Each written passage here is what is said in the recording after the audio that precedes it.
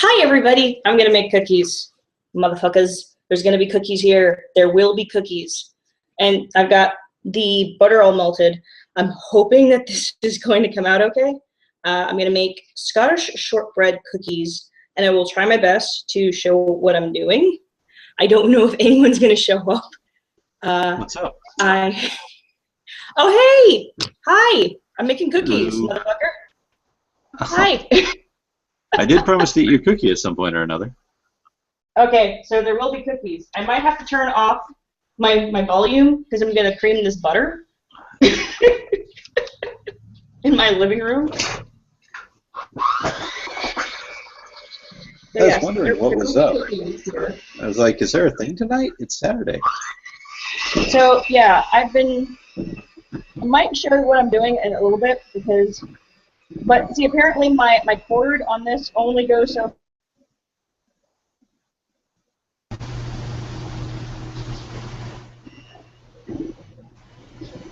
Your video cut out, Rachel. Yeah, basically, you want this butter to look like this. We can't see that, sweetheart. This is like the worst cooking show ever.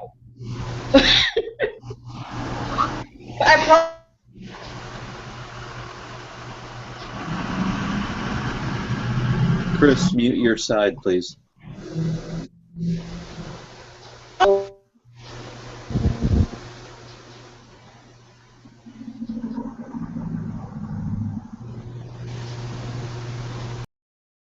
Hello. Hello, Chris. Hello, am I cutting out? Yes, you were. Yeah, it's not letting me load up the account I want, so I'll have to use this one. Yeah, I'm going to close out anything in the background. But I think some people will discover that I'm doing this.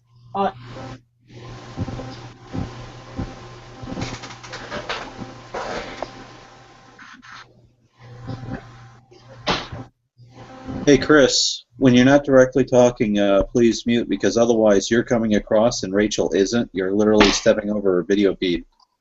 It's okay. Now, kids at home, usually when you want to open up a bag of brown sugar, do not use a knife. Probably go ask your parents for some scissors. But then again, if you're children, you probably shouldn't be watching this right now because I'm going to say fuck a lot. So this is kind of Wonderful disclaimer. Yeah, I know. Don't watch this fucking program, kids. You're going to hear fuck a lot, so you might want to just turn off the fucking TV right now. Matter of fact, it's after 6 o'clock. Fuck the bed. Yeah, fuck the fucking fuckers. So yes, that's a good disclaimer. Trigger warning. There will be so many. I'm pretty sure that the special snowflakes will be very upset to find that out. Because now Scottish shortbread apparently is a very simple recipe, and I decided to go for this because usually I will do a different shortbread recipe. And right now I'm putting in the brown sugar. So this is what it looks like. There's brown sugar in here, and soon it will combine.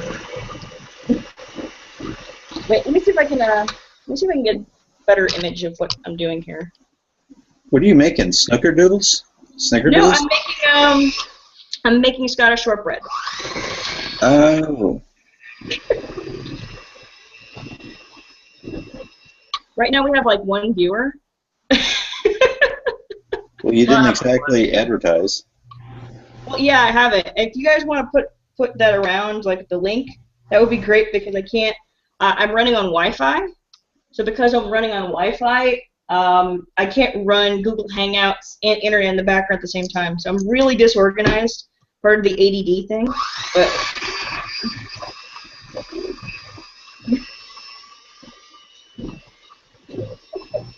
So how is a shortbread a cookie, out of curiosity? How is shortbread a cookie? It is a cookie. They call it shortbread because I think they actually used to make it out of bread.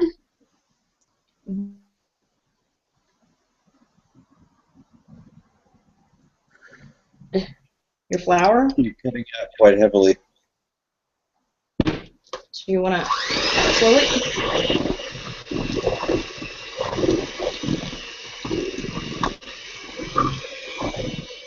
We need a spatula.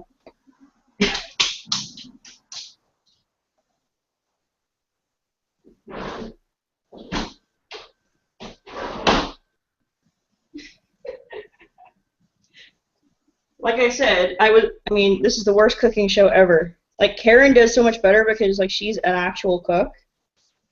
She has cooking things on her channel? Yeah. Well, no, she's not cooking. No, but like, the other day, when we were right after the stream, I can't remember, I think it was the Cosby stream? No. It wasn't the Cosby stream, it was a different one, I think. Anyway, there's so many streams I forgot. But basically, what happened after that was, like, Karen started cooking in the background, and everybody became all, like, fascinated, because she actually does have cooking experience. She does have cooking experience. She has culinary experience, even though she's a waitress right now. But yeah, so, you know, do some more. Over a year ago, I tried to do a cooking YouTube channel, kind of like for bachelor men without a lot of money. But this is a very simple recipe. Right here, you can find this on allrecipes.com. It's Scottish shortbread 4. That's the variety I'm making right now. It's not a home family recipe or anything like that. It's just, it is what it is.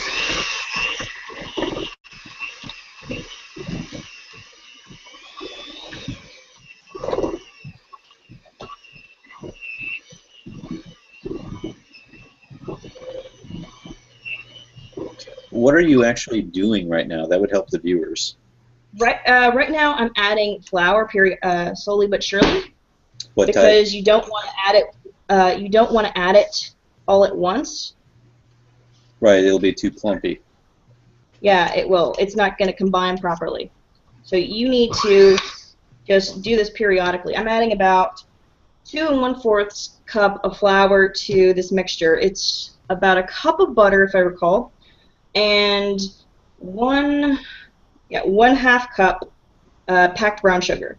Are you sure it's a full cup of butter? Because that sounds like an awful lot. Well, shortbread cookies are actually mostly butter. That's where a lot of the flavor comes from. And I gotta tell you, cookies usually take a fuck ton of butter. And for those of you, it's a imagine it's a customary fuck ton and not a metric fuck ton. So for European viewers. Well, thanks for the measurement. What was that? Thanks for the measurement. I know, right? Ah, shit. Well, I notice you're also scraping the sides of the bowl. Is that right? Yeah, I'm trying to get this all so it's sort of stays a little bit. I'm trying to scrape the sides because a lot of the flour is sticking to the edges, and that'll happen. You didn't butter the bowl before you started, did you? I should have buttered. Well, there was butter in the bowl before we started. Yeah, but you actually you do it like when you grease a pan. You actually butter the sides of the bowl with solid butter that hasn't been liquefied yet. Well, I'm not Martha Stewart. Well, neither am I, sweetheart. I haven't been No, convicted you're of way felony cuter yet. than that. I'm just.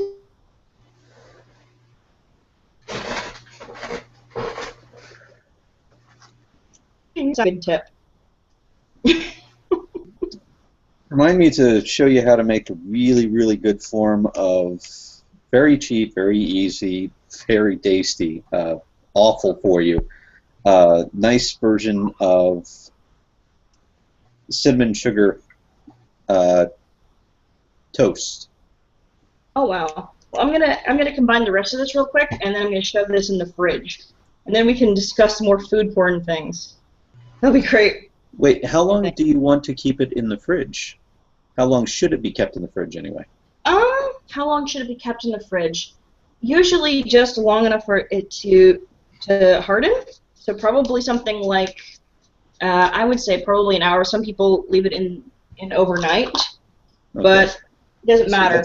That's useful information for the viewers. That's why I asked. Yes, it is. You don't have to. You can actually take this the way it is, and just put it into a pan. Use a cookie scooper or something, and do it that way.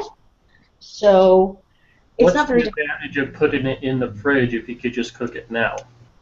This is true. I should probably just. Well, The reason why I do it that way is because I like to make sort of a roll and then just slice the shapes that I want. So I'll roll it up into sort of this big. I think this is gonna mess up if I don't start. I'll describe afterwards. But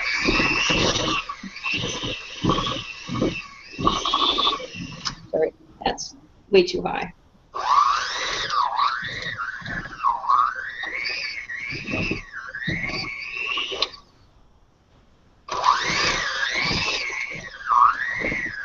So this is why you should be slightly more careful about who you invite to the hangout, because I'm trying really hard not to make all kinds of filthy, dirty comments right now just for the sake of being funny. Well, I'm not gonna give a shit. It would be obscene, and I don't want to ruin your first attempt at your cooking show. This isn't really a cooking show. This is me fucking around. This is me fucking around trying to have some content on my channel.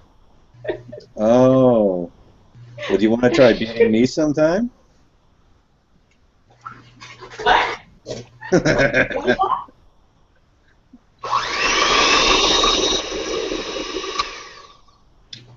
But yeah, so basically I promised like my followers on Tumblr and stuff some cookie porn.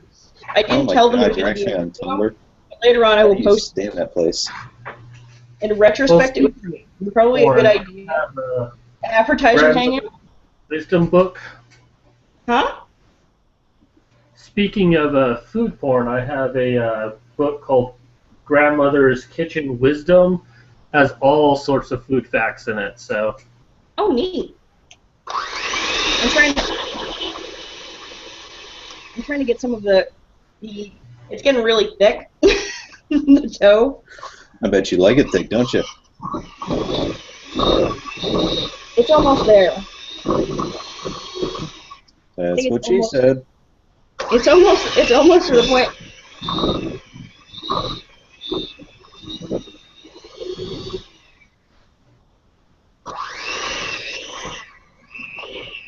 It almost looks like you need more butter. It's becoming clumpy instead of mixing into a mash.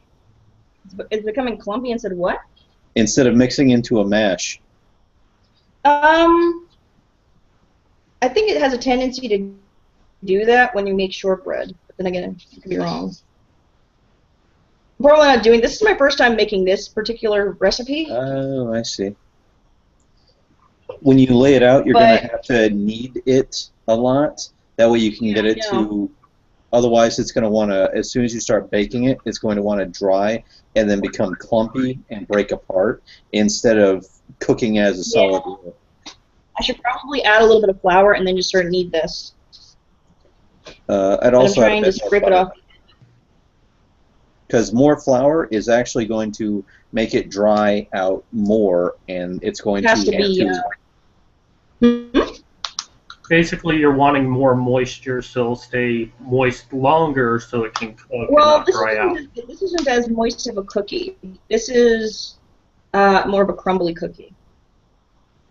Oh, in that case, yeah, you're probably on the right track. I just worry that it's going to break apart on you and become nothing more than crumbs. This is true. I think it's at a good consistency.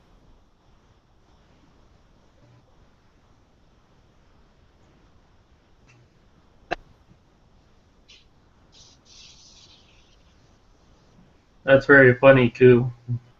Yeah, see what he said, or she said? I saw. I don't think Rachel did. You don't think I'm what now? I said nothing.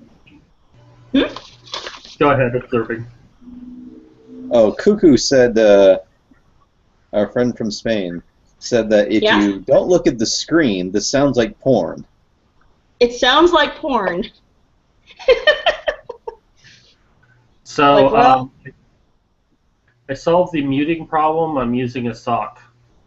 Using a sock. Using a sock.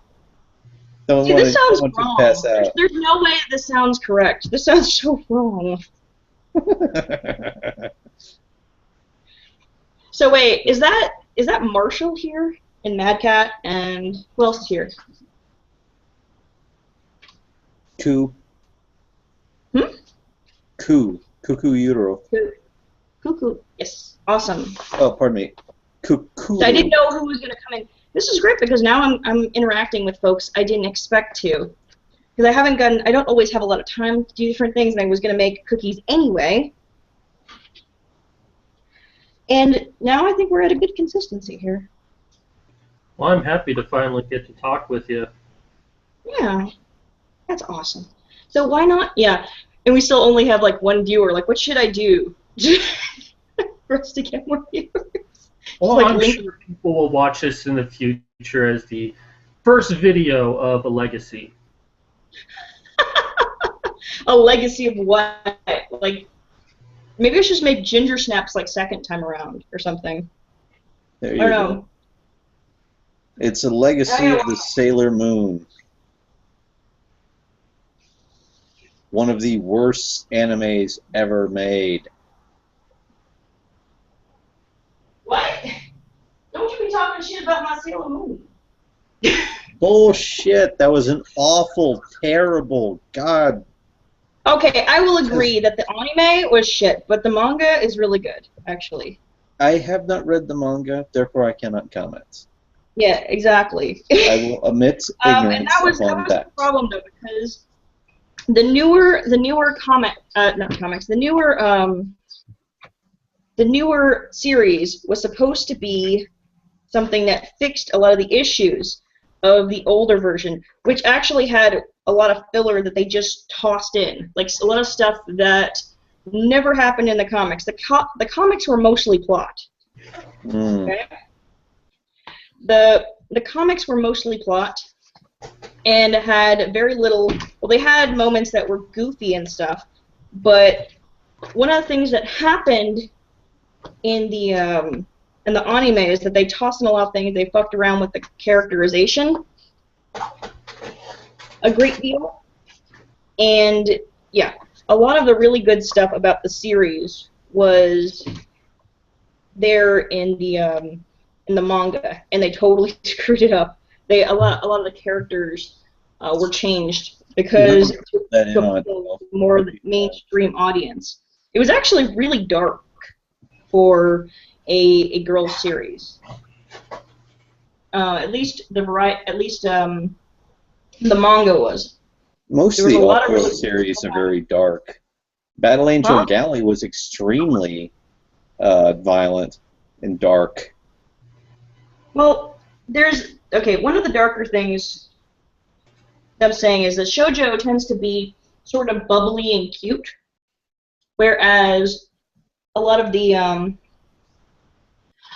sorry, I'm gonna actually throw this in the fridge for a bit. Hold on, talk about it.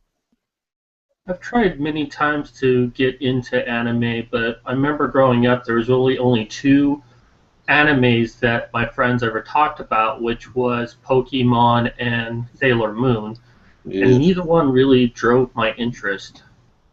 Yeah, I mean, the thing about Sailor Moon is that it's a story that, for all purposes, should not work. It's really, really bizarre.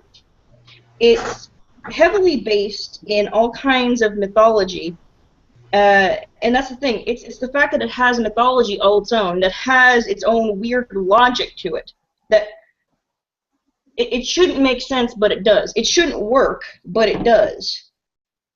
And it works because of a lot of the tropes that continue to be used throughout the show. No, the story, sorry.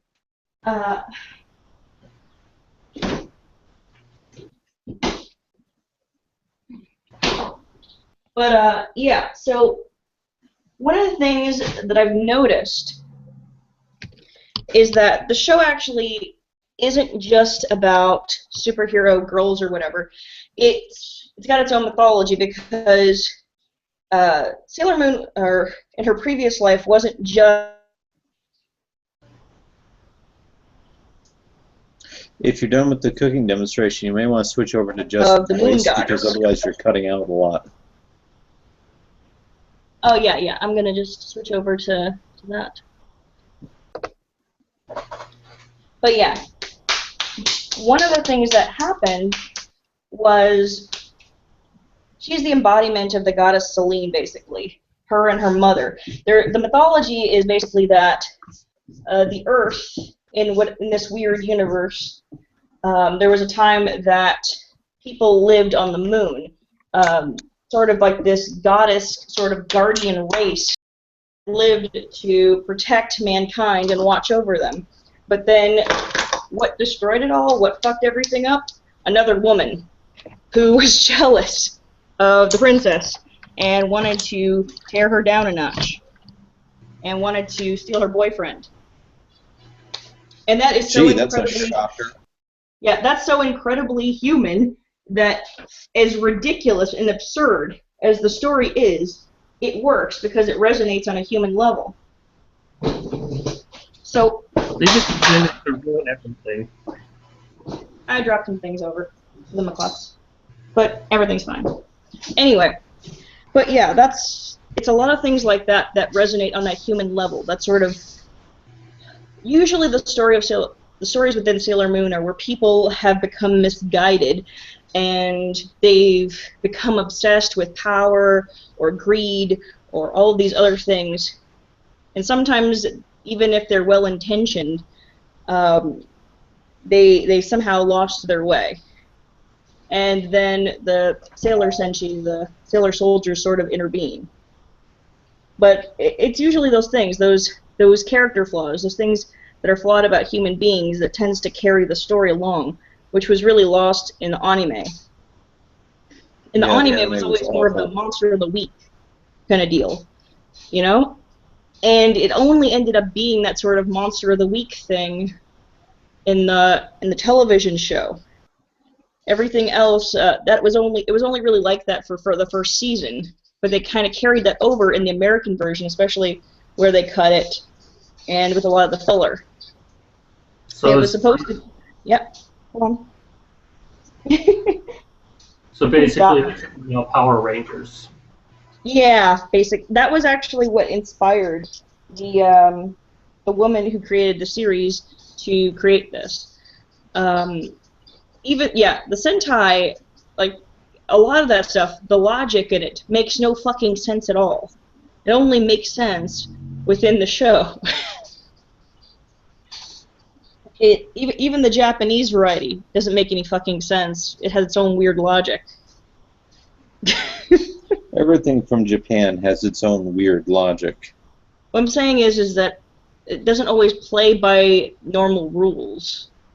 You know, even if it's taking place in modern society, yeah, a lot of it's bizarre. Like the very idea of people living on the moon is completely weird. Doesn't make any. Well, I don't know. I've seen a beef. It makes no fucking sense. Actually, it's not even a beef. Like it was a straight up D film. Nazis invade from the moon. Yeah, yeah. A lot of this stuff is based in mythology, though, because it's the idea. A lot of these different cultures have some kind of. They have a legend where there's some kind of celestial being comes down and falls in love with a human. And that's basically what it plays on. There's even a variety of that story in Japanese mythology. They have several, actually. Yeah. There's a lot of them. And it's this place where all of these different things mesh and kind of just blend. It's really weird. Also, there's, I think, one of the darkest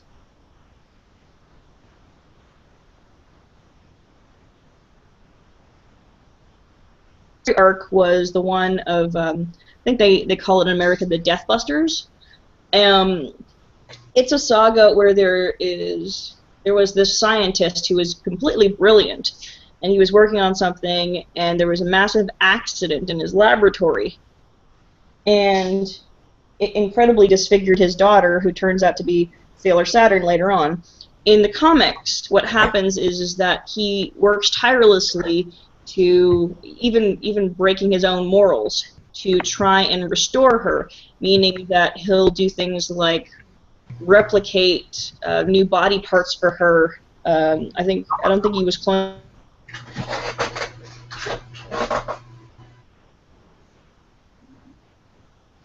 if I recall. She's a cyborg, and she's constantly in a state of agony.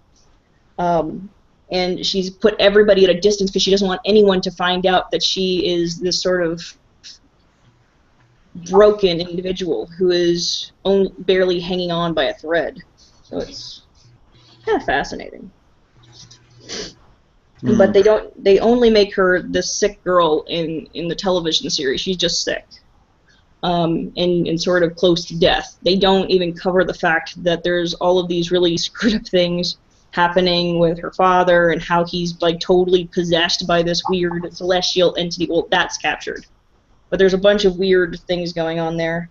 Then there's that odd, almost, I don't know, crush that Chibi Usa has on her father. That's really weird. Well, it's the Japanese for you. There's so much implied in the show that's very subtle. Not the show, but the comics. There's a lot of subtlety. I always appreciate that, but I kind of hold on to it because it's a good piece of my childhood. It's kind of something that I held on to when I was going through a lot from the ages of like 13 to 15. So and it's you're kind only of 17 now, so that was just a couple of years ago. Huh? What? And you're only 17 now, so that was just a couple of years ago. No, I'm not 17. I'm 28. Woo! Wave a little flag. You're young at heart, and we love you for it. Hey, Brandon, how are you? I'm not drunk. What? Did you put like chickens in my house in Minecraft? Maybe. There were only about 50. Okay. I'd like to appreciate delivery. Ways Yes, to I'll be prank. 40 396 1808. He's ordering, He's ordering pizza. He better show us his pizza when he's... Yes. This is food porn hour, you know. Actually, he's ordering a prostitute named Pizza. Yes. I'm going to start my I'll own take you hangout. for a special. Blackjack and hookers. Doesn't do. Remember, you can get away with porn if you label it as educational on YouTube. Oh, God. Wait, okay. Yeah. What other kind of porn is labeled educational? Because All right, I will thank say, I have watched a couple of women giving birth in videos on YouTube, and it's horrifying. I have seen, while I was bit-bopping around, I saw a woman do a demonstration of body hair removal from her panocha, and I saw that! I gotta tell you, it was better than most porn, because she was kind of attractive, and she didn't spare any details. You were able to see everything, and she had a really pretty punani. Well, This you know, is what I come back to. I didn't label this 18 plus. I should have. I don't think I can. Yes, you can. We're not displaying.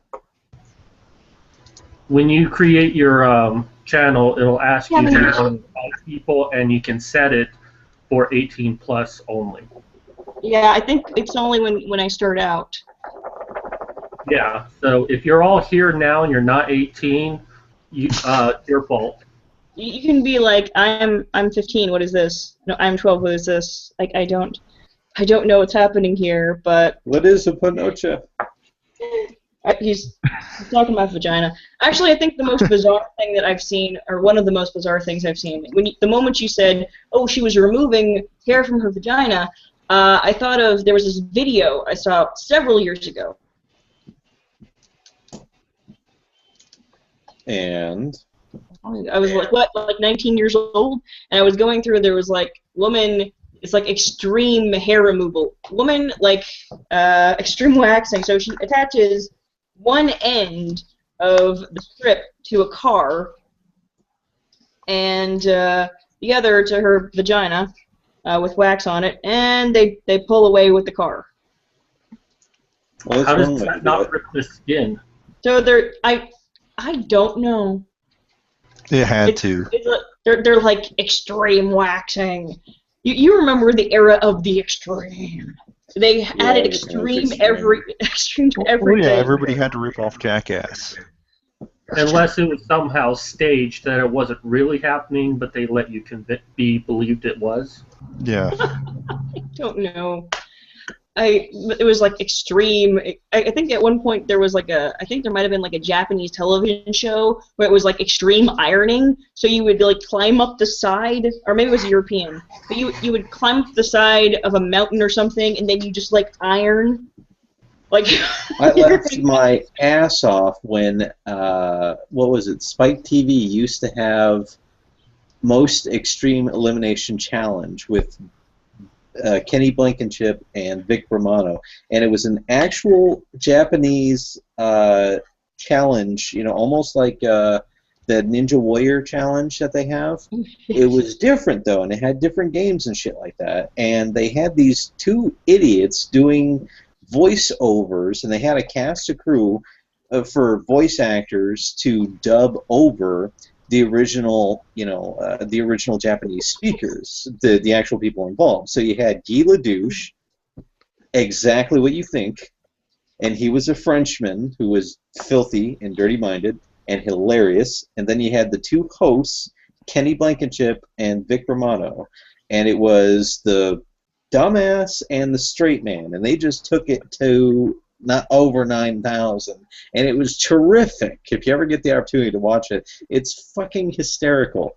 And every new show they came up with some group where this group would be facing that group, and it was always something like a ridiculous matchup, like all of these people are supposed to be librarians, and then all of these people are construction workers, and it's like, what? Why would you? What is cool? Okay, just roll with it. Fine. Fuck it. I don't care. I do actually remember that.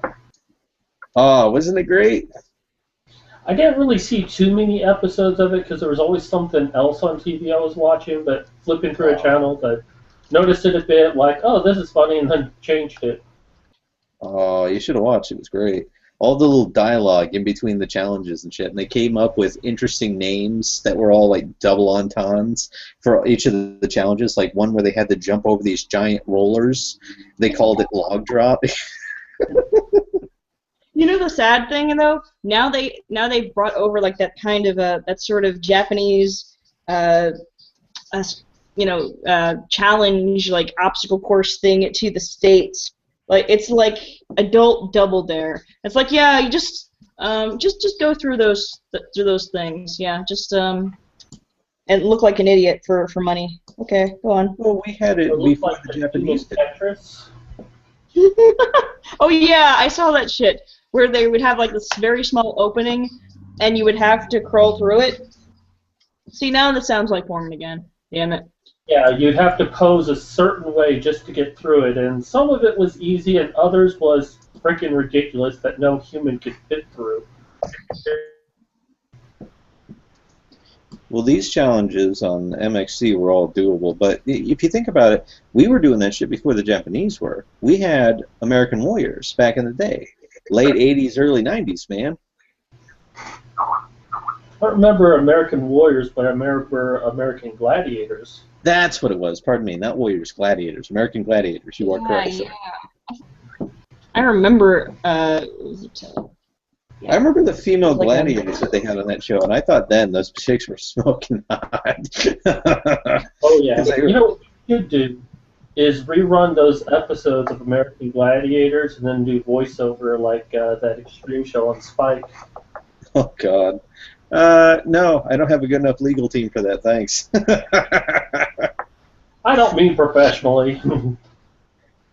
Even if it's on YouTube, man. People get offended really easily. That was a syndicated TV show. I don't have that kind of money for that. They'd label it theft of intellectual property, and I'd be paying off debt for the rest of my natural-born life. Can you imagine if it'd be like Canadian gladiators or something? What would be the challenges for Canadian Gladiator. Drinking Well, beer. see, you have to walk over the ice there, eh? God, that's terrible. You have to walk over the ice or something, or like drink like this cup of maple syrup and try not to have Oh it. my God! Try not to have it go into a diabetic coma. Straight out of Super Troopers. Ugh. God, that was awful. You realize it was just A&W root beer in that shit. Really? Yeah, they were tugging that. Running with the bulls, it should be like running with the moose or something. Just No. Moose are fucking dangerous, man. exactly. That's why you need to run fast. Fuck that. They get up to 30 miles an hour. The fastest human being on the planet has only been clocked at 22.5 miles per hour. A moose can run at Make 30. Moose run first. Okay, I'm not seriously That's thinking that people should actually do that. Yeah, moose are pretty dangerous. Have you ever seen what it looks like when they start they start losing that little fuzzy hair, not hair, skin that's on their horns or whatever? It just looks like, oh, it's like this big bloody shredded mess. I forget what it's called. But basically, the skin, they start shedding the skin on the horn, and then those horns will fall off eventually. Like molting. Yes, basically they molt the skin on there, and it looks like they got into a fight with some animal and won. That's basically what it is. By the way, the bloody portion is called the quick. Really? Dogs have it. Dogs and cats. Actually, dogs I do know. Cats I'm not sure. But dogs in their claws and whatnot, that's why if you trim too deep, they'll start bleeding. It's because they actually have a quick as well. Yeah, yeah. It's also where we get the term cut to the quick. Oh, yeah. My kitty here. Yeah, I clip his nails as well, because I don't want him clawing up the carpet. He's right here just hanging out with some of the stuff that's the equipment I've got around. He's like, okay, I'm just going to settle here. That cat is fat and happy. Yeah, well, he's not that fat, really. I seen him. Well, I've seen fatter cats. He's not. He's been a large cat since I got him. He hasn't been a fat. He's only been fat since I got him. He's not that fat. He's just really fluffy. Like if I were to go and put him in water right now, you'd see that he's not that fat. Do you think that's what cats tell each other? It's like, I'm not fat, I'm just fluffy. Probably. Hey, that line worked for Gabriel Iglesias. God rest his soul. Speaking of Gabriel Iglesias, did you ever hear that joke, that one bit that he does where he describes the racist gift basket? Yes, I saw that clip on YouTube. That was freaking hilarious. That's one of the best things. Oh gosh, for those of you at home who don't know, basically he describes he is in his he's in town with his friend, and he finds out that his black friend happens to also be playing in town while they're coming through. They find out, they're like, oh my god, let's go fuck with him. So they decide they're gonna go make a racist gift basket. So apparently it was just right around the time of Easter, so there's just baskets laying around in the store. So they go to Walmart and they start putting things together. Yeah, I really remember that. That's hilarious. I think it was like malt liquor, Malt liquor, like Hennessy, watermelon, Kool-Aid, yeah. I think it was a fried chicken, rotisserie fried chicken. And even better, they approached a clerk in the store and explained to him what they were doing and asked if he had any ideas. And this guy apparently was white. He's like, oh, okay, well, if it's for your friend of yours, then you're going to want some of this and some of this and this. It's like, you racist motherfucker. They're like, I'm going to help you out. So Don't forget the card. Woman at the desk to see if she will knock on the door and give him the basket. At first she's like, hell no. You ain't asking a black woman to deliver this to a black man. And they offer her $50. Like, okay. And she And the card that they got him was it was a Halloween card, but they just had it like where's a ghost or whatever. A And whole they wrote bunch like, of ghosts, and they were just wearing white sheets.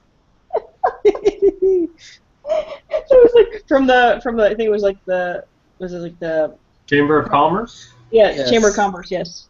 Can't remember what city it was. Yeah. And he was like at first he was really excited and he was like, oh hell no, racist bastards. Yeah, well, no. They crept as soon as the black woman gave it to him. She's like, "Here you go, baby," and then she walks past the two dudes, Gabriel and his friend Martine, and she's like, "Y'all need Jesus." And then she goes walking past, and then they creep up on the door so that they can listen to it. And here he is, this guy that was their friend, opening this gift basket, and he's pulling all this shit. And he's like, "Oh shit, malt liquor, got some Kool-Aid, watermelons, yeah, rotisserie chicken, all right." Then he finds the card. He's like, "All right, Chamber of Commerce." And then he flips it over to the back apparently and says, "Racist bastards." It was great. And then Gabriel and his friend Martine knock on the door. "Hello, Chamber of Commerce." He opens the door with his fist already in the air and then sees it's them. Oh my god, that's awesome. And then they talk to him. It's like, I'm not gonna lie, I loved everything in there, man. 3 more seconds, I thought a white woman was gonna pop out. I love it when he describes the pranks that he plays on people. Like I remember he was saying that him and his friend Martine got pulled over once, and they started playing the Cops theme. Oh yeah, that was he was in his big ass fucking van, this big ginormous goddamn tank, and it was horrible on gas. He was like, $20 right there, just nothing. And people are flying by, and then he sees another car coming up behind him. He's like, well, fuck this. I'm not going to let this person pass me, too. So then he starts increasing speed, and he's driving all over, switching from left to right. He's not allowing this car behind him to pass. And then he finds out it's two hoochies that are driving this little bitty-ass car behind him. And he asks the crowd, well, how do you know they were hoochies? And he's like, well, because my friend in the back was going, I feel a disturbance in the force. So then they're driving back and forth like a couple of idiots. It's him, his buddy Martine, and a couple other friends of his, that all 4 of them in the vehicle. And then eventually a cop shows up because they're doing nearly triple digits on the highway. So they pull over, and then the cop has to respond to both vehicles. So he goes over to the fucking the 2 hoochies in the car, and then he approaches them, and the cop recognizes him from one of his stand-up specials. Like, hey, I know you. You're that funny man. Talks about cake. And Gabriel smiles. Is like, yeah, that's me, man. And then the cop goes back to talk to the 2 hoochies in the little bitty vehicle, and he's like, dude, get my CDs out. Come on. So then they start. He puts in his Bad Boys 2 CD, and track number like 12 or 13 or something like that is the song from Cops. You know, the what you gonna do? You know, that song. So then they start playing it real fucking loud. Night Kookaroo. And now the cop is busy trying not to laugh his balls off, trying to talk to these 2 sluts in this car. And then they drive off. They get a ticket and whatnot. And now this cop has to go from where the previous vehicle was to Gabriel's vehicle, this great big ass van that he's in, and they realize he starts walking to the beat of Cops. And they're all, you know, singing the song and waving their arms out the windows like a bunch of assholes. And then the cop gets up to the window, he's like, turn it off! They instantly flip the music off, and then the cop has to talk to him. He's like, that is the funniest goddamn thing to ever happen to a police officer. Do you have any idea how hard it is to talk to 2 sluts in a car while listening to Cops? This shit was fucking hysterical. What cracks me up about that is that officer at the end referenced the other cop incident that Julio had. It's like the other funniest moment I've ever heard about was a thing about donuts. What? He said a buddy of his pulled him over and some fat guy gave him a box of donuts. For future references, I'm high-functioning autistic, and I've seen his comedy special. That's why I can recite it nearly word for word. Well, to be fair, I've only seen it once, but it stuck with me. Memorable. Oh man, I'm sorry he's gone. He had such a good career ahead of him. You know, he was so talented and so genuinely funny. I am really sad that he's gone. When did he die? Because I thought I saw him on TV a few He months ago. died? Yeah, he's dead, man. Dude, like, how did he die? Well, he wasn't in the best health. Well, he was big and fluffy. Or at least I thought he died. What the shit? Yeah, because I'm not really big on the news, but I think I would have heard about that. Yeah, I mean, I think we lost I think you might be thinking of Patrice O'Neill. No, I know who Patrice O'Neill is. I used to listen to him a lot. No, he died just a month ago. What? No. Oh, wait. He didn't die. Let me look. I thought I remembered seeing something somewhere. It was See, a now people hoax. are all- It was a Oh, hoax. a hoax. Okay. As if we know something. Holy shit. We've had too many funny people die recently. 'Cause Oh, yeah, it was a hoax. Okay, well, I saw it come across the newswire. I did not realize it was a hoax. I didn't look into it necessarily. Damn. Okay, so I'm he's a gonna lot put of myself hoax. on mute while I double check what I need to preheat this oven to. And just double check that. You haven't preheated You the guys- oven yet. No, I haven't preheated the oven yet. I was held up a bit. Back. Like, I'm not going anywhere. I'm just gonna shut off the microphone. Because I'll probably get all robotic. You were held up a bit. Was it up against the wall? Was it dirty? Oh, she has a million excuses. So I don't believe we've met, Observing. Nope, I'm known as Marshall inside the chat. You are? They know me as Mad Cat. Mad Cat. Okay. Are you part of the Honey Badgers crew and I've just never seen you? One of the artists, perhaps? I'm not a part of Honey Badgers, but I do hang out with them and chat with them a lot. I see. And Brandon, what about you? I don't know you either. How are you? How's it going? What do you mean you don't know me? Well, I don't think I do. You've talked to me before. Who are you? Just a little bit. Brandon. Okay, what's your screen name that I would recognize? Brandon. I am so going to punch you in the that covers gonads. everything, I guess. He is Brandon. There.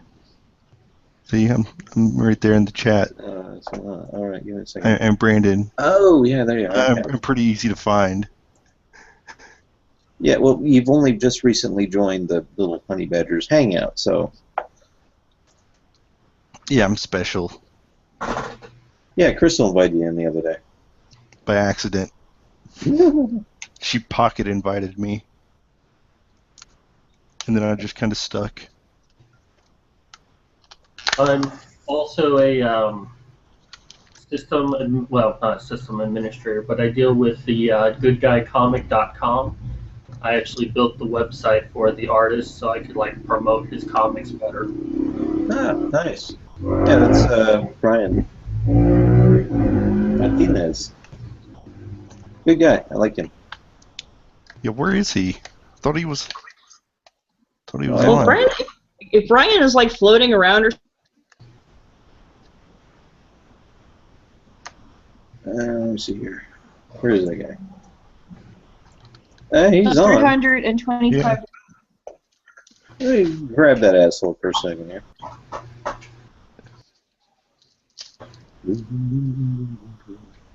And my...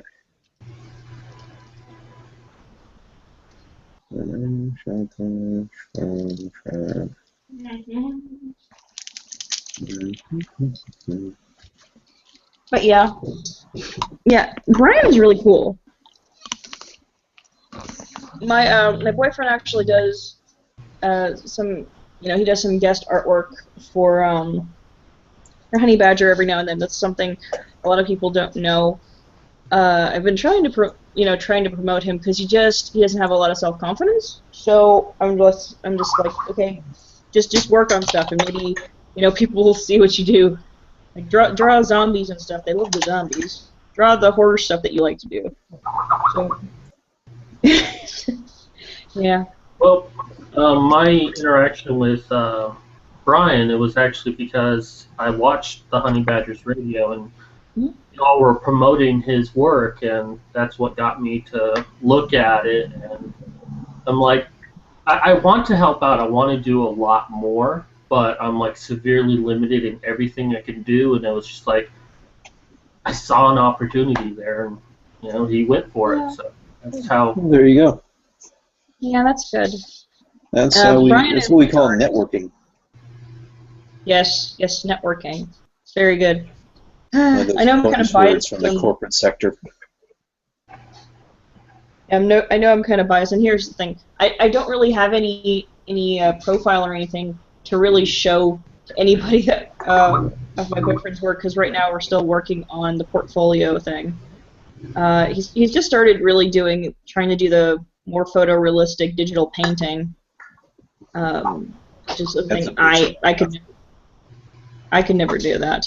And we first met, he and I, on DeviantArt several years ago. For you, Rachel. You said that your boyfriend is really conscientious about himself. Are you sure he would not feel uncomfortable about you telling us details about your relationship with him?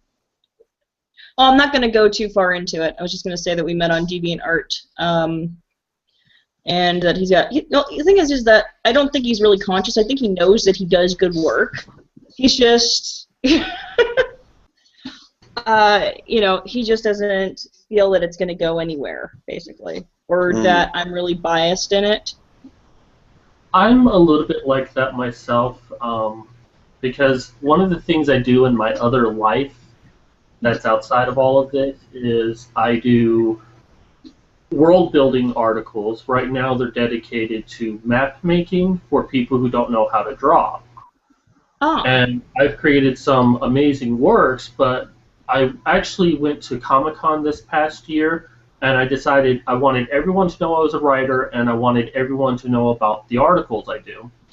And I would tell people, they're like, oh, this is fantastic. Well, the thing is, I don't consider myself an artist because I'm using cloud rendering, like in several layers, to create the shape of the land and all of that. So all I'm doing is like painting by numbers, in all honesty.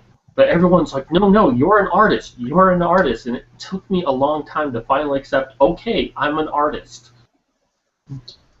What's his name? Oh, shit. The guy who was nicknamed Too Fat to Fly, Steve Smith. Steve Smith? That's not right. Kevin Smith, pardon me. Kevin Smith. He said the exact same thing in one of his Q&A sessions that I believe is still on Netflix. If you have that, you can watch it. I highly recommend it. For the longest time, despite him, making some fantastic films, I mean, he's made plenty of goofball films, but he's also made some really good artistic films. He said the exact same thing. For the longest time, he just refused to call himself an artist, and he didn't think of it as art because he has a natural talent for it, and he works with some really talented people. He just had a really tough time coming to grips with that. Yeah. And I think that's what it is, because he won't call himself an artist, he calls himself an artisan. So I think it's probably just a different mindset. Like whenever he's creating something, it's always like he's more of a craftsman. I think he takes that kind of mindset to it, if that makes any sense. And he applies that to everything that he does, whether it's metalworking or wood burning or anything, any of his other projects. Kevin Smith? I don't understand that. Oh no, my boyfriend. Oh, okay. And you guys might have seen his work around Honey Badger Radio. When we credit him, it's Andre Amira. Don't think I've seen it. He does a lot. He'll do a lot of coloring. He did a lot of the coloring for Allison's recent comic. I think it was the entire second half onward. He's really good. And he also did a collaboration with Brian on that picture of Geordie Tate. But he does a lot of coloring. When people need the last minute coloring, or he'll even draw some of them himself. Like he did the kangaroo court image for that one advertisement. He did the one where it was he's done a couple of them, and he doesn't always tell me when he's done it, when him and Allison are working on it. But yeah, he's becoming more involved, and I think he's the kind of person that I think to get out of his shell, he just has to be working on something. That seems to help more than anything else. And anything I could really say is just to keep working on things. Well, yeah, that's when you're doing the work, that's when the expression is occurring. Oh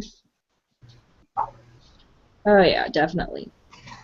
But I mean, we probably we have a lot of interesting people that we work with, and I'm actually really, really glad, and I feel really, I don't know if I could say privileged to really be in their midst, because Brian is a very, check my privilege, check my Badger privilege.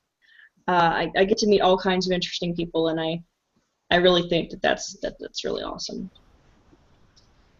I took that long checking your privilege or your privilege level test that was being circulated around a while back. I was clear ass in the red zone, not privileged at all. I was underprivileged. I know what you mean, Rachel, about being around a lot of talented people. When Brian first brought me into the room with all y'all, I kind of felt like I was still this. For the longest time, I felt like a stranger. That it was a privilege to even be there, and I was amazed by how welcoming all of you have been. And it's just like it's taken me some time to be like, you know what, these people want me here, and it was so astounding how warm and welcoming all of those individuals are. So, a shout out to all of those in the room. Well, a lot of people don't understand, and I'm not going to talk too extensively about how we do things at Honey Badger Radio, but I think one of the things that we try to do is first we try to think about what's most important and what we're trying to accomplish, and we put that before ourselves, and we sort of come into it with this sort of humble mentality, like I'm here to do this specific thing, and nothing else matters. So when certain things happen, when there's controversy, or when any of these other things happen, whether it's like I remember the Elliot Rodger thing was kind of a big deal. Whenever things like that happen, we all kind of lean on each other, and it's something I've never really experienced with a group of women before. Everybody's very, very down to earth, working class individuals, and I think that makes a difference. We all bust our asses every week on this stuff, so it's a great experience. I really enjoy working with everybody and doing what I do. So, it's good. But yes, lots of sleepless nights. Well, yeah, Chris, it is really easy to step into this group, and then you're talking to, Allison Keenan, and you're talking to Hannah Wallen and Rachel Edwards, and you're talking to people that have been, their articles have been published in A Voice for Men, the National Coalition for Men, all these different people who are well noted within the human rights sphere of influence, and you're kind of standing there, amongst giants, and it's really easy to feel really goddamn small. It's interesting for me, and it's pretty much what you're saying right there. is that it's like every week for the last, I don't know, you guys have been on for less than a year, so I've probably heard almost every show you've been on. Over a year. Has it been over a year? Because I know they did Yep. a couple of shows last year. Well, I haven't been on for the full year, but I know that Honey Badger has only been going on for, I think, probably coming up on a year. Because December. Yeah, I did. It's probably our anniversary soon, and I have no idea. I'd have to look back into the Voice from Met archives to find out when the very first episode aired, because I remember I went back and I was actually doing the archives. Originally, they were all supposed to be in order, but for whatever reason, WordPress decided that it was just gonna scramble everything. So, but I did find that it had only been going on for a year, but it felt like so much longer. It really did. And I started out as a fan of the show, a fan of Karen and these people, and it was, and then I remember they were looking for people to do artwork and create content for the website and everything. And I was like, wait, there's a website, and wait, there's they need help. Okay, that I could probably be of assistance. I've volunteered for things before, and it was really I was really nervous. First off, I have generalized anxiety, so it was really, I was like, don't geek out, try not to geek out too hard, don't fucking do it. They're gonna think you're a dork, and then they're not gonna want you. Yeah, you're going to say the wrong thing as soon as you sit down at the table with the cool kids, and then they're not going to want you to be part of the club. And they were all so awesome. They were so great. They were just so wonderful. And they still are. They're great people to hang out with. And you could go to any of the any of the conferences or any of the places that we make appearances at, and have a drink with any of us. That's one of the things that I think is so wonderful, so refreshing, is we are pretty approachable. We're only really known in this sphere, and because of that, we're just really normal people, and we don't do this for any fame or anything. We just do this because we know that it helps people. We know that it's all pro bono. Yeah, we don't make any money. I have been paid once or twice for some really involved stuff I've had to do. Like I got paid for flatting, but that's not Honey Badger Radio stuff. But that was a personal that was Allison's project. And I think the only thing that I got paid to do was the archives, which was really involved because it was sorting out and documenting all of the stuff from the beginning, and then all for that to just get kerbobbled in the end was just sort of So back to what oh, go ahead, finish, please. But yeah, that's the only thing I've really been paid for. All the proceeds, all of the merchandise and things like that, all of that goes to to keeping us on the air, towards things like equipment, stuff like that, getting us to make more appearances and become more accessible, stuff like that. We're pretty transparent about that, and upfront about what goes into all that. So yeah. I just looked it up. The oldest post I can find of Honey Badger Radio is August 15th of 2013. And that one was about search on Voice for Men, because they said it was the 13th? August 15th. Of December? August 15th of 2013. Ah. There is no August in December. No. No. Okay. Okay, then. Yes. 13th. And that episode was about Kathy Young and the immoderate moderate. Yeah, yeah. You were not on the show yet. That would mean we've been on for over a year, right? Which is what I said.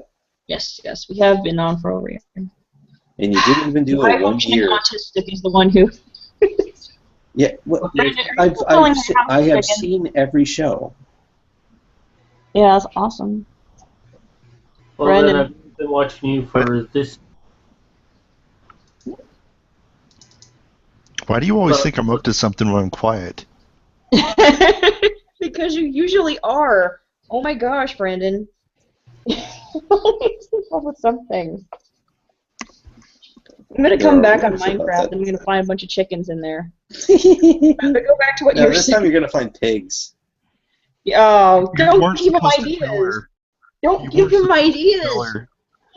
Don't give him ideas. Yes. I'm a ginger. What do you expect? I don't have a soul. I have to pick on Yeah, you. he's got. Well, maybe we need to like put the soul back in it. Like maybe we should just.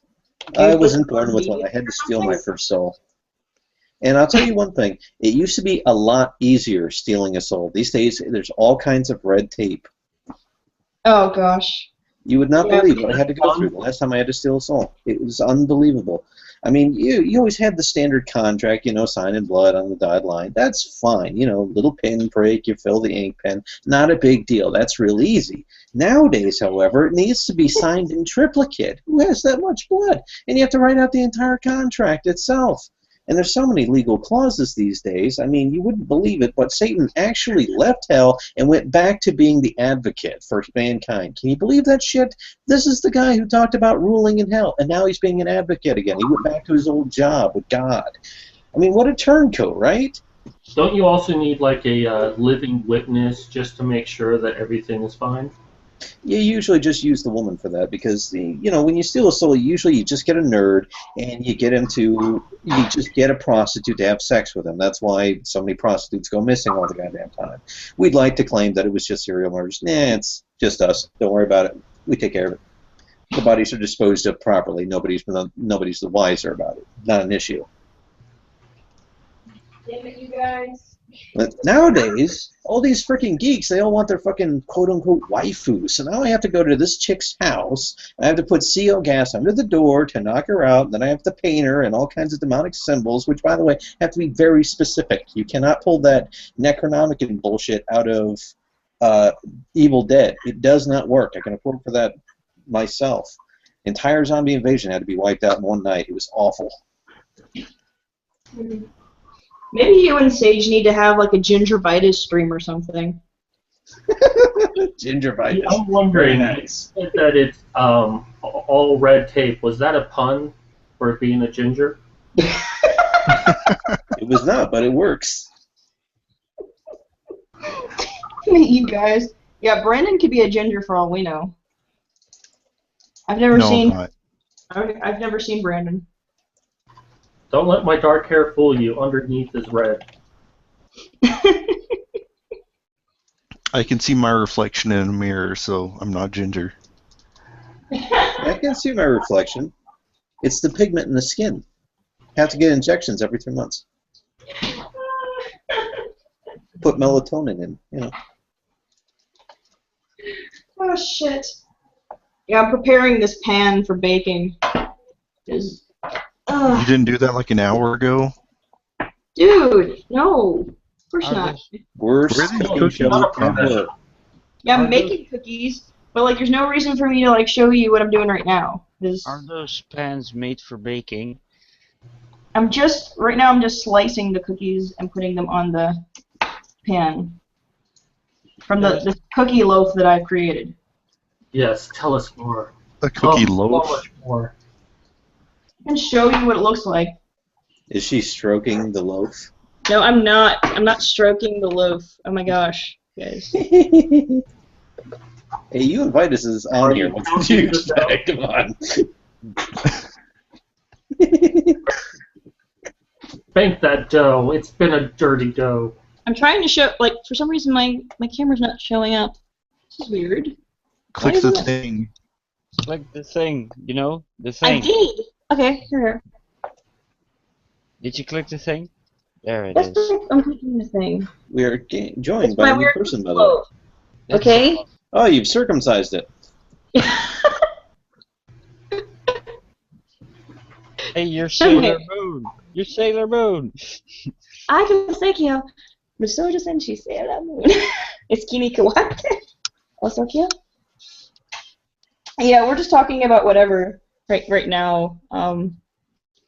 Worst cooking So- show ever. Yeah, We're trying it's to the worst broke, cooking show right ever. I know.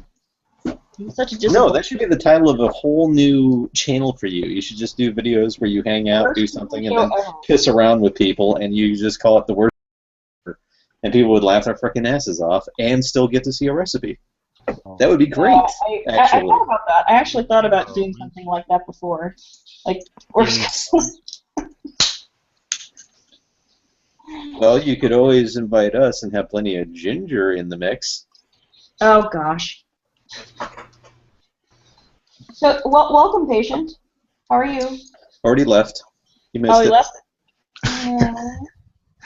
Left because I Yes, wasn't making. wasn't very patient. No. I think it's too political on here right now for the hug stream. Well, I mean, when somebody joins and you're like, "Hey, we're doing the worst cooking show ever," I want to be a part of that. Yeah, I would imagine this is. You have to at least Very lie and say it's very gonna be the little cooking best, for a cooking show. For or sure. the most mediocre show ever. Hey, this is better than half the script and dialogue they have on anything on Fox Network, okay? Hey, there's a reason I stopped watching TV and went to YouTube. You know, when I was in college, I didn't have any money, like everyone else in college. So Really? I got, yeah, I know. That's a shocker. Yeah, no money. So I got Netflix, and you know what? I don't watch TV anymore. I really don't. I just don't even watch. Well, with everything that's happened to me, one of the things I had to let go was Netflix. So I discovered you can stream things on the internet. Oh yeah, it's fantastic. YouTube has a lot of movies that people have just put up there. Yeah, they do. If you're patient enough, you can find some interesting movies. Yes, you can. Although back in the day, before that became more widespread, that was Durant only. they had a lot more variety of more common stuff. And like now with all the copyright infringement stuff they try to do, it's like the movies you can find now are just like stuff you've never heard of. So it's hard to find something good. The last time I went looking for it, I was able to locate The Lost Battalion. It is a World War I movie based on a true story, and they kept it fairly accurate to what true information is known about the entire event, and it's a pretty fucking good movie, really. What are you talking about? It's called The Lost Battalion. It's in like 9 different sections, and it's on YouTube. And each section picks up like 3 or 4 minutes before the last one left off. So it's not seamless from one to the next, but if you watch one and then let the other one load in the background, you can just flip to that one as soon as it's finished the first one, and then you just load another one in the background after you close out that tab, and you can watch it pretty seamlessly. And because it picks up like 3 or 4 minutes in after or previous to where the last one left off, you don't miss anything. You're not searching for, okay, where was I? No, you just you watch the same 3 or 4 minutes over again. But it's a pretty good fucking movie. It really is.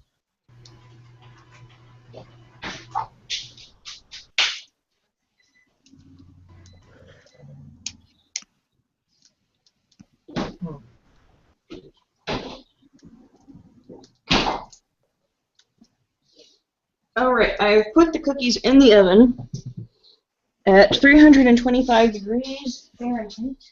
Did you actually shape them into cookies, or did you put the giant log in? I didn't put the giant... Yes, I shaped them into cookies. I just sliced them from the cookie log. You should have put the log in. No! Why would I put the whole cookie log in? So was it easy to Well, shove if it's going to be the in? worst cooking show ever, you need to put the log in. No! This isn't Swedish mealtime, damn it. Bake the giant turd. Oh, it Come will on. be.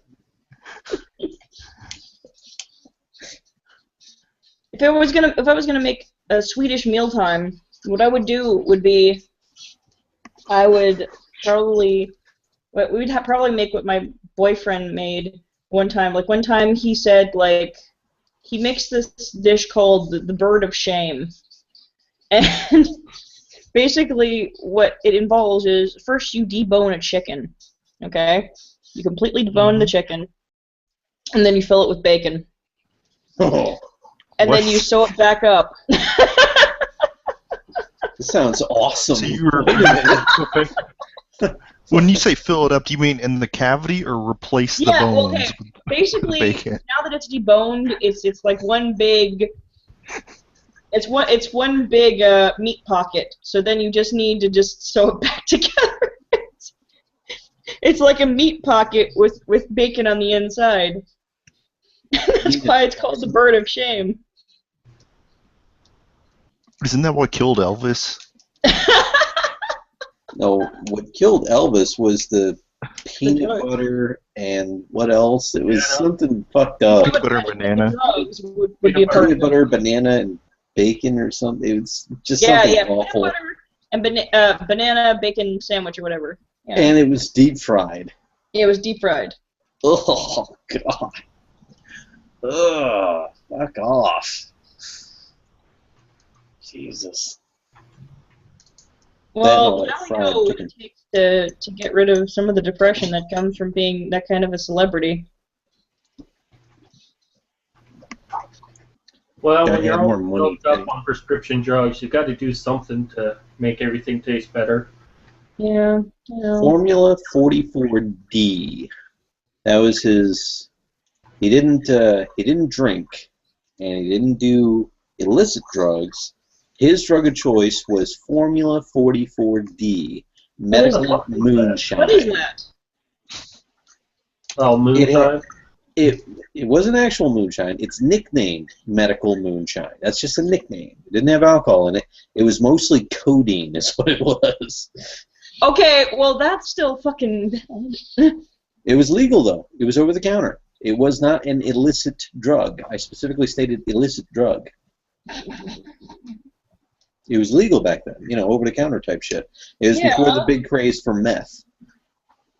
All the things were fucking legal back in the day, but Yeah, this was just the 60s and 70s, and I think yeah, a lot of 70s. things became illegal. Yeah, Yeah, but sorry, even now, codeine isn't actually illegal. So, that's why you guys are hearing so much squeaking. Well, that and my mom keeps finches, so this is the only place that's close to the kitchen that I can stay in. Is a living. What exactly is it? That had the great cats fighting? Bird person. I wish I was. I just never have been. I'm not a bird person. They make too much noise, and for me it's like nails on a chalkboard. And I think what did it to, like, what was the final nail in the coffin was for a while I had to sleep by the finch cage, like growing up, and like so in the back of my head that noise is still there, like like the nails on the chalkboard kind of sound like it's torture. Why didn't you just put a drape over it so that they go to sleep? My mother's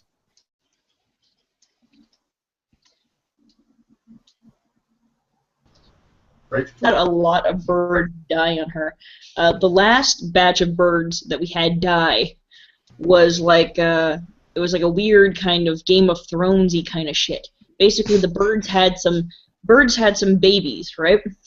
And the babies, you know, it was really crowded in there because they had like 4 babies, and so they started attacking each other and pecking each other to death. So they had to move the birds over to other cages. I think only about 2 of them survived. Wow. Well, I have a horror story when it comes to birds. The establishing pecking order, basically. It was fucked up shit. It was a really small cage too, so they were just, you know, they're like there could be only one kind of thing. For about 10 years, my parents had an umbrella cockatoo. A And cockatoo. Yeah, a cockatoo. And it was a terror. It was neurotic because they left the TV on 24/7, so it never got any sleep.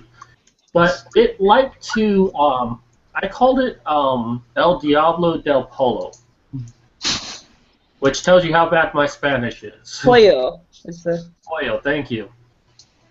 demon yeah, chicken, devil basically. But it loved getting me in trouble. It was too brilliant. Like, it would, because we had to make sure it always stayed on its cage, but I was also playing computer games at the same time. So it would wait until my attention was diverted enough to get off of its cage, and that's when my parents would walk by and yell at me, "You're supposed to be watching her!" And I'm like, she was on her cage! And it screamed. Birds are jerks, basically. That's really the gist of it. Birds are jerks.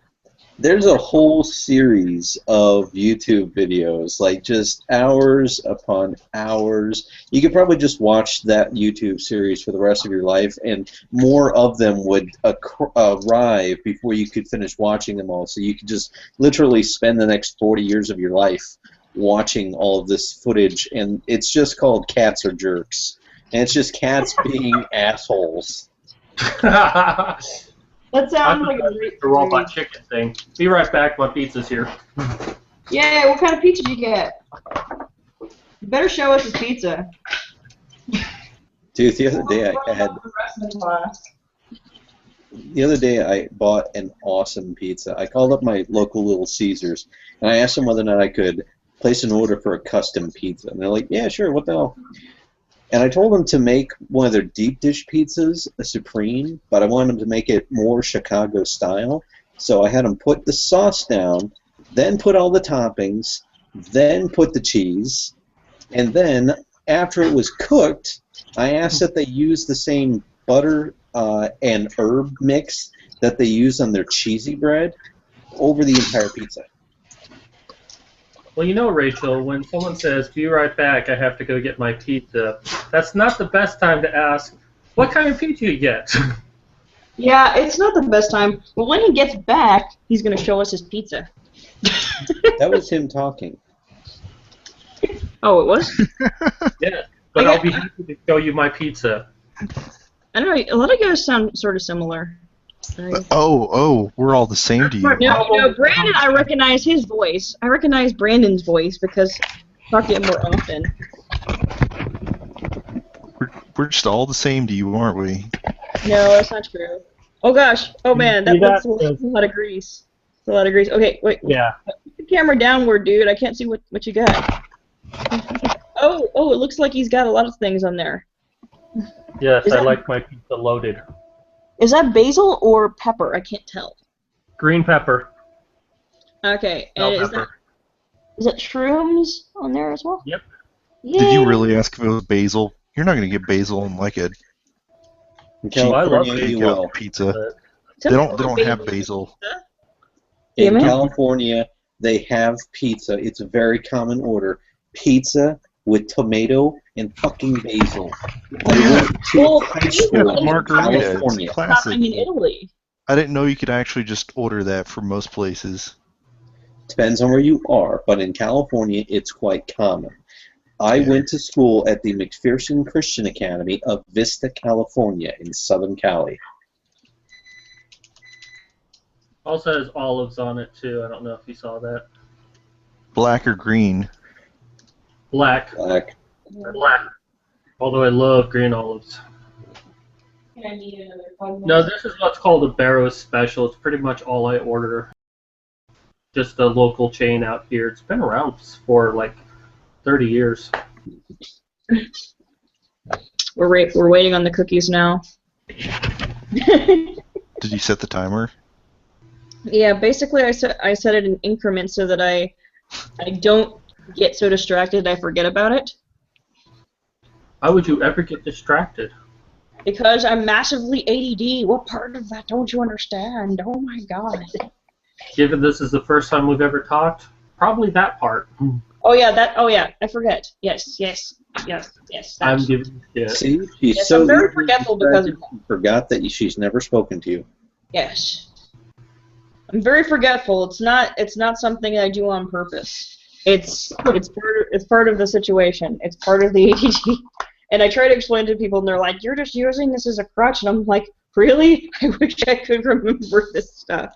Really, because it would be really helpful, and it would make me look like less of a flake. When really I work my ass off on a lot of stuff. It's just that when you do that, your mind's all over the place and scattered.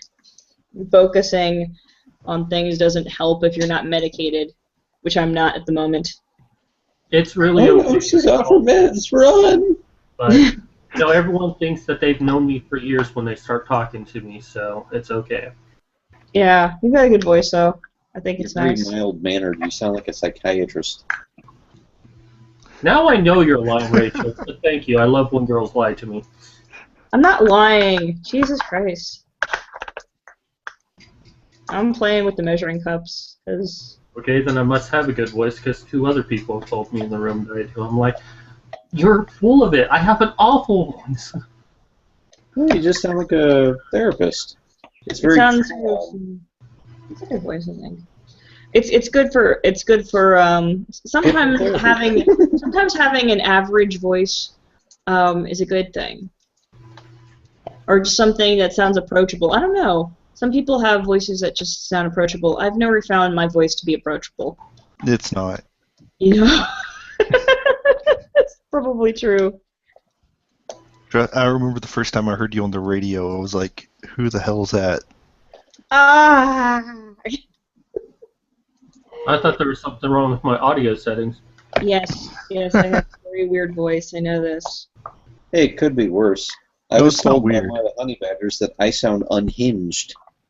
I sound like my sister. That's the worst part, because my sister is like a social justice type, Oh, God. and so we have about the same inflection. It's very strange, and because of that, I'm like, oh God, I hate that. I hate that we have very similar inflection, but hers sounds a lot more vapid, if that makes any sense. It sort of sounds, you can hear it in the voice. She's sort of self-interested, if that makes any sense. So she Yeah, sounds it does. conceited.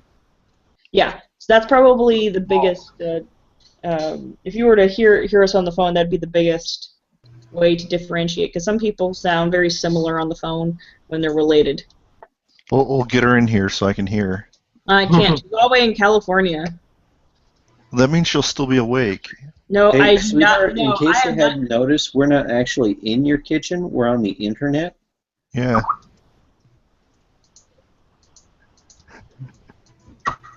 That wouldn't be awkward at all. Hi, Rachel, sister. Talk so we can hear how conceited you are. Yeah, that's not. I would volunteer to say it. Yeah, he and I do not really talk to one another. For obvious reasons, we disagree on a lot of things. But oddly enough, I think that, I could still try and agree to disagree on some things if she could try and do that sort of thing on her part, because last time we talked, like, she chucked some things at my head, so that wasn't fun. Like, it was a large bottle of lotion. It's like every time we really see each other, like, she throws things at my head, so that's not fun. I can am sensing understand some that civil dynamic. rivalry.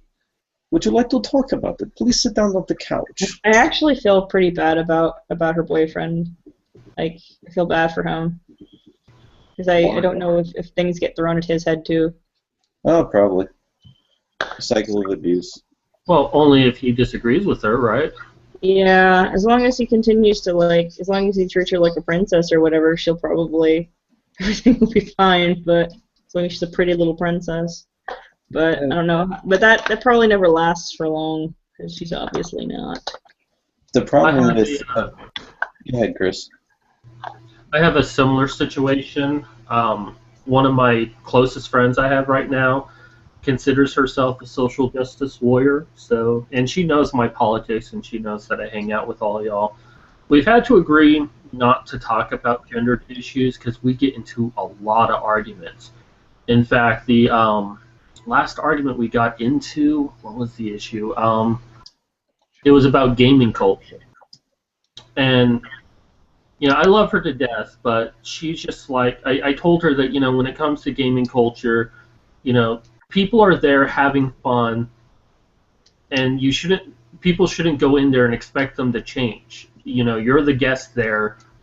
Either you conform or leave. And she's like, well, so you're basically saying that to school children who are bullied that they should just suck it up and get bullied? I'm like, that's not even the same thing. It's Of course true. not. That's a straw man argument. It really isn't the same thing. And here's the thing: I'm actually writing a post. I don't know whether I'm going to have this as an article for my Tumblr or Honey Badger yet, but I'm writing it about one of the reasons why people don't like social justice types.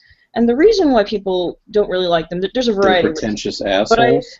well, it's not just that. It's also that, okay, even, and here's the thing about this, is that when you have, the certain belief system, and even people who have a tendency to agree with you on most things still can't stand you, there's an issue. And that's the real problem is this, is that it doesn't matter whether or not something might have been an accident to them.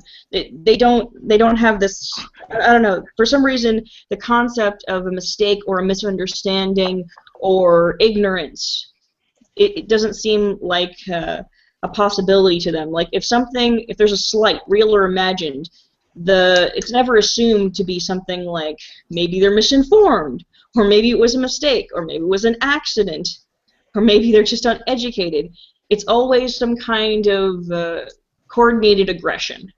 It's always some kind of intentional bigotry or hatred that is meant to keep underprivileged people down, basically. There's an episode of Frasier that really illustrates this well. It's weird to talk about Frasier, but Frasier's dad accidentally destroys one of his furniture completely by accident.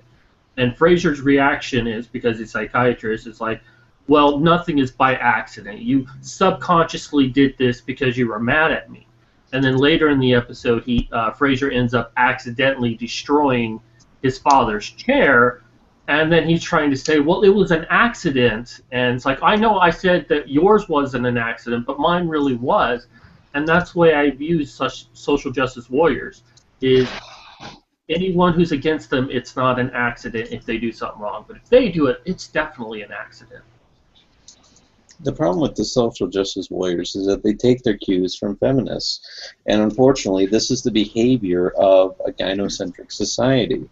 If you look into the research on the extreme male brain and the extreme female brain, the extreme male brain is basically autism. They do not assign intent to actions because they do not understand intent. Things happen. They don't understand subtext or plot or sarcasm very well. These are foreign concepts. They're extremely honest and extremely blunt and extremely straightforward because subtext and sarcasm and things of this nature are foreign concepts to them. The extreme female brain, on the other hand, assigns malicious intent to things which have none.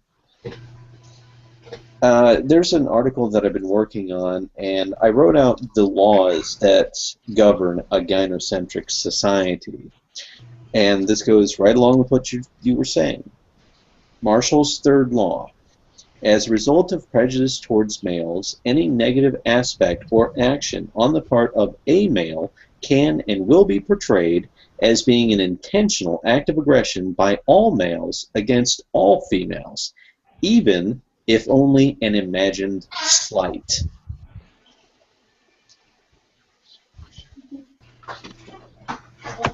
That's actually something similar. My conversation with my friend was that she said even if everyone agrees to talk shit to each other, it's still bad because they're still doing damage to each other.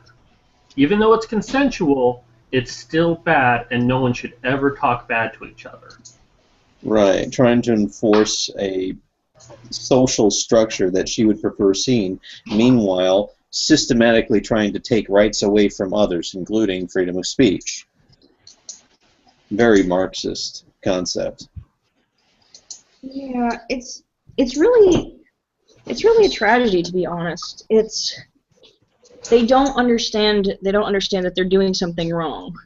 And often, here's the thing, I don't know if they even realize that some of the time they're just making things that are tragedies all about themselves. I don't know if they realize that they're going out of their way to make stuff specifically about them. Like, you can see, like, Anita Sarkeesian is pretty much your textbook SJW in the way that she starts out saying, oh, I'm all about and focused on sexism against women and stuff like that. And what does she focus on? She focuses on the most shallow things, the things that don't matter, like sexism in video games. Even if there is sexism in video games, it's something that is low on the priority of things. If you really want to help women, do things that actually help women in need, women in other countries who are just struggling to get by, or maybe, I don't know, go fucking work at a soup kitchen or something. She doesn't give a shit about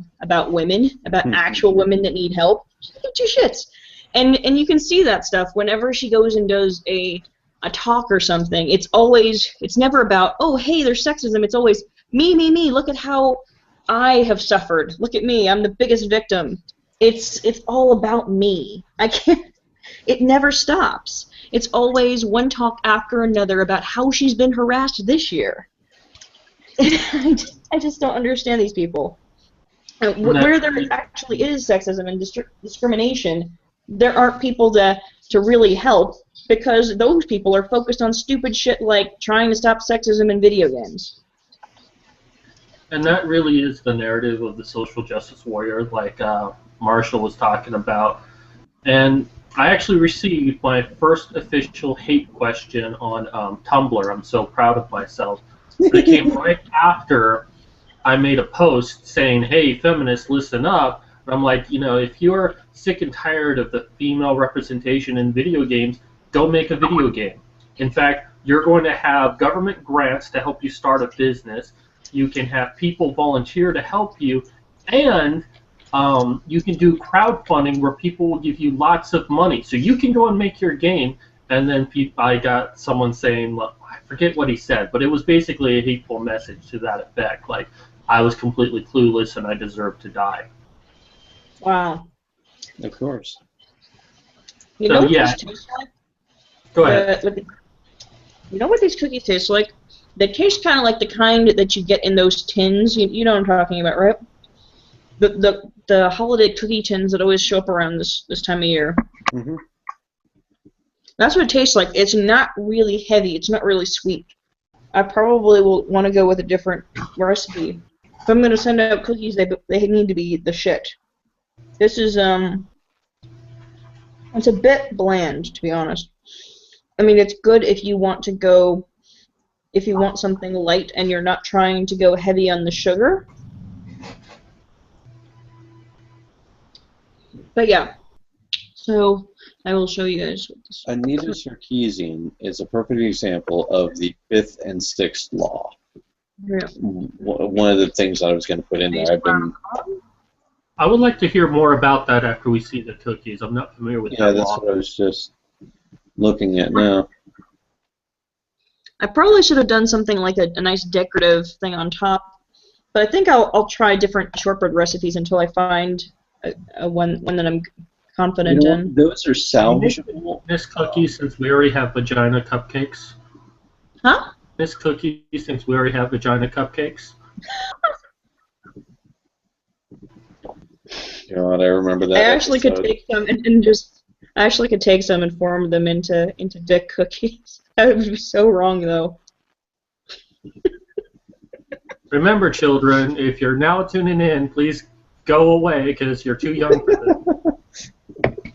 It's a rocket ship. That's just. They are pretty good, but I'm actually eating the ones that are pretty crappy. I'm eating the ones that were too small, that I cut too thinly. Well, you didn't shape them right. The other ones were a little thicker.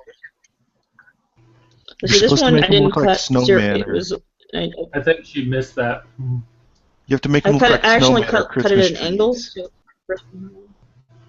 Makes them taste better. well, that's You know what you could do, Rachel? With What? those, here's what you do, right? You I get could add yourself. vanilla, and I could add a little bit more sugar to it. You could, but you've already used a base of brown sugar, and it's not the best idea to mix vanilla with brown sugar. Yeah. What would be But salvageable? there is a way to rescue those. It's really, really simple. What you do is you get yourself some warmed up butter, or not if you don't care to. Then you take some cinnamon and sugar, Mhm. and once the butter has been liquefied, you drizzle that with a basting tool over the top of the cookie, and then you sprinkle the cinnamon and sugar mix, and you want to make sure that you've mixed the cinnamon and sugar really good, really well. You drizzle that with a spoon over the top of the cookie until you can no longer see wet spots of the butter, and then you just flip the cookie over and gently tap on it, and whatever falls off is what's going to fall off. But whatever stays on, you've now coated it the way a true pastry chef would coat something with cinnamon and sugar, and then you eat it. And then you get a nice taste of cinnamon, and you get the extra sweetness, and you get a little bite of the twinge of nice, cinnamon as a spice. I mean, if people are interested in something like a really light kind of a biscuit cookie, this is probably right up their alley. Mm-hmm. But you said you wanted yours to be the shit. You said you wanted your cookies to be the shit. Yes, I do. That's not going to cut it. Yeah. Yeah.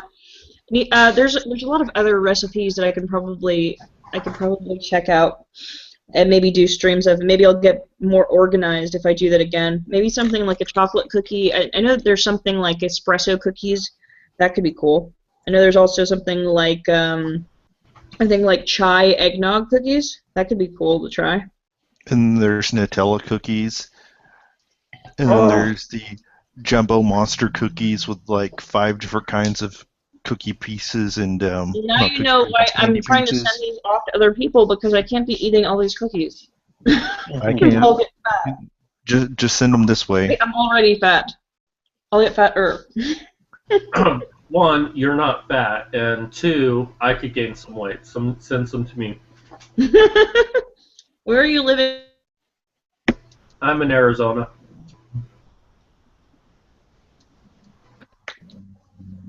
Like I've been wanting to send some people some cookies this year, so. Want me to send you my address then? Yeah, you could. I mean, is it? The thing is that I worry whether or not it'll get to people in time, because of first off, it's gonna be bogged down in like the next week or two, with people sending stuff through the mail for Christmas time. So it's gotta be close enough. But yeah, if you folks are with the Secret Santa, it'll get to me in time. Don't worry. Yeah, we're doing Badger Secret Santa, with people from AVFM and stuff. It's just sort of an inner kind of deal. We're just getting each other stuff, and I joked and I said we should probably get like Karen a giant bottle of wine for Christmas. Get her a Magnus bottle of wine. Like we should just get her like a big bottle of Gallo Family, Sauvignon Blanc, and I'll send her a nice bottle of Drambuie. That's good stuff. she has a tendency to like the white wines. I favor the red wines instead. I usually do something like semi-sweet. I don't go so dry that it's like it feels like it's gonna destroy the roof of your mouth. Right. But I do like I like those in-betweeners. I don't like the heavily sweet wines. I can't really do something like a white wine all the time, like a sweet white. I like a Lambrusco. Yeah, nice I mean I'd have to do something on the drier end of white to make it tolerable. Ooh, I've got a great idea for your cookies. What? I recently picked up a bottle of Kahlua pumpkin spice. Oh, really? And it is delicious. You could mix some of this in when you're making the mash for the cookies that you've just made, like in the kneading process. That way you mix in some then and just knead it through thoroughly. That way you pick up the ginger spice and you've got the nice taste of coffee as well, because That would it's be fucking amazing. a coffee. It's a coffee liqueur. And it's got the taste of the pumpkin spice in there, and it's got a real bite of pumpkin spice, by the way. It's not just a little for a smell. No, it's actually got a real spice to it. It's There's a liquor store fucking over the road near my house, so I'll have to check, because usually if they receive the holiday stuff, it stays around in there for a little while. It's a smaller store. This is a limited Maybe they'll have edition, it. so you'll probably find it there. I bought this one in a grocery store, but then again, the one I go to has a really good liquor section, and they bring in a lot of specialty stuff. And this is a limited edition. Oh yeah, I love that And stuff. it's I remember fucking good. Yeah, I think I had something like chocolate mint Baileys one time. It was amazing.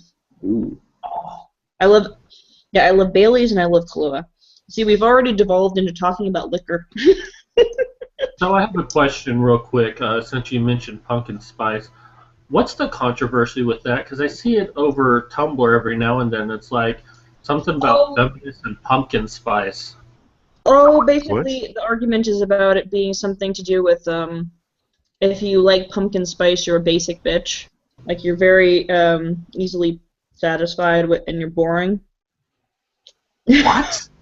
Yeah. Where does that come from? There's not even any actual pumpkin in that stuff, though. Actually, I think it's like pumpkin pie spice, basically. That Yeah. they throw in things and then they just call it pumpkin spice. That's basically what it is, probably. Yeah. It's probably Right. the That's different, absolutely. the different spices that they shove into pumpkin pie. And I know about that because I've made no-bake pumpkin cheesecake before. I just don't do that as much anymore, because unless I'm going somewhere, unless I've been invited to somebody's house for the holidays, if I do that, if that happens, I'll usually make a pie or something, and then everybody's like, "Oh my God, you have to make us more of this pie. This is amazing." But Dude, yeah. Pumpkin pie is awesome. Yeah, before I did pumpkin cheesecake, I did a chocolate peanut butter pie. So a Reese's Pieces pie? Not exactly. It's more like a no bake peanut butter cheesecake kind of deal. And it's amazing though. And I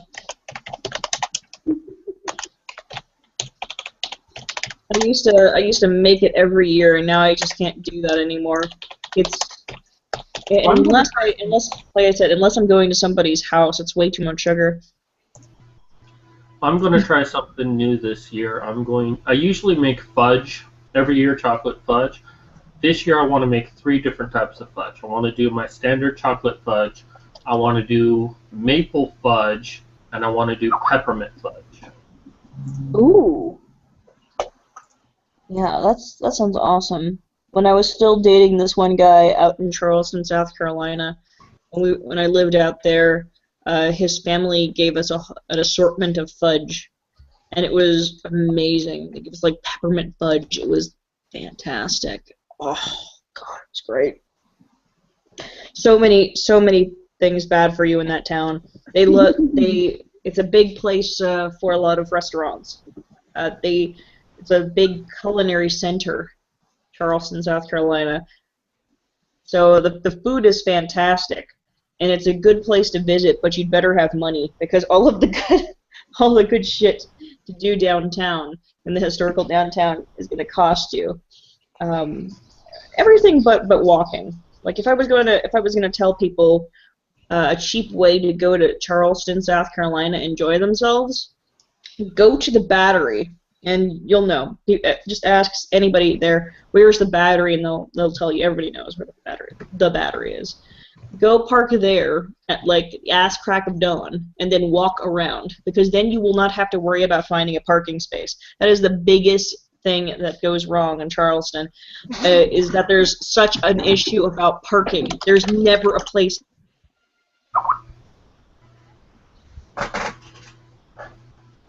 all day long, walking around and enjoying yourself. And you won't have to walk. You won't have to worry about anything. You just have to walk. Maybe take the little trolley around, and you're gonna have a blast. You will save so much money because then you won't have to worry about paying all these people, paying for parking and stuff like that because it's expensive. It all adds up. Everybody who has to work downtown over there has to pay out of their ass. So, yeah. But little tidbits. Sorry, to a rant. Anybody else wants to talk about something? Yeah, at my workplace, there's a guy called, I only know him by his first name, Dave, but he owns a company called Ultimate Chocolates, and he is a true candy maker, professional. And his shop, they make all kinds of like assorted cookies and things like that, and they do tons and tons of things, festive things for like all the different holidays and things like that. Candy apples, they sell tons of them near every holiday and every festival and things like that. And I live in the Quad Cities. This is a grouping of 4 cities, which has since grown because all of our borders have grown so close together that now you cross the street and you've gone from one city to the next. And it's a fairly large area once you combine everything. That's why we call it the Quad City area, QCA. And it stretches from the Illinois side of the Mississippi River to Iowa side of the Mississippi River. So they do a lot of stuff. They're situated out of North Park Mall, and Ultimate Chocolates, every so often, because I work third shift there doing security, Dave will come in and he'll be working on stuff, and then I'll buy fudge from him, and he sells these bricks of fudge. It's a ½ pound of fucking fudge, and it's real. It's made traditional style. He makes it right there in his shop in a copper cauldron. Literally, it's real. They don't use artificial ingredients. They don't add preservatives. None of that shit. It's made fresh, and then it's packaged using saran wrap to completely seal it. And it is real, genuine fudge, and it is absolutely amazing. My God, I must have this fudge. It's fucking good. I bought, and it's amazing what he charges too. Because usually you hear about something like that, a product like that, you buy that shit online, and you'd expect, to get a couple different varieties, and you'd pay like $30, $40 easily, right? No, he sells the ½ pound for like $4. Holy shit! Exactly. It's a ½ pound of traditional real fudge. Sells it for $4 fucking dollars, and it's buy Shit, two. man. It's like buy two get one free. Online or no? No, he That's doesn't. big. I tried to get him to sell it online because he could make ridiculous amounts of money because it's real shit. It's traditionally made, real stuff. And he sells it for nothing. Nothing. He doesn't even make money off of the central location that he sells stuff out of. He makes his money for the year off of all the festivals and shit that he goes to and sells from those. He doesn't make squat off of that central location. That's just what he uses to have a location to cook things in. And where's it located? North Park Mall in Davenport, Iowa. Well, I never thought I had a reason to go to Iowa. I know, right? Oh, be warned. I will warn you now. If you ever decide if you just happen to be driving on I-80, because I-80 goes directly through Davenport, if you're ever on I-80 and it's daytime and you decide to stop up at North Park Mall, be forewarned, you will be entering Davenport. The drivers in Davenport are horrible. The roads in Davenport are horrible. The signs will not make any goddamn sense. They have avenues that intersect avenues. I'm not joking. Well, now that the cookies are made, there's nothing else to do. I mean, I don't have any sprinkles or anything that would be really attractive. No sprinkles. I don't have sprinkles. You really weren't prepared at all. No, this was totally random. Well, not random. You sound almost like a non-digital version of Bane 666. What? Right now? Yeah, just there for a moment. It's like, wait a minute. Well, what?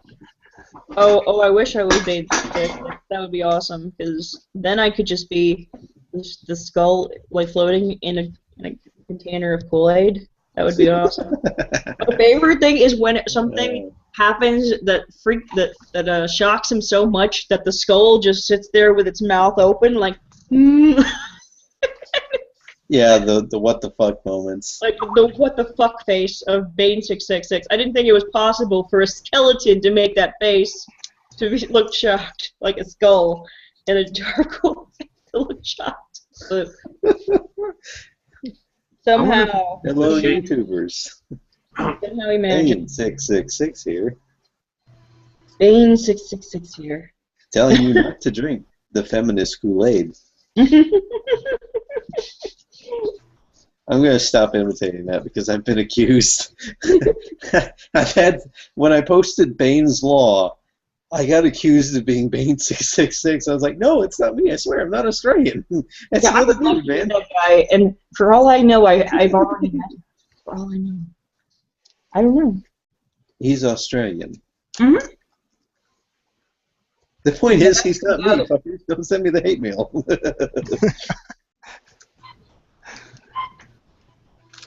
Yeah, I mean, I gathered that he was Australian, mainly because AU. yeah, AU first off, and He second mentions it off, several times too. posting a lot of statistics from Australia. Well, he also says he's from Australia. He also what now? He says he's from Australia. I don't remember. Well, what episode did he say that?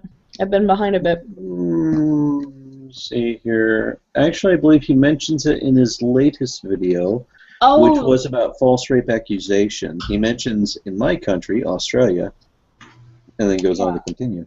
And that's a 40-minute video, by the way. He gets extensive on that one. well, I can't blame him. He's like very my video. passionate. You know, I'd love to meet Bane 666. He's genius. I mean, and not everybody likes Razorblade Candy. I kind of like him. I don't always agree with everything that he says, but, you know, I do like it. I do think Warning he's awesome. whistle.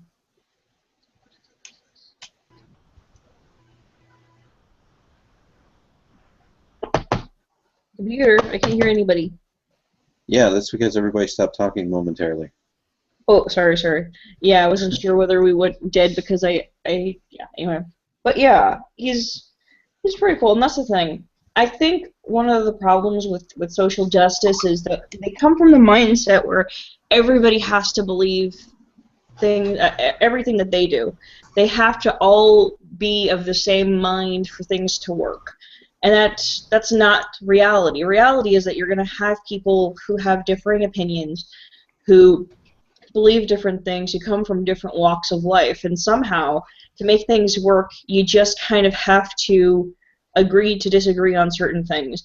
You have to resolve those conflicts, or you're never going to get anything done. You're going to be arguing all the time over stupid shit and never accomplish anything. And that's one of the reasons why things like feminism ultimately fails. Because I never agree to disagree. yeah. I agree to hold my position and think that someone else's position is wrong until they can prove me wrong. And if they can't do that, then they have fucking lost. I've come to a situation, though, where I've been at a standstill, because when you come to a lot of these people with their ideological mindset, you come to the understanding that there's nothing that you can say that's going to change that. And what I mean by that is, I'm not saying it's hopeless. I'm saying they have to make a conscious decision to look at the evidence. They have to make that decision, because one of the things that they continue to do is, it doesn't matter whether or not you're right or not. If they perceive you to be an evil bigot or be part of something that they feel is harmful, they're not going to listen to you based on principle alone. So they have to be the ones who are open to listening to the evidence, and you come to the understanding that some of these guys live basically on another planet, even though you're on the same planet. It's so weird. They're programmed. Yeah. They've been indoctrinated. And by the way, one of the actual definitions of the word bigot means someone who is unwilling to consider an opposing point of view. That is one of the actual definitions to the word bigot. Mm-hmm. And I do consider the other point of view, even though it might be ridiculous. You have to assess what they're saying, and because otherwise you can't form your next argument properly. You have to sort of frame it in a way that they can maybe understand. I don't know. Sometimes there's just no getting through to them, and it can be very, very frustrating. But when you have people that are disagreeing, somehow you have to put some of your differences aside to accomplish something greater. What I consider my training for coming to all of this is that I've spent a number of years debating creationists, and I apologize if anyone here is, because I am an atheist. But I'm an atheist as well. Okay, so I spent many years debating religious people that were like the die-hard religious people, and I have nothing against religious people in all honesty, but it's pretty much the exact same thing. They believe that you are really just the work of Satan and that you shouldn't be listened to, and anytime you make a good point, they use straw man arguments, they use the Chewbacca defense, or a number of things to try to trip you up, so if you back down, they've won. And I think the only reason why I went from that to this was because I was tired of I didn't feel effective in it. I felt like it was really for nothing, and I wanted to do something worthy with my time. But my overall opinion of it is that I'm not fighting them to fight them. I'm fighting them so that others who are on the fence that are listening can hear my side of the story and decide for themselves, well, to have all of the information to really make a decision. Exactly. Because there's no way that I'm going to change the other person. Oh, absolutely. And that's one of the only reasons I will ever debate someone was when I feel like someone can actually distribute the information. Just let people understand what sort of folks these guys are. Because I did make the mistake a little while ago. I went to Raw Story, right? What is it? Danger whistle. Danger whistle? Consider what you're saying before you say it. Okay. But yeah, I was on Raw Story, and I did say some things. One of the things I said was, I was trying to argue on behalf of Aaron Gioni, because I had spoken to this guy, and they keep portraying him in the media as this, jealous ex-boyfriend who just wanted to fuck over his ex-girlfriend and stuff like that. And it just seemed ridiculous that they could frame it that way, because this guy is so non-threatening. I don't even know what to do with something like that, saying that he concocted Gamergate, that he is the one pulling the strings, that he is the one who is driving all of this. And he actually opposes a lot of this stuff. He opposes the idea of harassing anybody. He's very he wasn't even open to the idea that the anti-side was DDoSing. He was of the opinion that maybe a whole bunch of people just went to the site at once. And when I spoke with him, and that was, I was in a stream with Oliver Campbell and some of the other guys, and he wasn't of the opinion that something like that could happen.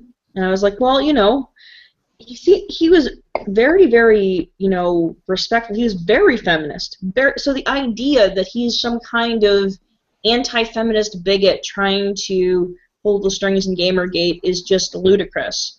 and I was told that I was a bigot who was supporting online harassment. there's Marshall's fourth law.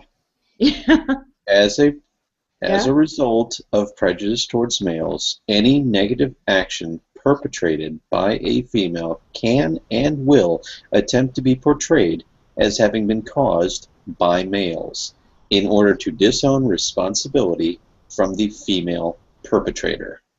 Exactly. And if these allegations are true, if he has been completely truthful with everything that he said in the posts, on that blog, the infamous blog, everyone knows what I'm talking about, the Zoe post. If he was truthful with all of those things, this is someone who is incredibly abusive and who did abuse him. By the way, just in case anybody's wondering, he did not break his gag order at all. He didn't discuss her directly or anything like that. He didn't break the law. Even though what this is, this gag order that's been placed on him, even though that right there is a breach of his First Amendment rights. But yeah. Anyway, I saw that this was ludicrous, and I spoke out and I said, this is ridiculous. You know, this guy is incredibly feminist. He won't even accept the possibility that any of the people on the anti-side are really doing some of these malicious things. So the idea that he's out there trying to be malicious and pulling the strings is ridiculous. And I'm more likely to believe the person who has less of a track record or a history of being a liar, you know, and a liar for attention, which is what you gather from people that come forward speaking out who've known Zoe and stuff like that. And, you know, I shouldn't have even touched the poop and I shouldn't have even said anything about it. But it just, he's such a nice guy and he really does act like someone who has been abused. You know what I mean? That's actually something I said about you, Rachel, in one of my videos. What? It was my first gendered privilege video for video games. Yeah. And I talked about the interview with you and comparing basically what you said to what Full Max said, in that, you know, I'd rather trust these individuals because they have shown themselves to be good, solid people who really care about what they're talking about versus him who really seems to be in it for the money. Yeah. What do you mean? Who's this Max person? Full Macintosh? Oh, Macintosh. Oh, yes, Macintosh. Yeah, he really is in for the money. You can tell. It's insincerity. Yeah, these folks. By the way, Rachel, I mentioned a couple of the other laws that explain exactly what Anita Sarkeesian is and what she's up to and what she's been doing. Why don't you go ahead and read them? I'm sure people don't enjoy my voice very much. Look at the sidebar. Yes, the sidebar. There's Anita Sarkeesian equals these following. Marshall's fifth law: any inane male behavior or attribute found to be undesirable to females will result in the abuse of males by females, be it emotional, psychological, or physical, and will always be justified under the disassembled argument that said I'm really terrible at reading this stuff. I can read it if you want me to. Characteristic. I'm not prepared. Usually I prepare. Okay. I'll go ahead and read it. Any inane male behavior or attribute found to be undesirable to females will result in the abuse of males by females, be it emotional, psychological, or physical, and will always be justified under the dissembled argument that said undesirable characteristic is unjustly unfair to females. Marshall's sixth law. Can I read that one? Yeah, go ahead. Yeah, let's all take turns. There you go. Hold on, let me get that in better view. Marshall's sixth law. If unable to personally apply abuse in order to punish inane male behavior or attributes, the result will be will invariably be the organized female attempt to criminalize males for even the most trivial of reasons or actions, and will always be justified under the dissembled argument that said undesirable characteristic is unjustly unfair to females. Brandon, your turn. Marshall What? Seventh Law. Organized Where's female that? attempts. Like criminalizing males for even inane or trivial yet undesirable attributes or behaviors of males will not acknowledge or hinder females from performing the exact same behaviors. Yeah, that's true. It's really That sums up Anita Sarkeesian and everything that she does. yeah. She really just God. No, that doesn't sum her up. You should just put con artist, and that's it. Yeah, there we go. Bank Yeah, oil salesman. Well, these are the laws of a gynocentric society. This is how these interactions play out, and it predicts how they will respond and what they will do. Like the recent movements in Sweden and now Germany, where they're trying to shame men into sitting down to urinate. If that's not something inane, I don't know what is. Yeah, And but you even can't without that, she would have found some other scam. I mean, she's just that type of person. True, but this is what she's latched onto, and it's not the fact that she herself is doing it. It's that she's gained so much support doing it. That's the thing. Isn't Well- Australian women also complaining that men are not catcalling them? Yeah. Yes, I've seen that too. And you saw the other day when I was reading that article out about a woman who's basically saying that there's no place for men in feminism to talk about their issues when the continuing argument among a lot of feminists, even the nice ones, is that there is a place within feminism for you to discuss these issues. So it's like, okay, it is or it fucking isn't. There is either a space within feminism for men to talk about their issues, or there isn't. And to be honest, I'm really going to say that this woman probably told the truth. I think she really did tell the truth in that she felt that there was no place for men in feminism. And I think probably a lot of women don't feel that there's a place for men to discuss their issues within feminism. That's why they're so hostile to them. Their place within feminism is we need you to sit there and shut up while we talk about our problems because we are the bigger victims. We are the important victims. Well, that is their place. So long Well, as don't just sit down and shut up. that is the place that men have within feminism. Well, they have to do the heavy lifting. You know, he for she. Exactly. And put up the banners that require someone to climb a ladder to do. So there you go. Or get something off the top shelf. And more importantly, give them money. Yeah, and unscrew the jars. I very recently, it wasn't for Honey Badger, it was just something that I posted on my Facebook, but there was an article, it was written by a male feminist, a feminist ally, because most feminists don't like men to call themselves feminists, even though they say, oh, it's a welcome invitation, men can join too, and then you get in there and it's like, oh no, you're not a feminist, you're a feminist ally. It's like, oh yeah, because you don't believe in making people second-class citizens. I can't be a feminist, I can only be an ally, right? But you don't believe in making people second-class citizens, right. Yeah, we'll go with that, sweetheart. Yeah, sure. But I wrote this, and the guy posted 11 supposed myths about feminism that people need to stop having. 2 of them were made up, like sincerely made up, like no one believes that at all. That is something that you concocted for your little piece of writing that was published on a fucking news network, by the way.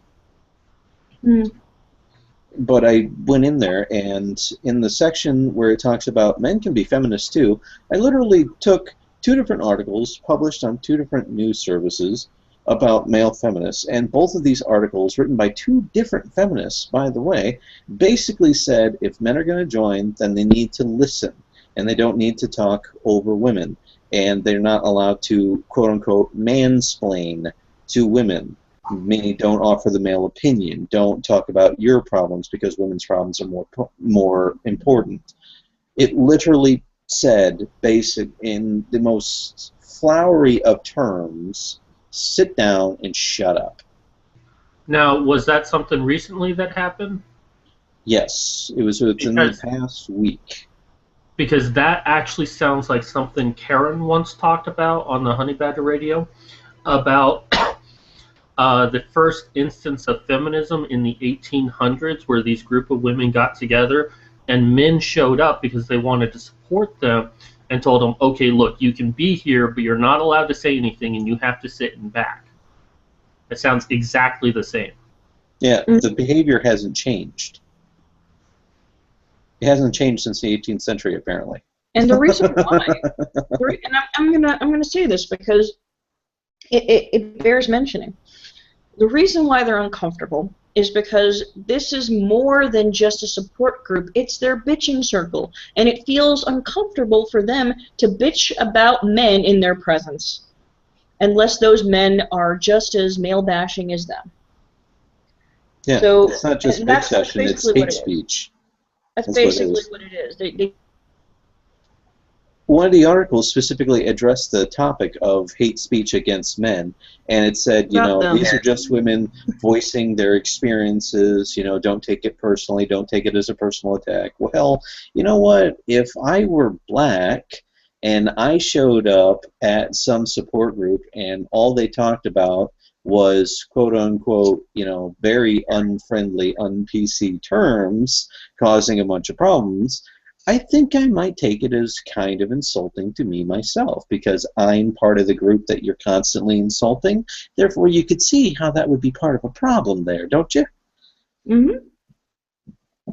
Another one of those articles literally stated she interviewed a male feminist, and he said, if you're going to be a male feminist, you don't get to be one of the good ones.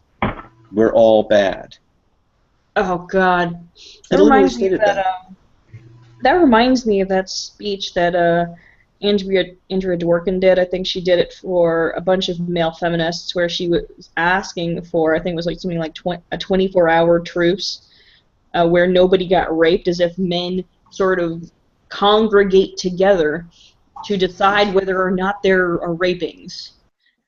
It's it's just ridiculous. It was so ridiculous, and she said how disgusted she was at the very existence of male feminists, and how she just wanted to like scream. It's Honestly, It didn't surprise me.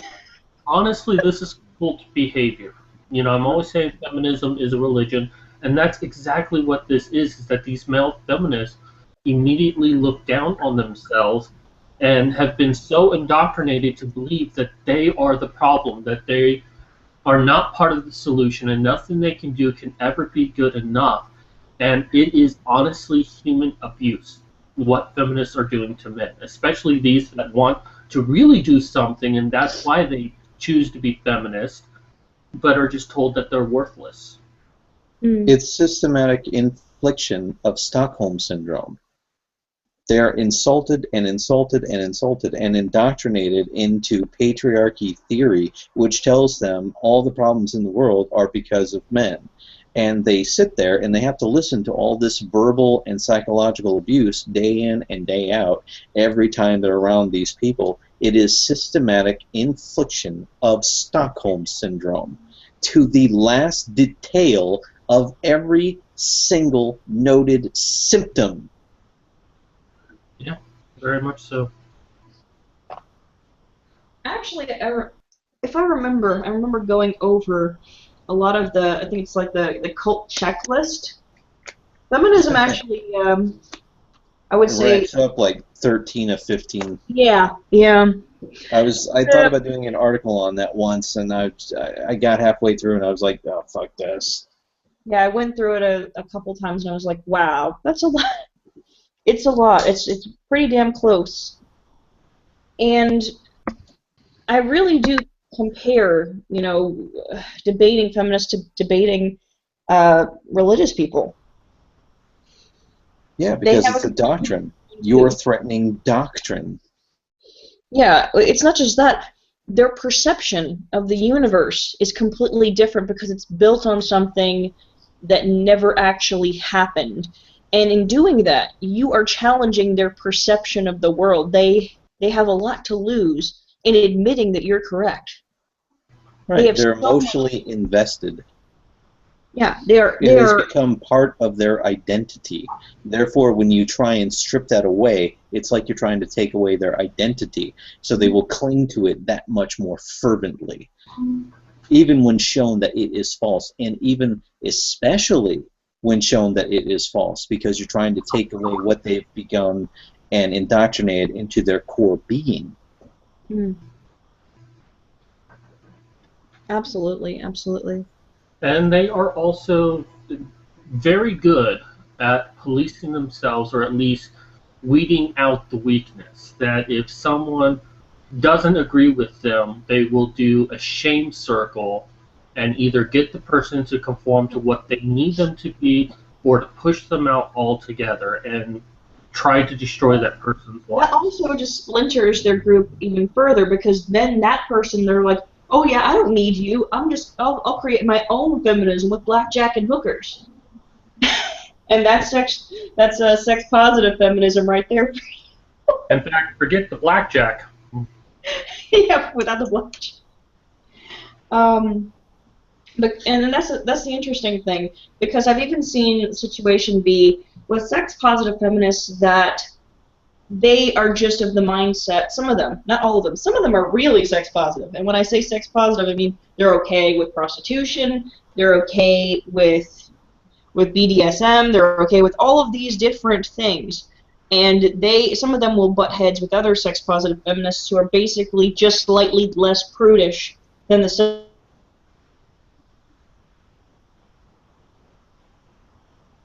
I would love to see them just kind of go at each other's throats over the topic of sex, because I think it would just, I don't know, it would just be beautiful.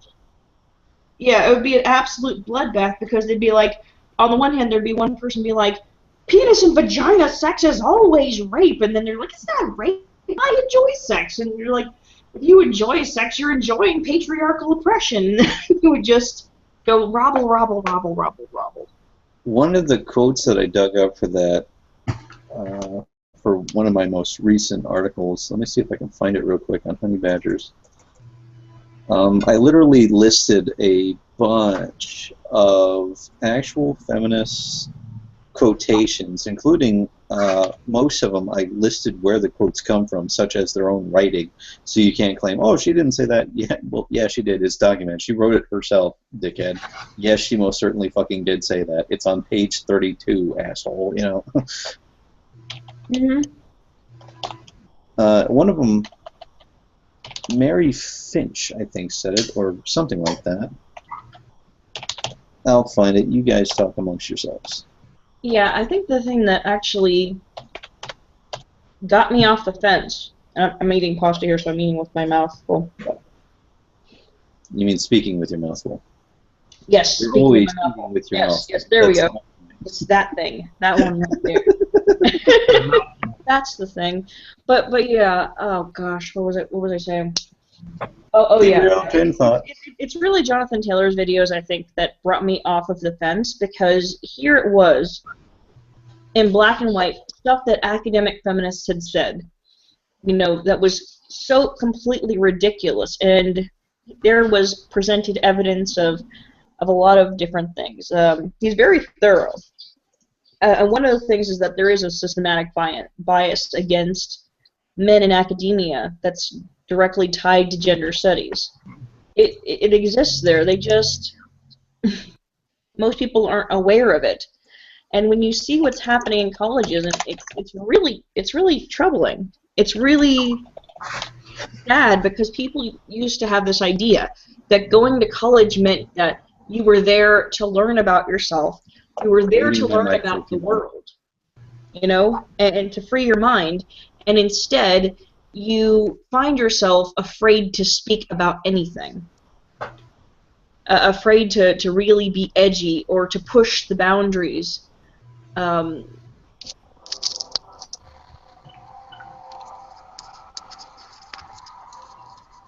is getting smaller and smaller and smaller. Uh-oh, it's Brian. Hey, What's up? I've been busy doing my paper for class. I Is it? baked cookies, Brian. Oh, I you're baked- baking cookies. Okay. I'm like, Yes. am I walking into a live thing right now? Should I be like plugging the shit out of myself or no? Plug Oh. yourself or whatever. This was But out of there's nowhere. probably like one person watching this. Yeah, we've got like 2 Plug people yourself. watching right now. So you could drop your pants and nobody would know. Oh, I mean, mission But, like, accomplished. people in the stream. Too late. Don't do that. I can't ask you to do that. That's sexual objectification, Brian. Too late. I've already done it. I walked in my apartment with my pants dropped. I don't know if you know this. So Well, there's no cookies. I'm sorry. this is a church of There are no cookies. pants. There are cookies, damn it. I'll show you the cookies. They were cooling off. So how is everyone? I'm sorry I've been like distant lately. Just getting close to the end of the quarter, and the weekend is just like full of just work. Not just in school, but my job too. So, I mean, ugh. So how are you guys doing? Been doing good myself, just trying to get my life into some order so I can. Everything's fine, Brian. Like I wanted to show you guys my cookies because like they came out okay. Okay. I'm sorry, Mad Cat, were you talking just now? Yes, could you not hear me? No, I heard you. I heard you. You were. I mean, I didn't catch the last thing you said. Oh, okay. I thought maybe you guys didn't hear me. I'm like, oh shit, it's broken again. No, what I was saying is, ooh, cookies. Anyways, Sorry, what? I Oh, was okay. just saying I'm trying to get my life back in order so I can get started on my writing again. Sweet.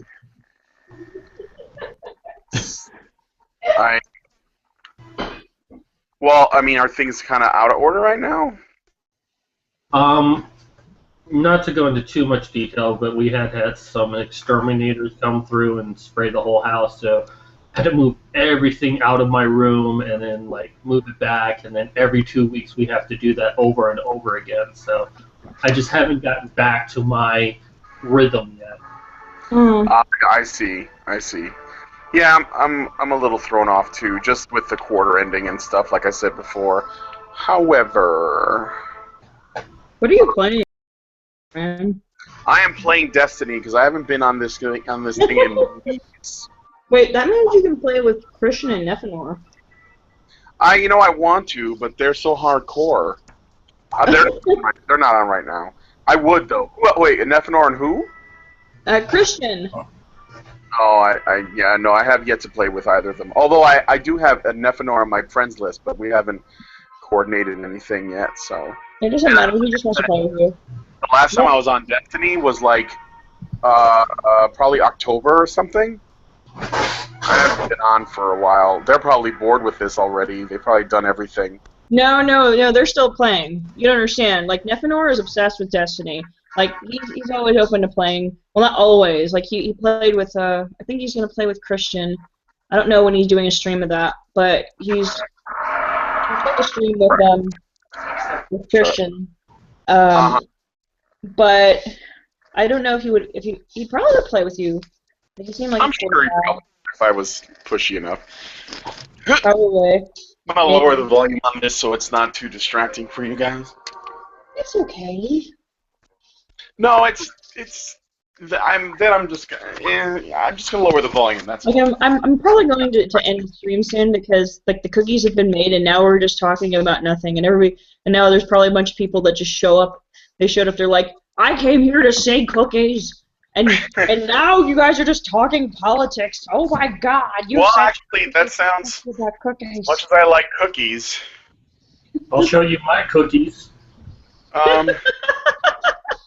only if you heat them up first. Oh, they'll be. I like them warm so that they tear apart easily. You know, like the Toll House ones. You know, I like the soft cookies. Drip down your throat. Yes. Oh gosh. Here it is. I found the code I was looking for. Like, did you eat it all? Did you bring enough for the rest of the class, Chris, with your pizza? Yeah, there's still a few slices left if you want to eat it off my chest. Ah! No. No. I like to go too Thank far. you. Well, thanks for the offer. Yeah. This really is the worst Prefer cooking show on mine. the internet. Yes, it is. No This is the worst show ever. This is a cooking show. This is the worst. Anything. Very little. Well, in the beginning, I creamed some butter. Okay, and And that was pretty much it. added sugar and flour to that and blended, and then I baked. Can you Okay. tell me what kind of cookies these are? I don't even know that. Shortbread. Scottish shortbread. Shortbread cookies. Okay. Scottish I made shortbread. Scottish shortbread without adding scotch. Oh, okay. Wait. There's scotch in Scottish shortbread cookies? If you make the good kind. It's like beer battered onion rings. Beer batter. Okay, I might put like Kahlua in the next one or something. I'll You'd see be if there's surprised how good that is. If you're By seeing the way, it, I found that quote I was looking for, and the article is ready to publish. I'm going to publish it momentarily. like But it was Marilyn French. She said, and I maybe quote, Snickerdoodles or something. and I quote, "All men are rapists, and that's all they are." I've Oh, yeah. heard that before. That's a classic one. That's terrible. Oh, she had worse things to say. I can imagine. That was the nicest one. I mean, I went and I read fucking Valerie Solanas' Scum Manifesto. That was Awful. just ridiculous, and that's the kind of thing I'm talking about when I say these people live on another planet. They I can't believe that's taught in feminist study. It's read in feminist studies. The Scum Manifesto is standard reading material in gender studies and also in women's studies. Even though Valerie Solanas is not purported to be a feminist, the Scum Manifesto is standard reading material. But here's my favorite quote from Marilyn French. And keep in mind, this was an advisor to Al Gore's presidential campaign. She says, and I quote, "As long as some men use force to subjugate females, all men need not. The knowledge that some men do suffices to threaten all women. He can beat or kill the woman he claims to love. He can rape women. He can sexually molest his daughters. The vast majority of men in the world do one or more of the above." And this is Marilyn French. Fuck that. That's fuck. Oh my god, I just got angry all of a sudden. Yep. And don't forget, she was an advisor to Al Gore's presidential campaign. You know, I love how all of these women who we find out have said such bigoted things are involved in politics. It's so nice to know that these folks are exactly in like the worst places, in the worst positions of power that they should be, considering how fucking bigoted they are. Oh, that's nothing compared to some of the other little goodies I got for this article. The worst fucking. I'm about to publish it now. Wait till you see it. Oh, jeez. Oh, it's a doozy. It's a doozy. It's gonna piss off a lot of feminists. Okay, I'm looking at what you wrote to Marshall in the chat. Chris, that's funny. It's chat on my tablet. Are you gonna get okay? Sorry.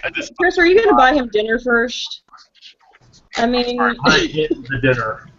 you better buy him dinner first, at least, if you're. Here Rachel, it is. Hey, I gave him a website.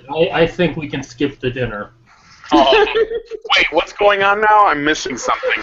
Okay, in the chat. Ryan, you just got raped, bro. I got chat raped. Can I read this out, Chris? I I don't. couldn't see it because Oh, you're talking about Marshall? I thought you were talking about Brian. Yeah, Marshall. It's like Marshall. I just met you, and mostly straight, but I am in love with you. Marshall says, "Flutter's lashes, really now? Really? This isn't for me. I like a smart man. What can I say? And this is crazy. Dude, this is the worst fucking cooking show ever. This is the worst cooking show ever. I'm That's ashamed. my goal. Cooking with Satanism. Oh god. There's the new article in the sidebar if any of you want to click and give it a read. It's a doozy. Final solution. Oh wow. The feminist final solution. Oh You know, yeah. I'm guessing that it's gonna be that sort of weird. Don't spoil it. Don't spoil it. Oh, Just read it for yourself. Don't spoil it for anyone. I'm not spoiling it, but I know where it's going because there's crazy women who just. Well, there's been a lot of discussion off and on about feminists having no end game. You know, it's been said, including on the last Badger Radio, that there doesn't seem to be an end that feminists would agree with, or that they would say, okay, feminism is done. We have done our part, or that they would ever be finished. They would just create new things to complain about. And I say, no, that's completely wrong, because I know who has written the literature that is studied in feminist theory and studied in master's programs of gender studies at major universities around the world, in the Western world, in the Western nations. I know what these people have written because I have read it, and I posted it where people can see it, because most people, unless you go in search of this information, you will not know it. The average everyday feminist hears something from the Femitheist divine, Krista, and they say, oh, she's not a real feminist. Oh, but she's a ripoff of a real feminist. She's a ripoff of a feminist who founded one of the first gender studies programs in this fucking country and taught it for 19 years, by the way, and does speaking engagements invited by major universities and by their entire departments, funded and attended by a tremendous number of different gender studies programs and women's studies departments from all over the country. And she just did her very last speaking engagement. I literally list in this article exactly who funded the project, and it's a long list of major university departments, Ivy League university departments, and this is a woman who openly advocated for mass genocide. Yeah, if we want to get really tinfoily, if we want to get I haven't gotten to tinfoil yet. I used her actual book quotes. Well, I know, I'm saying, but if we wanted to get really tinfoily, I mean, one could mention how it might not even get to the feminist endgame, because, to be honest, one of the things that happens when you get up all in this this cultural Marxism shit, it's really meant to just dismantle the fabric of society so that it's open to being taken over by someone else. And these feminists, as powerful as much as they pull the strings and shit, as much power as they've accumulated, they do not have, I don't know, they don't necessarily have the forces to go in and take over. Most likely, some other opportunist will come in and fuck everything up the moment that everything falls apart. The moment we're vulnerable, they'll just come in and be like, fuck you, fuck your shit, we're taking over. Fuck your couch. It'll be like the worst government that we could possibly receive in that situation. The worst government we could possibly have would be one which embraces a feminist party. Well, yeah, but the thing about it is the feminists, they're the useful idiots. Just so you know, there's more quality. That's the whole point. Is that they're the useful idiots. This whole thing about that, that's just a front. By the way, Brian, your mic is constantly picking up things, and you're not actually speaking. Can you mute that when you're not talking? Yeah. when people are really honest, we know that there are differences that will never ever be sorted. The closest that we can get to sorting out the issues is for people to have that equality underneath the law. But the truth of the matter is that we aren't equal. We're each given different things when we're born. We're each born with a different set of skills. I kind of think of it as playing a game of D&D, and you put maybe you just roll a character and for random things. Like, okay, I'm gonna choose this class if I get this number. You just get random. You've just been given random things, random skills, a random skill set. There's gonna be inequities all over the place. So these people who always come in saying, okay, we're going to promise you that we're going to make things equal, a lot of them are just opportunists that want to come in and use that need for their rights to be there, to manipulate people, to manipulate them for their own ends, basically. A lot of these people are fronts.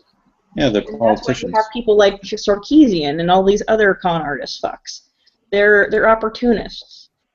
Something that has come at me recently because I identify as egalitarian, and in fact I had a conversation with Hannah about this, where I was saying that my goal is for everyone to be equal, and she was saying that true equality is not really possible because that would mean everyone is the same. And I said, well, the way I define equality is that everyone can live to their true potential, that they won't be held back.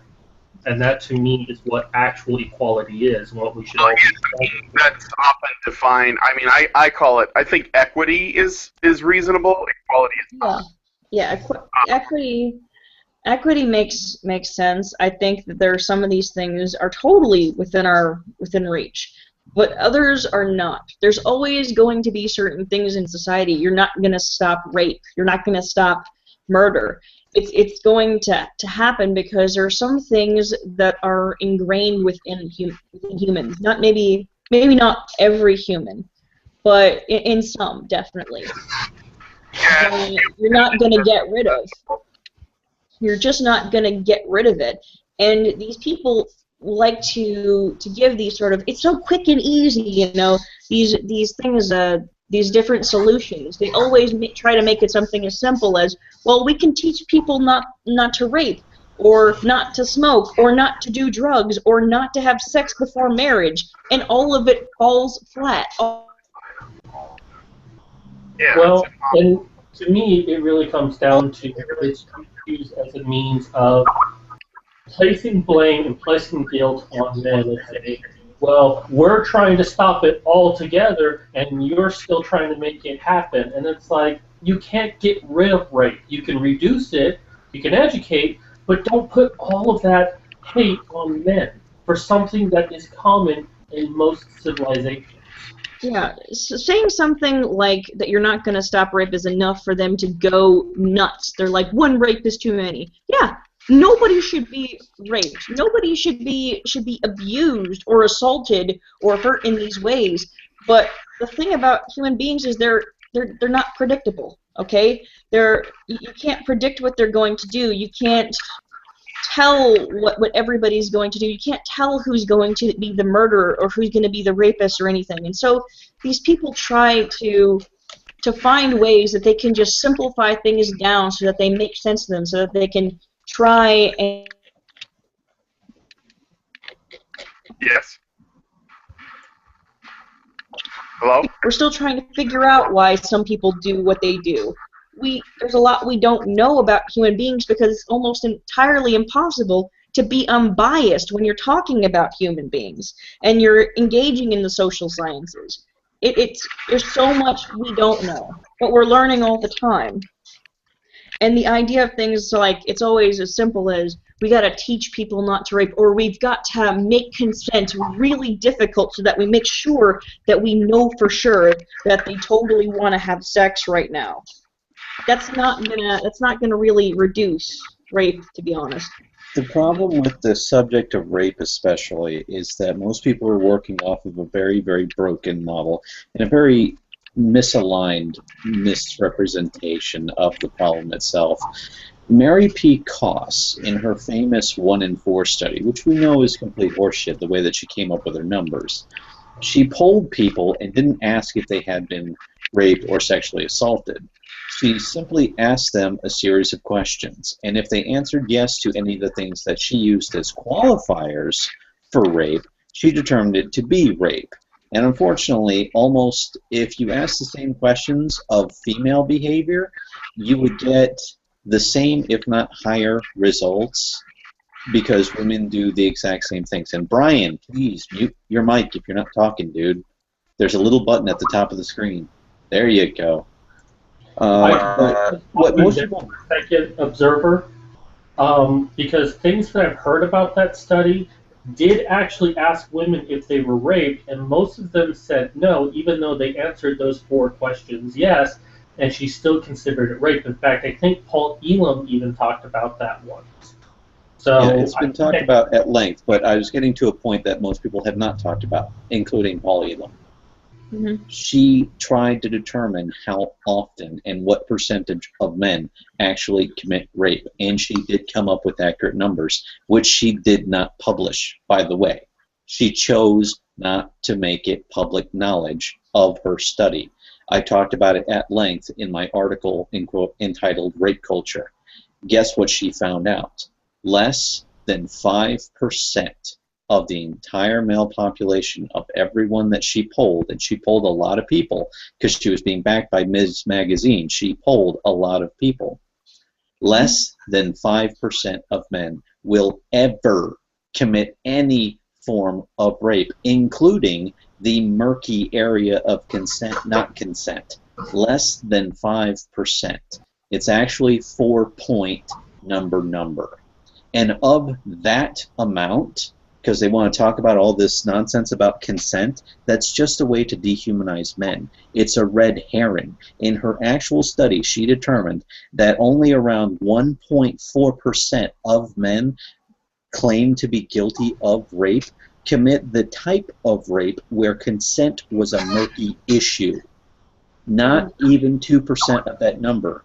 Literally, all the rape that happens in America is literally due to less than 5% of the male population. And the way that happens is that real serial rapists commit multiple rapes before they are caught, prosecuted, and sent to prison. Yeah. They rack up multiple victims. And here's the thing, folks. All this talk about don't be that guy, all this talk about consent, that only addresses 1.4% of the male population. That's it. That's all it addresses. And here's another little fact for you. Of serial rapists in prison, they've been doing psychological testing and studies on those guys since the early 70s. It's been done for over 40 fucking years. They've been studying this problem. And what they found out, between 60 to 80%, depending on which study and how many people they studied in each individual study, the more they polled, the larger the number got. They found out that between 60 and 80% of all serial rapists were they themselves sexually assaulted, raped, and or molested by a woman as a child. Yep. It is recreation of victimization. A simple concept. They want to normalize the emotional states that they went through as a child or as a young person when they were sexually assaulted by recreating the crime on someone else. And they don't consider it rape because to them it's a normalized behavior because that's the internal structure that goes through them emotionally and psychologically. They're committing the same crime on other people in order to disown the feelings of powerlessness that they themselves felt.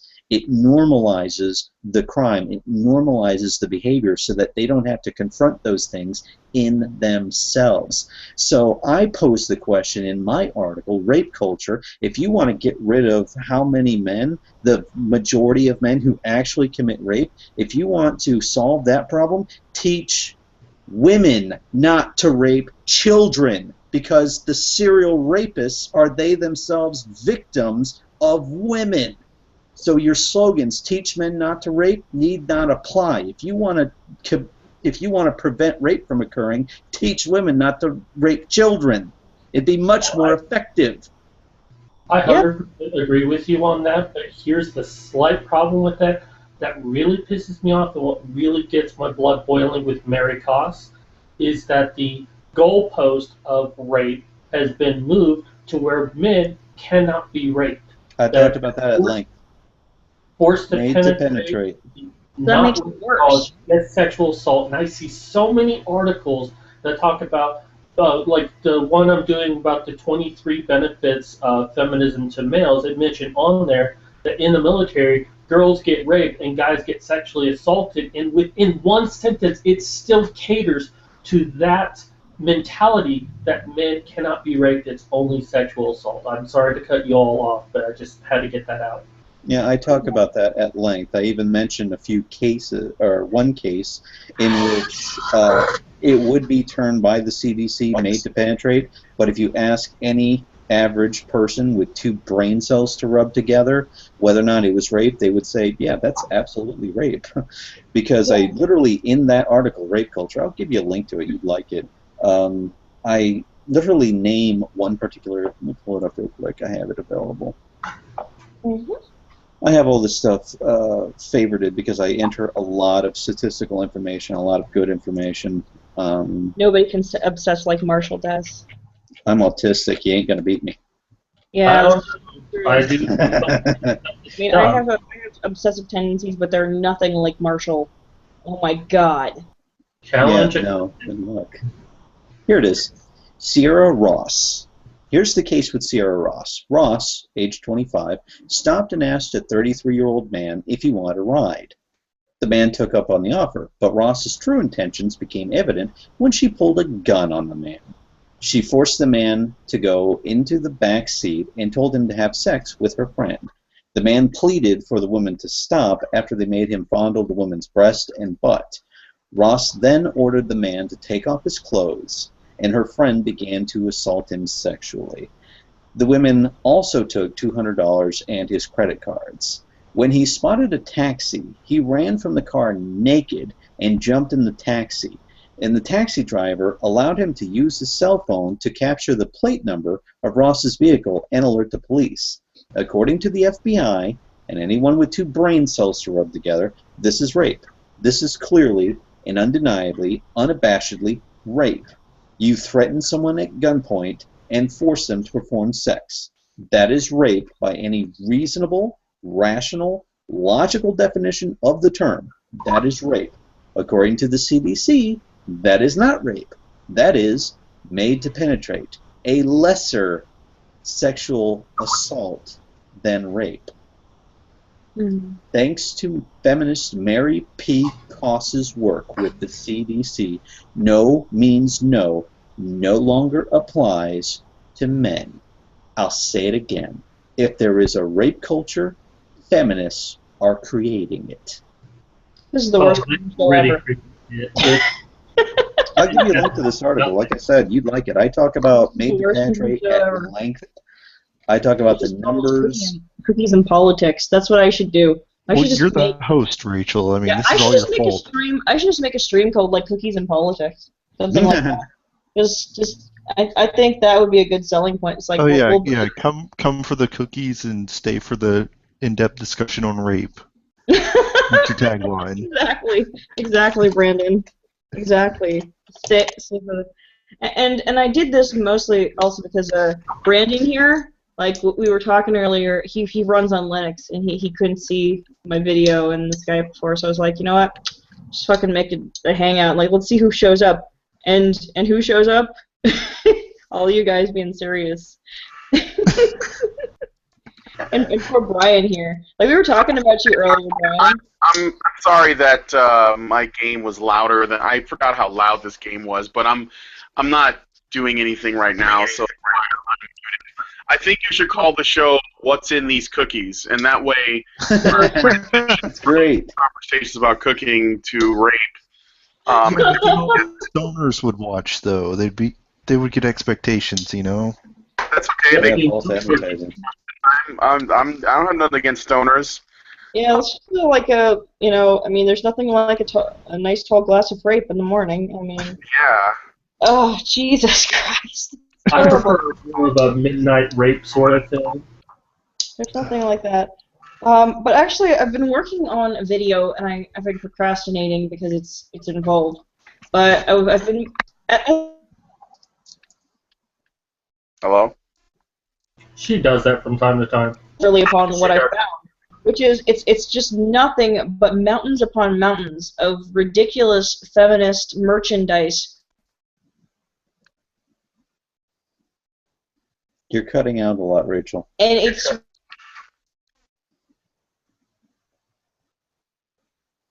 to just cross-stitch, like just this elaborate design, in this nice wafty font, misandry, or man-hating is good, or any of this other shit. Like, that's commitment. That's Male tears. Yeah. When you're drinking out of a male tears mug, when you're wearing a pro-castration t-shirt, when you're doing all of these things, when you're setting a copy of The War on Boys on fire and smiling with this sense of glee, it's pretty Obvious. difficult to not see that there's some man-hatred here, that there's these people have very little empathy for not just other people, but specifically men. Oh, Rachel, they're just kidding. Can't you take a joke? Exactly, but I mean... It's satire. Well, yeah, they're like, it's satire, you guys. I don't really hate men. Yeah, they do. What's the joke here? I want to know It's a where the fucking fucking lie. joke is here. I sometimes I don't think that when it comes to rape culture or the perception of rape culture and rape itself, I don't think feminists want it to end. I think they want to keep it alive, and that's why they find all this bullshit. They need the victims. And that's why they keep broadening the definition. That's why they keep creating more victims. That's why they keep giving really bad advice, like, don't ask women to take any personal responsibility or take any steps to protect themselves. Ask men not to rape, because somebody has to know how completely it is and how it doesn't work. Like, you can't apply that logic to any other violent or criminal interaction that you might have in your life. So I sometimes think that these people do not want it to end, and this is their way of keeping it alive. I think it goes beyond that, though. And the reason I say that I think it goes beyond that is because when you see some of this stuff on Tumblr, and any of you folks who have been to Tumblr, there are at least some of these girls. They, like I said, they take this sort of sense of glee in torturing guys, or the idea that they're upsetting them makes them, it gets them off, it helps them get the rocks off. It's disturbing. Hate, and they're using ironic misandry as a red herring, and it's painfully obvious. It's like hurting guys. That's what Marshall's first law. Females are biologically predisposed towards prejudice of males. I don't know. I don't think that that's necessarily the case. That is absolutely true, and you didn't let me finish. It's referred to as own group preference in psychology, allowing for dehumanization and casual indifference to any harm said about or inflicted upon males. An own group preference is an established fact, by the way. Here's the thing, though. For that own group preference to be... Hello? She just cut out. She'll be back. And if you don't, and that's a situation that we have here with a lot of... You need to say again what you said previously because you cut out for a huge section. Okay, for it to be own group preference, you'd have to feel like you're really a part of the group, and not every girl does. I can say that I've never really felt like a part of the sisterhood, like I am a part of the larger group of women that need to be, I don't know, proud or something like. I've never felt that, and because of that, I guess I do have this sickening feeling in my stomach when I see women do terrible things to men, because it feels wrong. If anything, I think I feel a little more comfortable around a mixed group where there's guys and girls, or around guys. So it's not. I don't think that preference is there with every girl. But I will say early on, one of the things that is encouraged, at least among girls, is this mentality that it's okay because it's just us girls. There are certain things that we are allowed to do amongst one another that in any other circumstance would be uncouth or wrong, or just, you know, it normally wouldn't be acceptable, but you can do it because we're all girls here. And I've never felt like, and whenever they said that, I was like, bullshit. That always felt like bullshit to me. So that never clicked. But there are a bunch of girls who they just buy into that crap. Like, it's okay, it's just us girls. We're the sisterhood. We're this group of girls, and we're all okay. Let's braid each other's hair and have a slumber party. By the way, you haven't had the opportunity to see the full list of laws. The very first thing on there isn't the laws. It starts with an order, then a brief, then brief Article A, then clause, then it goes to the laws. The order is the first thing on there, and that specifically states any female who has, through whatever circumstance, overcome biological predisposition to prejudicial treatment of males. I would say it's more of a cultural thing, to be honest. It's all over the fucking planet. It's not a cultural thing when it involves other cultures. Now, is it, sweetheart? I can't examine the same behavior in multiple cultures and then claim it's I don't think that this is something that is inherent, but the thing about it is that girls have a tendency to be encouraged to stay together and form those groups. Right. It's called own group preference, and it's a biological predisposition. Well, I don't necessarily know that that's the case. Rachel, it's been studied and established for over 70 years. It's older than you are. It's a proven fact. Okay, I understand own group preference, but like I said, for there to be an own group preference, there has to be an established group. Yeah, women versus men. If you're in a situation where there's only a handful of women and a handful of men, there's not really a group there. There's not an established matriarchal group where you can just identify with. You're just... Okay, 1 second. So you've never seen a group of girls discuss a topic with men, and then all of a sudden every girl in that group decides to agree with each other just because a man said something? Those girls... Okay, one of the things to understand about women is this, okay? The moment that it becomes useful for them, oftentimes when the way that female groups work is very different than the way male groups work. Okay, it's almost like temporary alliances among a lot of these girls. A lot of these friendships are very paper thin. They aren't these bonds. They are using each other when it benefits them. But they still have own group preference over men, causing prejudicial treatment. Preferential treatment, it's just when it is useful to them. It's not like they really have any kind of alliance. Most of these groups are very, very loosely tied. Your description of women just went according to sociopathy, and mine was only own group preference. So your description of women is far worse than mine. I'm saying that a lot of the times, most women do not have these kind of tight-knit bonds. It's only very, very specific groups of women when they all mesh together well, just perfectly. And you're taking it too far. I never said that they had close-knit bonds. Just on group preference. They prefer. Yeah, but you They have will side with each other over men. over men. Right. Most Okay. of the time. Okay. The thing about it is I wouldn't say that that's necessarily sociopathy, but it's female pecking order basically. There's an understanding that there's these women, they sort of sort out their pecking order. There's the woman that they acknowledge to be the alpha. Yeah, the alpha. And then the descending order accordingly. Yeah. Wolfpack mentality. Yeah, that's both groups. Both That's groups kind of operate how that way. it works. But when we're But talking women tend about to work with each other. siding against men, they have to legitimately. I don't know.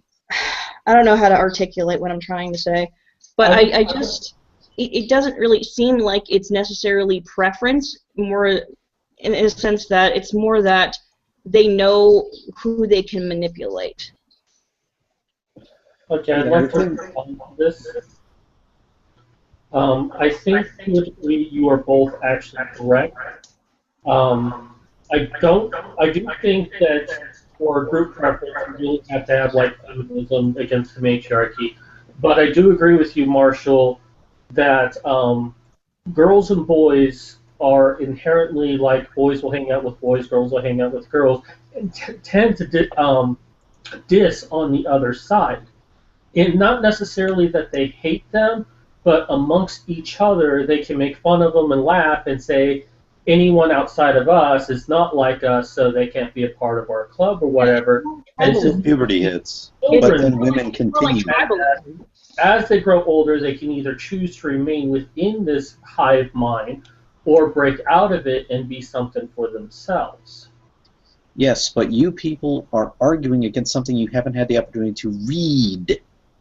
You're making points that don't apply because you haven't actually read the material. Perception of things that I have seen in my life. Just because there's a paper on it doesn't take away from my own experiences. Now, if you have a paper, I'd be happy to read it. Believe me, I'm more than happy to read it because I find that stuff fascinating, but I also have to base on my perception of things that I have seen growing up. Well, I mean, granted, but you're still bringing up issues that aren't issues that you think they are, but they're not. That's made the up thing. of women, though. If you're a female, it just has to be the group that you've recognized as your group. And if women don't necessarily, if they don't click as the group that you recognize as your group, the whole own group mentality thing kind of falls apart. Would you like me to women give have preferential treatment for other women? The thing about it is what we're talking about here is tribalism. We're talking about tribalism here. Except men and don't it has to be your group. Men don't necessarily side with men just because they're men. Men will side with women because they are interested in pair bonding with women. This is an observed behavior. Not necessarily. I am autistic. I speak in accurate terms. Do not use another word if I haven't used it. I didn't say women hate men, although I have in other papers. That's not this. I didn't say they hate. Someone else mentioned it. Here's the thing, okay? Listen carefully, and remember, I speak in accurate terms. Do not apply something I have not actually said, because I do not have implications. I am not capable of that. It does not function with me. I said women will most often choose to side with other women against men. This behavior is not observed widely in men. We have, in this country, the Violence Against Women Act. Why? When, in fact, studies have shown again and again and again, repeatedly, over 300 by professional organizations, that women in relationships are actually more than twice as violent as men. Yet we have the Violence Against Women Act. We have shown through our conversation on rape that in actuality, women will rape men just as often as men rape women. And yet, we still have the Violence Against Women Act. Why? Because women will most often side with women on a women's issue against men, but men will not show the same preferential gender treatment. That is own group preference in action. If you want an example, that is it. And that's a national law. This is the whole of the American society. Proof in the pudding, people. Do not argue against it when it is a factual reality. The Violence Against Women Act is a primary example of this in concept in practice. Okay, calm down for a second. If I acknowledge there does exist some preferential treatment, will you meet me at the place where I say that there are other things at work here besides preferential treatment? I don't think I didn't say that was the only factor. For everything. I didn't say it was the only factor. I never said that. I did not say it was the only factor. You're making a straw man argument by claiming I said something that I didn't say. I'm not really accusing you. I'm saying, can you meet me at the place where I say that's not all of it? And that's the thing, though. But I never said it was all of it. Well, yes, but I don't have to meet you at some place that I never stated against. That's not what I'm saying. I'm saying, was that was the only thing that you mentioned at the time? Right, and like I said, you haven't had the opportunity to read the rest of it. You're arguing against things that I haven't said. I haven't said that. Marshall, Rachel, can you both agree that this issue is highly complex, and what Marshall has mentioned is but one of several things? I'm sorry, I didn't hear the last part because my computer is acting up a bit. That's fine. Can you agree that this is a highly complex issue, and the instance that Marshall mentioned is one but of several different things that factor into this? Well, absolutely. Marshall? I agree to that. Okay, because I think didn't say anything against you're it. both are trying to do right now is speaking different languages. So, but that's what I'm hearing from both of you. You both really want to agree with me. It's not the only factor at work. The laws were formulated as a way to predict how a gynocentric society functions. It's not that it's the only thing at work, just that it is a primary thing. And if you start with that, then all the other symptoms that line up to exactly how things work line up to exactly how things work. I didn't say it was the only thing at work. I didn't say that all women hate men. I didn't say any of this. These were the implications that you people drew. I didn't make those claims. You were arguing against things I didn't say, which is why I kept having to clarify I didn't say that, because Marshall, I am not capable verbally. But we've come to a point of agreement. Let's go ahead and move to another subject. I actually wanted to let you know something that you might find interesting. Sure. I did a video yesterday of 25 invisible gaming privileges that male have. Actually, I've seen that bounced around quite a bit on Facebook. I've already shared it. Those poor men. Actually, I did a video yesterday that you might find interesting, where I was able to break down what the actual points that are made. He lists 25, but if you look at them, he repeats them over and over again, just use different wording.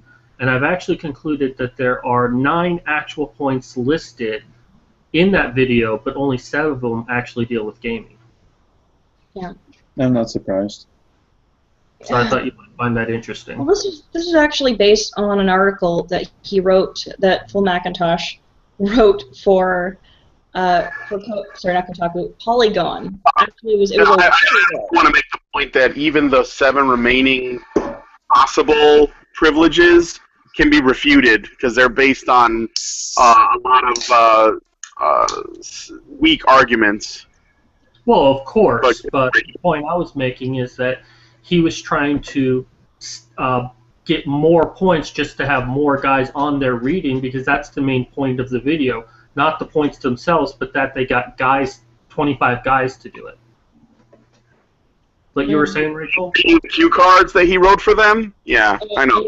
Yeah. This is part of an article that McIntosh wrote for Polygon. I think it was a couple years ago, 1 or 2 years ago, and you can find it on Polygon.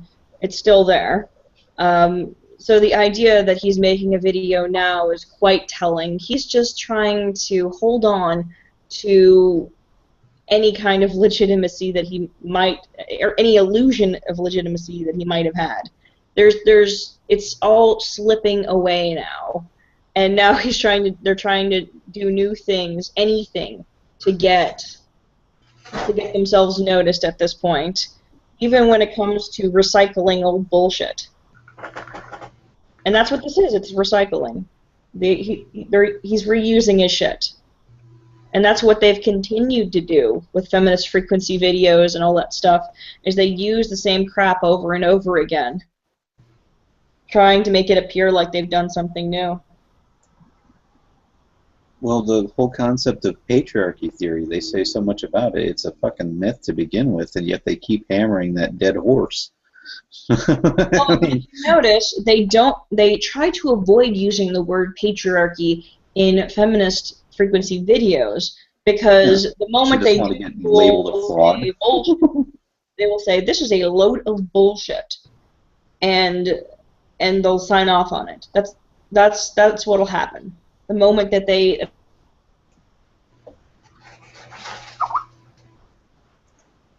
You cut out again, swear. Flips on Twitter. They always flip on Twitter and start mentioning shit about toxic masculinity and patriarchal oppression and shit like that.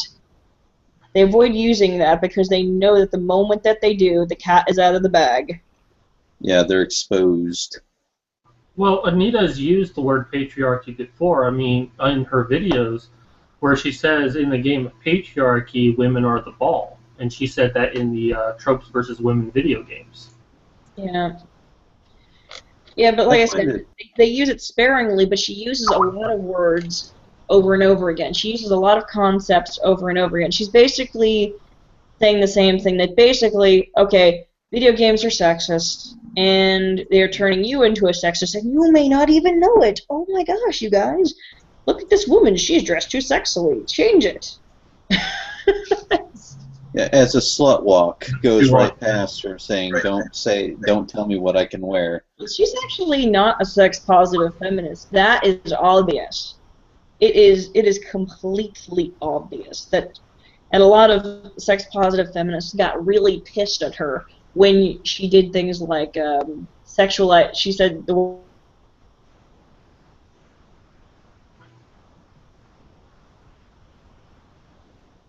degrading or somehow degrades other women by virtue of even doing it. So they got really pissed. She's slowly but surely losing her audience. There's almost nobody left because she keeps pissing people off. Like all of the people that usually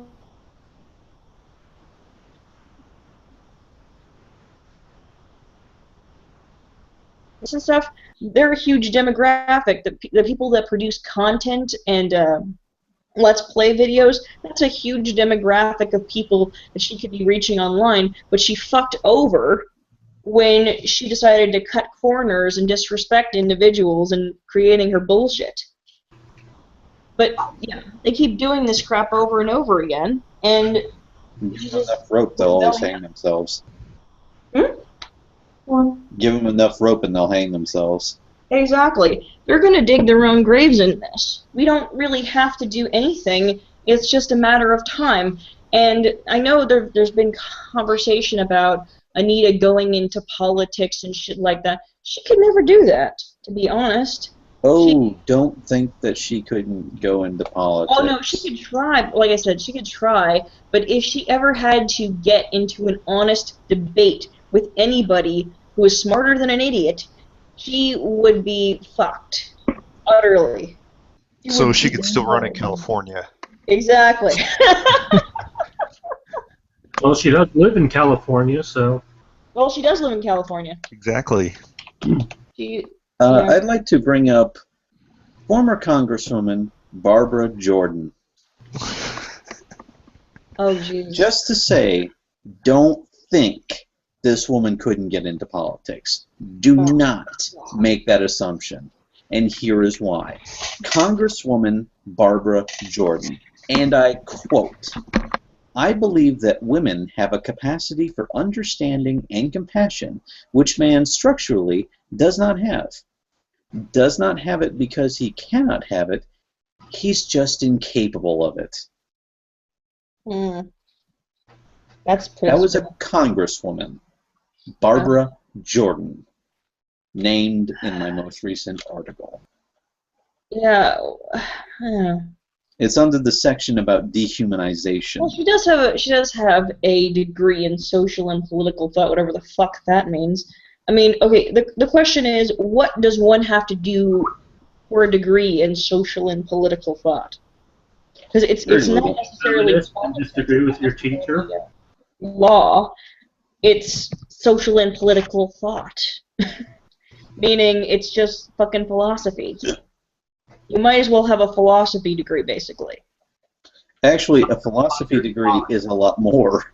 Exactly. A degree in philosophy is actually fairly difficult to acquire because you actually have to know the classics, you have to have read them, and you're asked to give dissertations on what this or that, Well, yeah, you know, that famous is true. thinking, But and I'm all the saying, various schools of philosophy. But yeah, yeah, but the question is, go ahead. Yeah. Oh, you cut out again. what jobs you've got are maybe teaching classics or maybe being a professor in philosophy. Honestly, I think that the way feminists get degrees is that they have to go to the weekly slumber party and talk about how they hate men. Because I can't imagine that there's any real work involved in becoming a scholarly feminist. Yeah, I took a Well, actually, sociology degree, and all I had to do to pass through that was just bullshit through a bunch of papers where I talk about things like female genital mutilation. I got an A, if I recall, on that paper. All I had to do was talk about the thing about it is I could talk about any subject, and back then I was kind of a bit SJW, and I just bullshitted about the ethical issues with that. did you ever see the movie PCU? For like three or four pages. No. There's a That scene in sounds that. like Snake Alley. There is a scene in the movie PCU where the main protagonist of the film is educating this pre-fresh who's coming in to like tour and find out what the university is about, that whole thing that they do with pre-freshmen. And he literally explains to the guy that one of the dudes in their little collective has a theory that he's writing his dissertation on about how at any moment during the day you can see one of two actors on TV at all times. And he said, that's the beauty of college today. You can major in Game Boy if you know how to bullshit.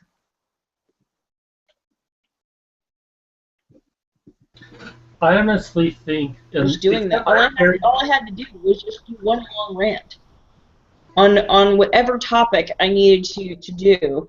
And it was and people were like, I don't know how to write this paper. I'm like, you just have to bullshit. You just have to know exactly what they want to hear. And that's what Anita Sarkeesian's paper sounded like. Is sounded like she was fucking bullshitting throughout the entire thing. Like, I don't fucking understand what this means, but I sure as hell am gonna bullshit my way through to a master's degree. And that's really what it felt like. I love her dissertation, basically saying that any female character in media that acts like a boy is just really a boy in disguise, except that basically a man with the exact opposite.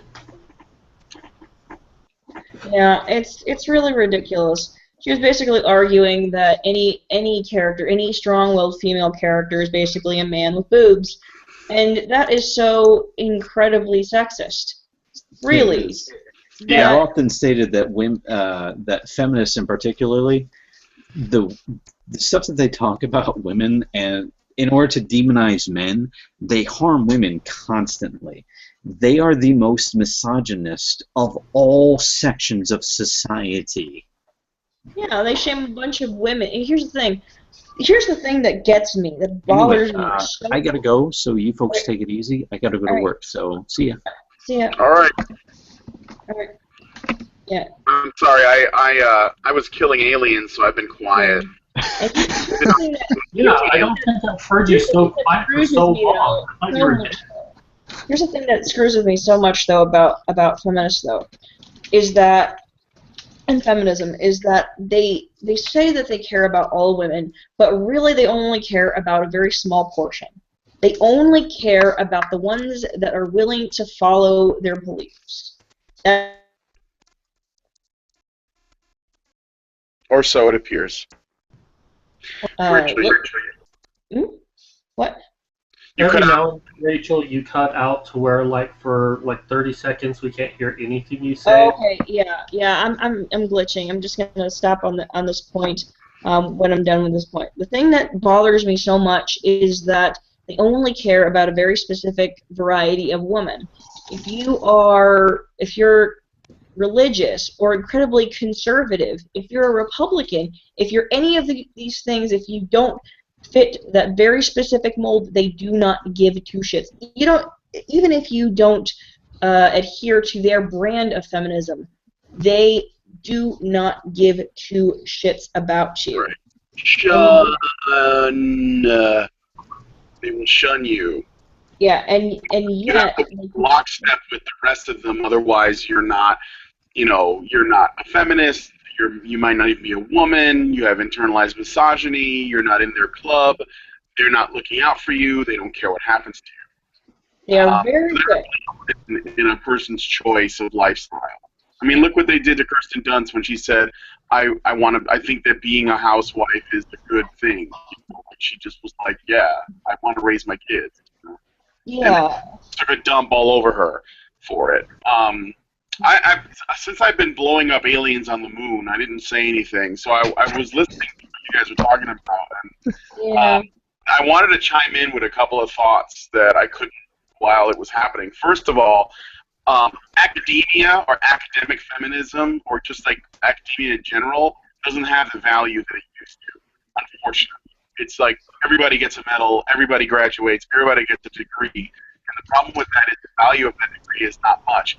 When you're doing the soft sciences or like women's studies and stuff like that, or like those kinds of programs, they're worth even less because there's literally like zero standard. As long as you disagree with whatever sort of ideologies have already been moved forward, like when you were saying when you wrote a paper about genital mutilation and got an A, and you probably, maybe you did or didn't. My understanding is that you didn't do that much effort, then that's good enough. The problem, of course, is that your ideas never get challenged while you're in a university, as long as you're basically walking lockstep with everyone else's beliefs, especially when it comes to the sort of stuff that's cultural. Like I'm in college now, as you guys know, and I'm because I'm balancing that and my job and the work I do for you guys and my own personal stuff, I'm very busy. But the schoolwork I do that isn't studio stuff, like for my art, where I'm like trying to build a portfolio and stuff. But any of the other classes are immensely easy, and the reason is because the standards are much lower. Like people's grammar is awful, people's reading comprehension is awful, and this isn't like a shitty ass city college. This is like a across the country, a pretty big set of schools, the art institutes. Like they're pretty well known. But the students in general were just operating at a lower level, or at least they are. So I have a much easier time getting through it. And academia, because I think 85% of it is actually very liberal, and I don't mean just like liberal arts. I mean like all college, education is as a liberal lean.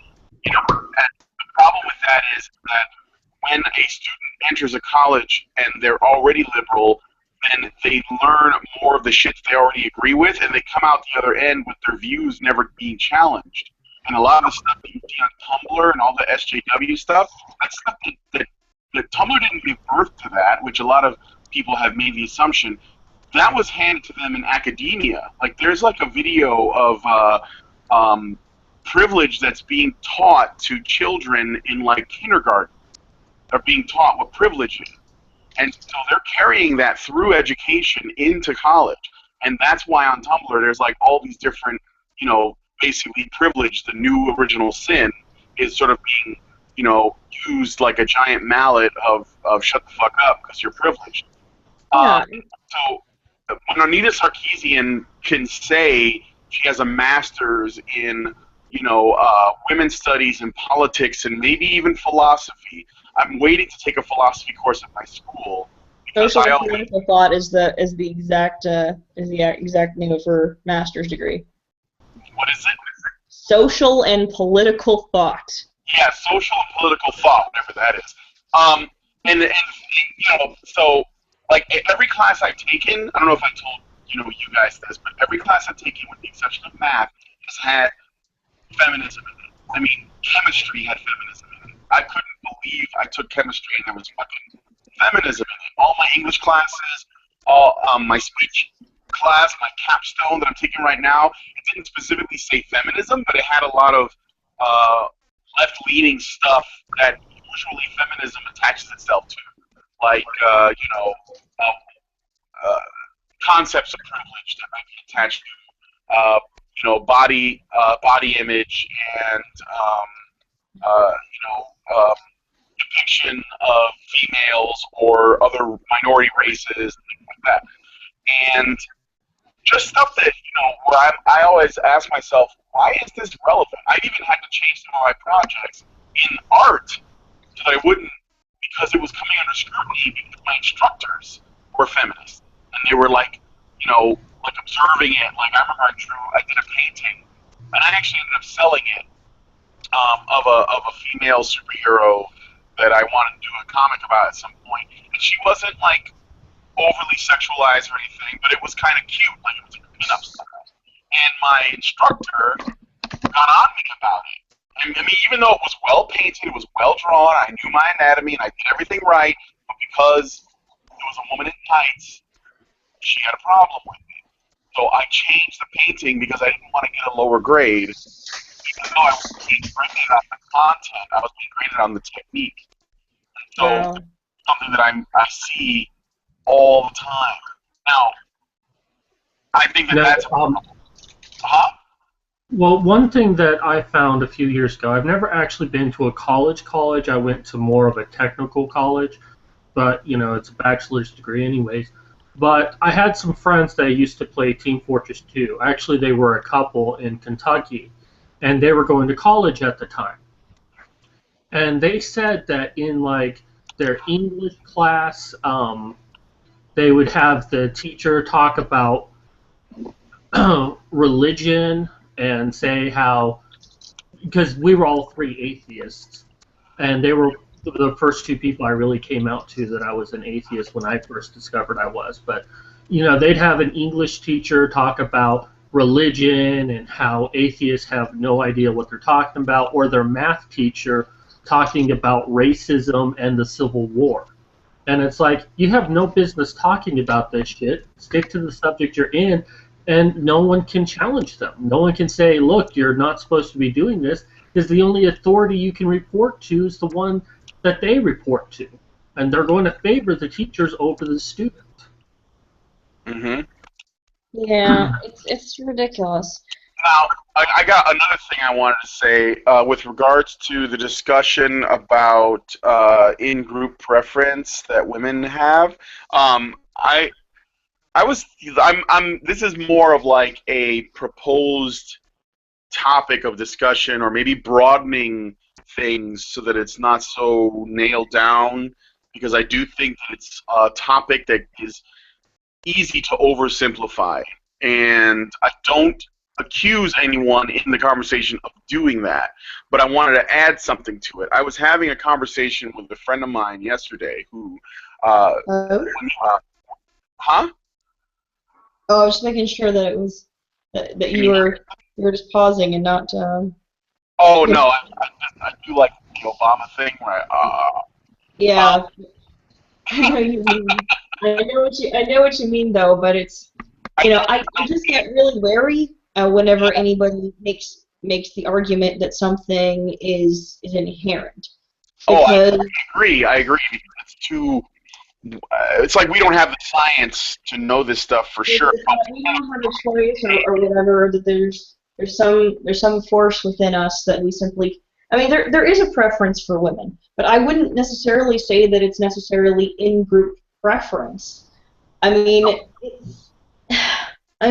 it's. Well, let me say what I was going to say. I think that you'll find that I agree with you in that there's a few things that work here. Is what and I don't know to claim to know them all, but there's a few things. One, we have to sort of, to some degree, accept that biologically speaking, we all prefer women. Like, their safety is important. Yeah, because we're absolutely. how it affects evolution, and it was all about protecting them because we needed them to propagate the species. Now we live in a world where we're getting to the point where some people would argue that we're overpopulating and maybe we should care less, but it's sort of hard to shake that habit because it's something that we've been doing for a long time. But then there's something else too and that, of course, when we're talking about just the biology of it, women prefer women to protect them, and men also prefer to protect women too, which is why the concept of disposability has been allowed to persist, and most people don't have a problem with it. I'm going to say probably a large majority of people don't even notice it. So, and that's not, again, I don't think it's bad. I just think it's sort of like our nature, and that's fine. One other thing, though, that I noticed, and I don't think I'm not making this as a blanket statement about all women either, but there is something that I find interesting that I was talking to my friend about, and this doesn't just apply to women, but this tends to apply to people that feel an attachment to a group, whether it is blacks or gays or women or whatever, but as long as if it's like a certain type of group, and that is when something happens to someone that is part of a group that these people identify with, if they are the kind of thinkers that consider whatever happens to people of this group affects me as well, then they tend to empathize with it a lot more. So what I'm trying to say, is there are women, and probably a lot of them, that believe that if something bad happens to a woman, it is something that can happen to all women, so they include themselves in that. And I say that because, in general, men don't see things that way. Like, if something bad happens to a man, other men will say, either, oh, well, that's too bad, but that's just him, especially if it's something that seems like it's coming from an institution. Like, if you saw a man getting beat up by police, you wouldn't worry that you were next as a man, or at least most men wouldn't. The only way you might is if the media or our culture or our society is throwing it in your face that it is because it is a black man and you are a black man. Then you will feel like any offenses that happen to a black man, like all the stuff that's been going on lately on television, is something that affects all blacks, or specifically all black men.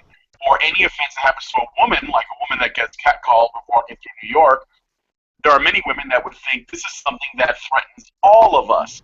But there is I don't know if that's tribalism, because you can't attribute tribalism to a gender, although people of different ethnicities typically do. Like, if a violent crime happens to a gay person, then it's a good, and if it's because, whether or not it's because he was gay, because sometimes it's not for those reasons, but if it's spun that way, then it will make those people feel like they are targeted somehow as a collective.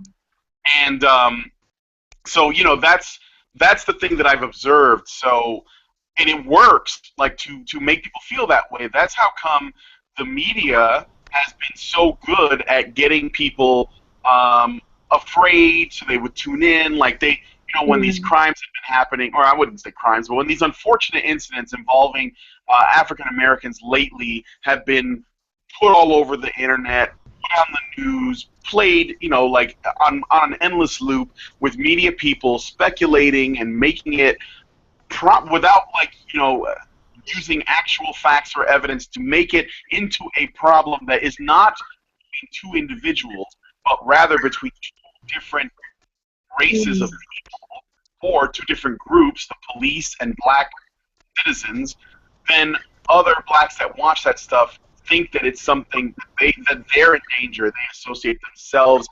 Essentially, they look at what happens to one black person as something that's happening to all of them, or a woman in this case. Well, something but most men don't do that with other men. Guys. Brian. I'm sorry. Yeah. One of the things that I was trying to articulate to Marshall, and I probably did it poorly, because it's very difficult for me to sort of articulate things speech-wise. I'm actually better at typing, things out. It's weird. I kind of connect when I write a little bit better. But one of the things that I'm trying to get across is that it's kind of a weird place when you're a woman, and especially when you've been burned by women in the past. I mean, I don't think that there's a woman alive who hasn't been burned by other women at some point or another, hurt by or torn down by other women in the pecking order. And it's sort of a weird situation because there's a weird situation where I think you have preferential treatment for specific women, absolutely, but I think at the same time most women are also distrustful of other women as well, especially when they get around a certain age. I think there might be certainly preferential treatment when you're younger, but then when you start to get older and boys start coming into the picture and in positions of authority start coming into the picture, where there's things where you need to compete against somebody else. When all that comes to the table, a whole bunch of stuff comes out. It gets a lot more complicated than the idea of preferential treatment. It becomes about things like alliances and knowing what you can say and what you can't say, who you can speak against and who you can't speak against. It's like this crazy unspoken Game of Thrones type shit, and you can't really speak about it because it just, no matter what you say, it just sounds like you're talking shit about women, when I think every woman experiences this at some point or another, and oftentimes other women will tell them, well, no, that's just because men have come into the picture. No. It's usually when it's stuff like when you're forced to be with other women who aren't part of your chosen group, and they see you as an outsider, and what you have to do to not have them shit all over you is to somehow inch your way into the pecking order to the point where they don't feel like you're a threat, but you're just kind of cool. You're just at the point where you're just cool enough to pass, and then they won't fuck with you. But otherwise, so you're saying it's kind of like how we say, or no, let me rephrase that. You know how feminists say, men, like when they talk about the wage gap, for example, they talk about the how there are so few female CEOs compared to male CEOs. And one of the things they're pointing out is that basically that there's all these men, majority of people at the top are men. But what they ignore is that a much larger majority of men are at the bottom. And women sit somewhere in the middle because they've, so you have like women making up the middle of the bell curve, whatever, and then men making up the top and bottom extremes. And this is from a financial, maybe career standpoint. And you might be looking at it also from in the terms of the way it works with women and like pecking orders and stuff. This is also like social version of that same thing, where socially women usually thrive more, right? They're usually better at socializing. However, because of it, they ostracize harshly as well. So like if you're a woman, you have to navigate that carefully, and then there's a pecking order, and then you have like the women at the top, and then the women at the bottom. There's more women at the bottom, even though they're nice to each other or at least cordial. You might end up in this sort of, as long as you're not tipping toe. The way that I see when women go to the bar or they go to the club, and one girl takes, not to be mean, but a girl who's okay looking takes her ugly friends with her because it makes her look better. Yeah. Okay.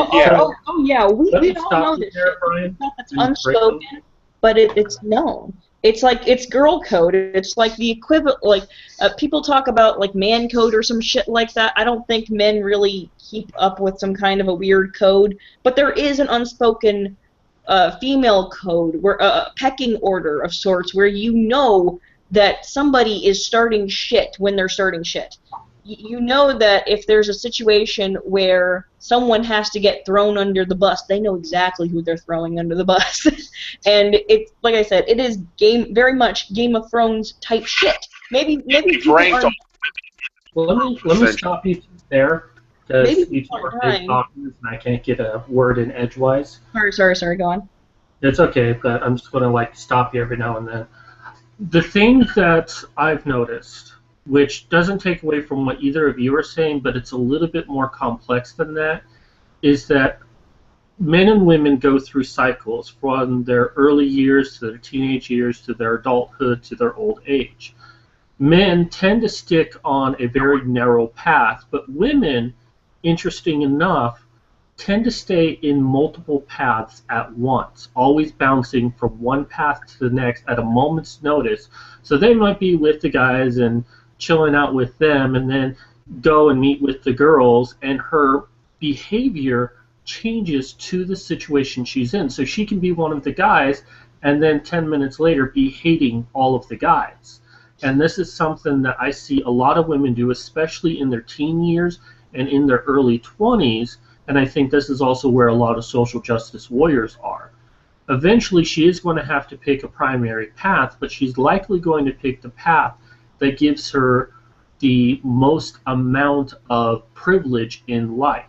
And most of the time, that is with other females, although she is in competition with the other females as well. Mhm. But like I said, it's more like preferential treatment of specific women. Like a lot of people say, like, okay, well, I have to be a feminist because of my daughter, or I have to be a feminist because of all of these people who are women, but that I worry about. So I don't think it's necessarily preferential treatment for all women amongst women. It's preferential treatment for specific women that they like. And they sort of expand that to be, if these people are in danger, then we're all in danger. And as a result of that, that puts the women they care about in danger. If that makes any sense. That makes perfect sense in all honesty. What it really comes down to is cultural value, and you have it within all of society, within a group, and individually. And usually you ignore your own personal values in favor of the group. And whatever the group decides, you soon adopt that as your own. Even if you disagree with it, you're more likely to follow the group over yourself. Usually stems from self-esteem issues. Yeah. And the thing that's so wonderful is I don't have to deal with any of this crap whenever I deal with the manufacturers. They're all like, what you see is what you get kind of ladies. And I love that. If more women were like that, I think the world would be a better place. Where it's just, bare bones, here I am, take me or leave me kind of stuff, where Yeah, they don't. well, it seems the honey badgers are generally pretty happy with what they have with their life. They don't feel the need to get more, and they don't feel the need to do so even if they did by taking something away from someone else. So I think that that's part of it. I mean, like they're pretty self-sustaining and individuals, right? Like Yeah, they're we not really don't have a worried. vision circle aspect to when we're speaking with one another and stuff like that. It's more like, oh, hey, how are you? Oh, I'm chilling. Things are on my end are okay, stuff like that. We're more focused on other things than we are with individual bullshit. I think when we really focus on a lot of stuff, all of the stupid catty things that most women fight about just sort of disappear because they feel kind of meaningless. And this is just my opinion. Yeah, When it no, and you also don't do that thing that I was talking about where you have that that collectivist thinking where something that affects a woman uh, potentially affects all women, which includes yourself. You Yeah. think of the people as individuals. So if a woman does something or something happens to her, you would think, well, that's for a reason that has nothing to do with me, which is a way to separate yourself from that collectivist, Yeah. that hive mind thinking that a lot of people do, which it takes some, like some democratic sort of mind process to get to that point, where you're just like, well, that's not happening. Well, this is where personal responsibility comes in, and personal accountability. You have to be able to hold individuals accountable for their actions, and that's something that we lose on the social justice end. They almost see things as being things in, people are grouped basically. Like when you screw someone over, it's never as simple as, okay, you're just a bigot. It's you and the other, like, cis hetero white males are fucking horrible. You're all bigots basically. It's never as simple as an individual, or an individual, an individual person who is misinformed, or individual bigots. It's you're all bigots, or we're all bigots until proven otherwise, or any of that stuff. It's never as simple as a misunderstanding. Bigot is like the new heathen. This is all like, it's all like religious language. It's just different words. Speaking Yeah. of the honey badgers and the responsibility you all take, in all honesty, all of you are amazing individuals. Mostly, and this is going to sound very sexist of me, but it's how I feel, that you get a group of women together, they're going to find something to fight about. And all of you respect each other so much. You really want to hear what each other have to say. Sometimes you monopolize the conversation, but you don't do it on purpose. Yeah. And you're really an inspiration to a lot of people. You're an inspiration to me. It's why I started doing videos. And, it's amazing what you do, and it amazes me. It's like, how is this possible? How does this exist? Because it's like we've got a bunch of women talking about men's issues. But you're doing something that most men are not able to do because no one wants to hear what a man has to say. Yeah.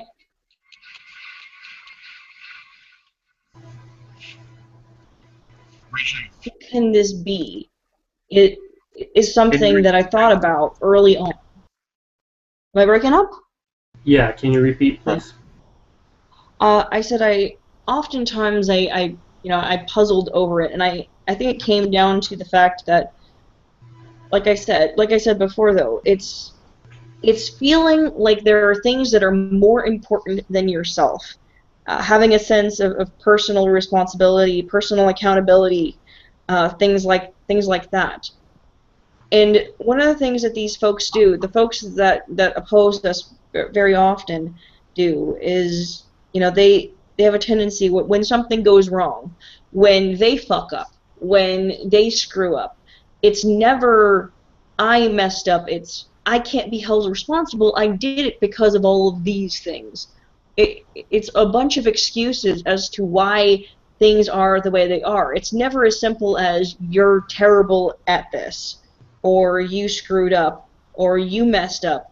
It's, well, I can't be held accountable for all these things. It's all these people's faults, and it's society, and it's all of these things.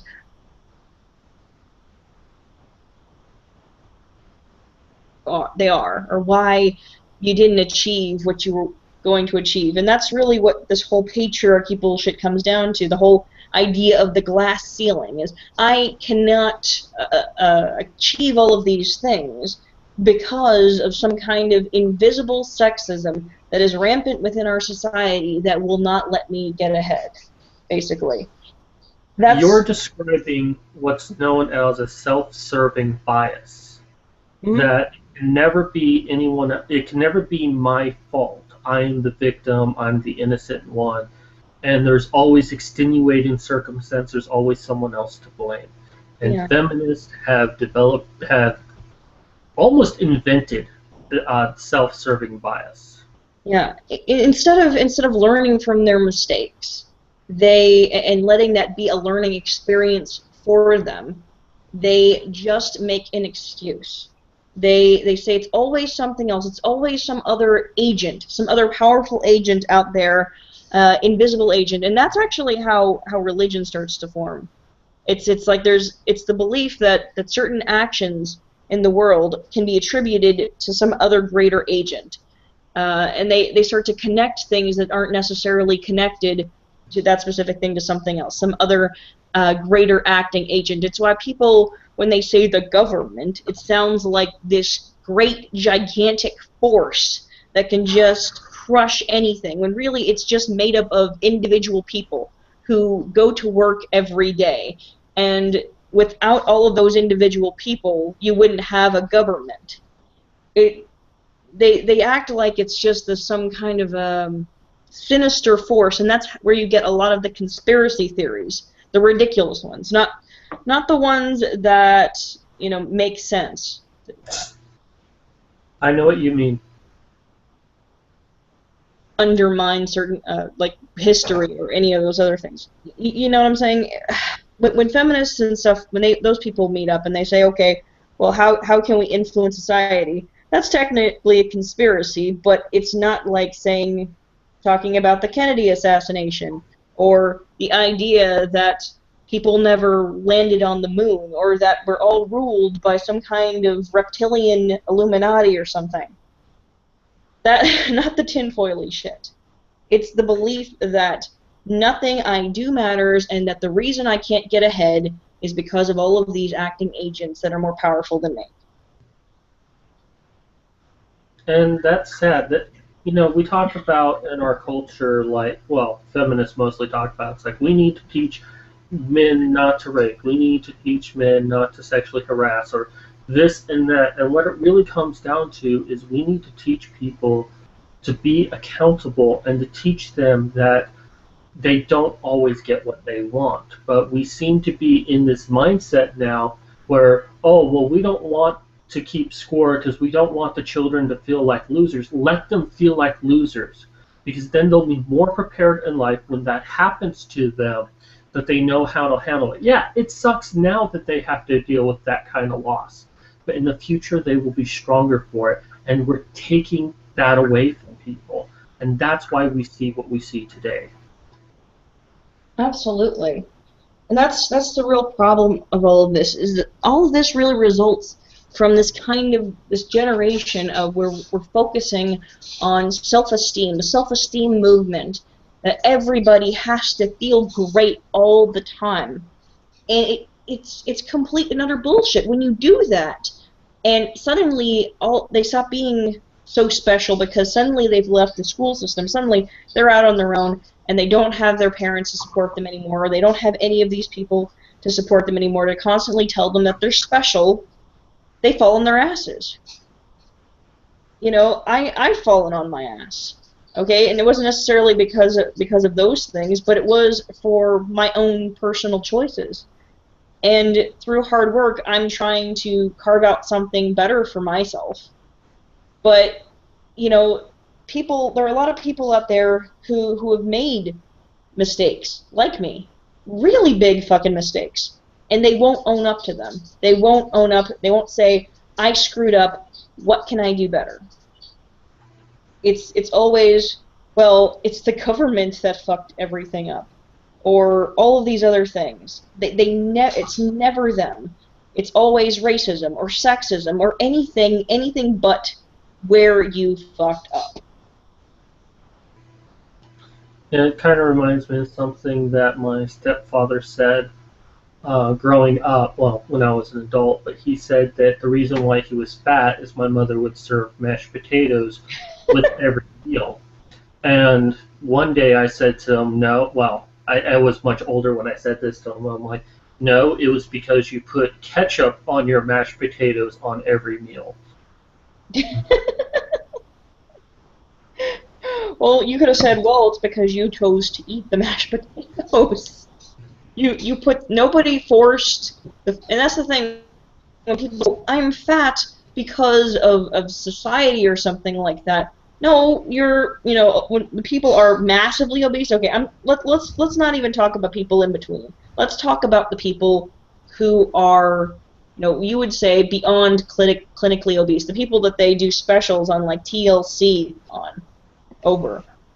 Those people, they might have some serious mental problems, but nobody put the fork in their mouth but them. Nobody put the food in them but them.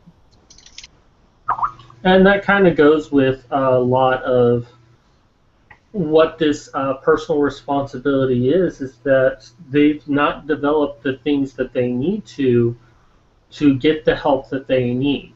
most likely because somewhere along the line someone told them you can't ask for help. You know, we don't want people to be responsible for themselves, but we don't also want them to ask for help. And I do feel for those people. Don't think that I'm cold-hearted. It's like, oh, it's all your fault. You should ask for help. But at the same token, the help is out there for you. You've got to go out there and get it. Yeah. Yeah, that's another part of it. I'm not of the mentality that we should just let everybody fall on their face forever. I think that definitely there are some people who need help, but at some point we gotta give them a cutoff point. Say, listen, okay, this is the amount of help we're going to give you. This is the amount of an opportunity we're going to give you to help yourself, okay? And after this point, if things don't work out, we're cutting you off, and we have to because there's other people we could be helping. Brian, I didn't mean to shut you up altogether. I just wanted to interrupt you there. So if you muted yourself because of what I said, I'm sorry. Maybe I should just I haven't randomly shown the plate of cookies for a while. No, you didn't. I was listening to you guys while I was playing Lego Marvel Superheroes. I haven't had a chance to sit down and game. Maybe I should just if I had chocolate, maybe I should just dip these fuckers in chocolate. You should. Oh my God. So, Rachel, as an aside, I've watched all of Over the Garden Wall today for talk about it on Tuesday. Yeah.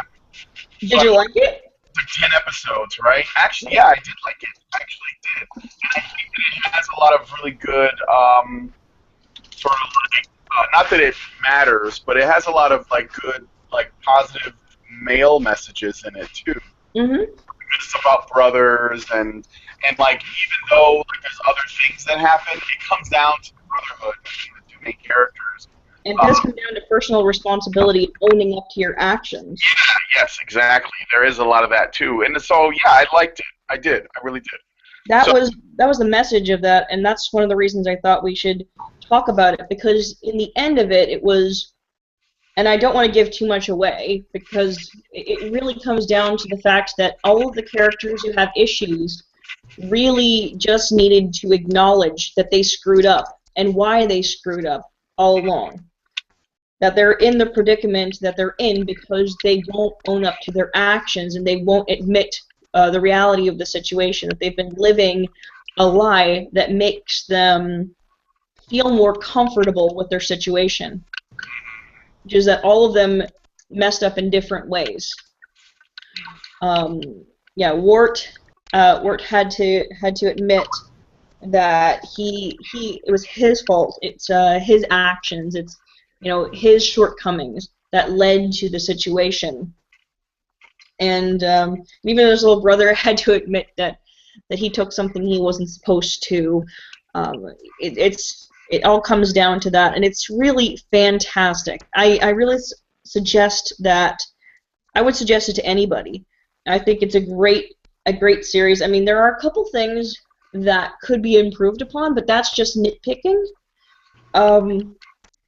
I would also suggest, like I said, the Halloween tree to anybody. I don't know if any of you guys have seen it, but it's the only other, I think, made for TV cartoon special that I would just openly suggest to anybody. It's fantastic. Oh my gosh, there's so many things going on in the Halloween tree, and since it's old, I have no issue spoiling some of this. The whole story is narrated, it's written and narrated by Ray Bradbury. Ray Bradbury! What's this called? The Halloween tree. If you both speak, I can't understand you. The Halloween tree. I'll stick with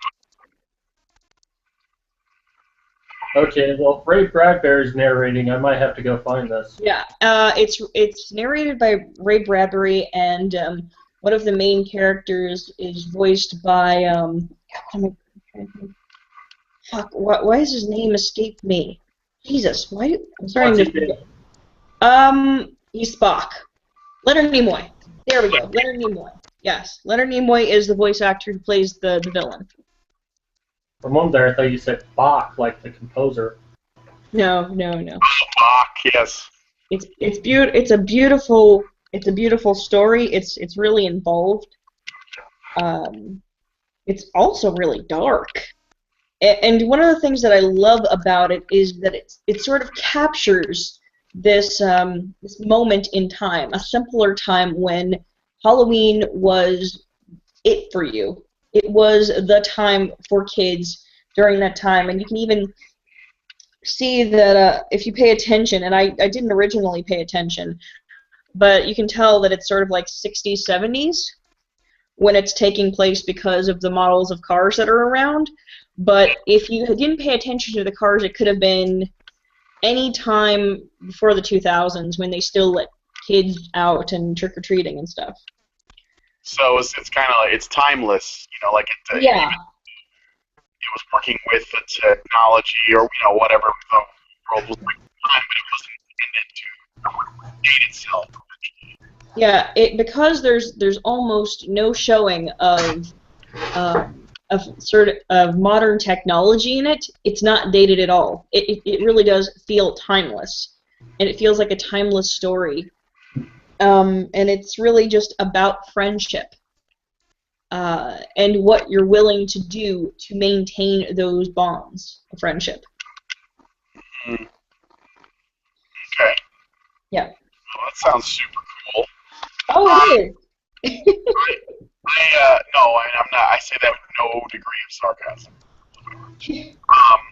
And I just said that with no degree of sarcasm also. Because it's so hard to tell these things. But yeah. So I watched the Garden Wall, and I wanted to. I got to come up with a third thing. Oh, a third thing. Jeez. Because I got. So I wanted to do Black Dynamite because I fucking love that show. Black Dynamite. I haven't watched that yet. You have to watch some of it at least. Maybe we should do like one of these days when the first season is done. We should do Mike Tyson mysteries. I was gonna say the third one could be Mike Tyson mysteries if I can catch like a couple of them. Oh yeah, Mike Tyson mystery. You gotta at least watch the Black. Okay, first of all, have you ever seen the Black Dynamite film? No, I haven't. God, it's so good. So I have it on Blu-ray. It's so awesome, and it was made on a shoestring budget. Like they had like no budget, but that's perfect for the kind of movie they were making. So it doesn't really matter. Essentially, if you don't know, Black Dynamite, the film, is a parody on 1970s blaxploitation films. Oh no. It parodies those films, but it does it like in this really cool, like breaking the fourth wall kind of way, where it's a film about a film. So but it's not like a documentary. So like when you watch the trailer for it, this is basically like how there's a great R-rated trailer. Watch the R-rated trailer, the uncut, like red trailer. Right? Absolutely watch the trailer for the film. I'm going to talk about the movie a little bit because you need to see the movie and then watch the show. It's kind of like made an animated series based on this movie that was like a giant little hit. So in the trailer, when they introduce the plot, they make the trailer just like those 1970s trailers where it shows, they're really long and they show you like way too much, and but they do it on purpose. And so, Michael, what are you doing? Are you watching it? You're not watching it? No, I'm picturing this in my mind. That's why. Yeah. So they got like actor. The main actor who plays Black Dynamite in the movie, his name is Michael Jai White. He was in Spawn, and he's been in other films. He's been in a lot of them. And but in the trailer, they don't say Michael Jai White is playing Black Dynamite. They actually say, because it's a trailer that's being made like in the 70s, and it looks kind of feels like those. Remember Grindhouse? Remember those trailers? Mm-hmm. It's a lot like those, just in the 70s. And so the announcer, the guy who was doing the trailer, he says, the starring the Denver Colts all-star running back, Durante Jones. That was the dope, and that Jai White. So he's not playing Black Dynamite.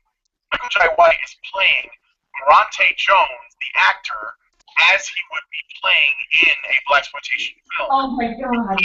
Blaxploitation films often starred like athletic black men, like football players, stuff like that. Would often. Oh my gosh. Yeah.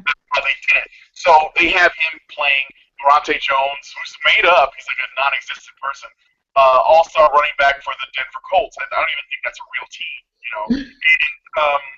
And that's how they say everyone that's in the movie. They all have made-up names, you know, and it's just so well done. It's so funny, you know, and it's so not appropriate for people under 18 because again, it's like the 1970s. It was ripe with nudity, and it's super masculine, but it knows that it's a parody, and there's even not only do they make mistakes in the film that you know were on purpose. Like there's a shot where Black Dynamite is talking about how he has to, because he's like this ex-CIA, you know, badass guy from like a black community that doesn't take any lit, he takes down suckers and stuff like that. He knows martial arts. He's like a one-man army, right? So there's a scene where he's talking about how he has to go because there's drugs in the community, and he has to go like deal with the drugs in the community, and it's affecting the children. And in the scene, you can see the boom mic, and it's like at the top. But the funniest part is that he keeps looking at it, like he's distracted by the boom mic that's in the shot. So good, and everything escalates so insanely. Like it starts off, you know, and it's like his brother got killed, and he's trying to find out who killed his brother. And you know, they show in the beginning his brother gets killed by this organized crime, you know, gang, and that's in the city. And he's investigating that. But the more he learns about what happened to his brother, the bigger the conspiracy gets. And by the end of the movie, he's gone to like a Chinese, like a Kung Fu island, and fought like a Chinese guy, and you know, and also he went to the White House and he fights with Richard Nixon with nunchucks. I mean, Richard Nixon with nunchucks. Yes. Yes. Okay, I have to watch this movie now. You have to see this movie. I recommend everyone drop what you're doing, watch Black Dynamite. And then, so the movie was fucking brilliant. I mean, it was a stroke of genius. I love this film. I love it to death. And then it was so popular, even though it didn't show in a lot of theaters and stuff, but people liked it so much that they made an animated series about it. Black Dynamite animated series. And all of the way that they do it is every episode usually has a guest on it, which is another a celebrity, most of them black, but not in every case, from the 1970s. And they're brought in sort of as parodies of themselves. Like there's a great one with Richard Pryor, and he's trying to get to the Sunset Strip, and Black Dynamite has to get him there, you know, help him get there in time. There's one with O.J. Simpson, who's going to like be the first black man on the moon, and you know he's. But this is him when he was still like a young football player. Like that's what we knew him, you know, as. But when they go to the moon, there are these like I think they were called Amazon moon bitches. So there were these Amazonian up there. There was and then one of my that's all season one. And they do a lot of parody stuff. You know, there's a lot of parody stuff. But there was in season 2, which is the one that's currently airing right now. I'm laughing so much. I'm struggling to not like have milk shoot out my nose. Oh, it's so funny. There was an episode in season 2. Kim, I want to see that. Amazon Moon Bitches. I gotta tell you, yeah, Amazon Moon Bitches. You had me at Amazon Moon Bitches. My favorite episode of all of them so far has been season 2 with Bill Cosby. And I know we just did a show about Bill Cosby, and I know that with this, you know, because it takes time to animate and everything, I'm sure that when they made this episode, the allegation stuff hadn't even escalated to this point. I don't even know if they were, I mean, I think they were aware of like the stuff from his past because they do mention it, but that's not really what it's about. The Bill Cosby episode is so good. I was dying because essentially this is another thing is they do a really good job of like discussing issues within the black community. Also, with to some degree, they satire on gender stuff because Black Dynamite's he's very manly, right? He's over the top. He's super masculine. Like Archer. And it's on purpose, you know. And there's like episodes about prostitution. Like, Wait, does he have an I afro? love this. Black Dynamite and his friends, because there's like 3 of them. Oh yeah, of course. It's the 70s. Yeah, he's got an afro. Black Dynamite and his friends they live in a place called the Orphanage. And the Orphanage is basically a whorehouse and an orphanage. And in some episodes, the whores are in some peril. And sometimes the orphans are in peril. Yeah, they all live together. So the orphanage. Orphanage. Holy shit. The orphanage. I had to point that out because it's a great episode in season 2 of Mr. Rogers. Okay, Mr. Rogers is in it. Mr. Rogers, now I have to watch this in Grimm. You have to. It's so good. See now, watch it.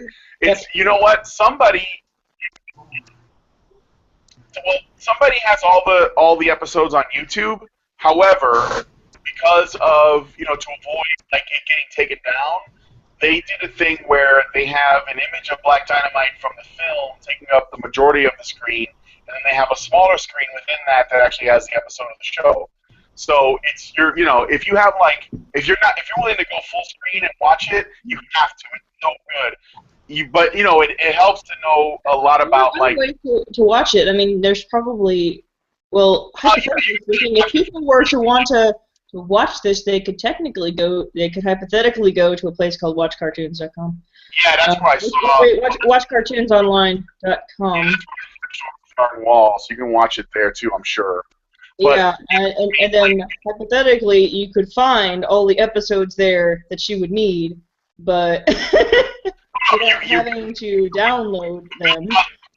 Good man. They have to break the law. He basically, Bill Cosby kidnaps all of the most popular blaxploitation film stars, like the real ones, because so it's Rudy Ray Moore, Antonio Vargas, who was in Superfly, Pam Grier, and Jim Kelly. He kidnaps all of them, and because he wants to basically make the image of the black community in television and film a positive and wholesome image, which we know that was something Bill Cosby was always about. So he kidnaps these like people who do blaxploitation films, and their movies are always foul-mouthed language and like lots of nudity and super violent, and he tries to put them in a wholesome show that he's written, and he's trying to get these people to do it, but they can't because they're conditioned to be violent, to use foul language, to get naked, to talk about sex, and he's like trying to get them to like play his way, and the whole time, Black Dynamite's trying to find them. There's so much parody going on. Like there's Bill Cosby likes to go. He likes to go to this place called a reverse strip joint, where women who used to be strippers go to get their dignity back. And essentially, how it works is they go into the strip joint and they stage naked, and people and they put the clothes on. It's a reverse strip joint. It's so good. You gotta see it. I'm telling you. I should just put my cat on the floor, and then just have like the cam just situated and be a cat cam, because my cat is a lot cuter than. You would need a wide-angle lens for him. That's a big pussy.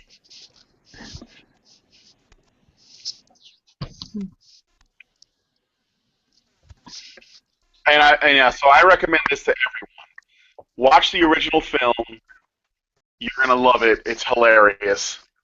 And then watch the cartoon, because I'm gonna talk about it on Tuesday, because I think that I would assume that most people have seen it. So fucking funny. Oh my gosh.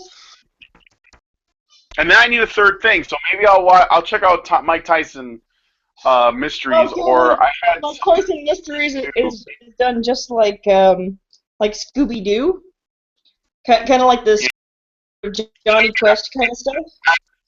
yeah, I remember hearing about it a while back, and I saw the artwork, and I was like, oh, this is Hanna-Barbera. This is, I mean, it's not them, but it's made to look like their work. It's kind of like they took Scooby-Doo And they even, and they even do the thing where you're running into cameos of famous people, but they're often famous people from now and stuff like that.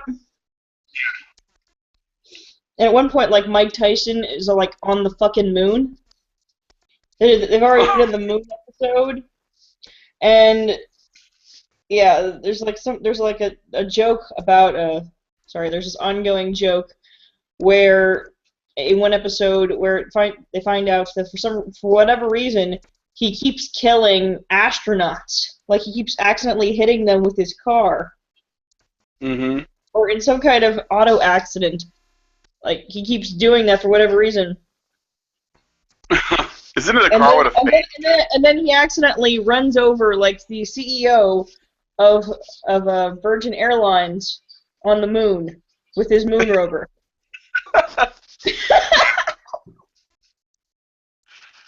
Yeah, that's that sort of absurd. But it kind of it reminded me when I saw somebody was doing a show about, like, remember Sequest?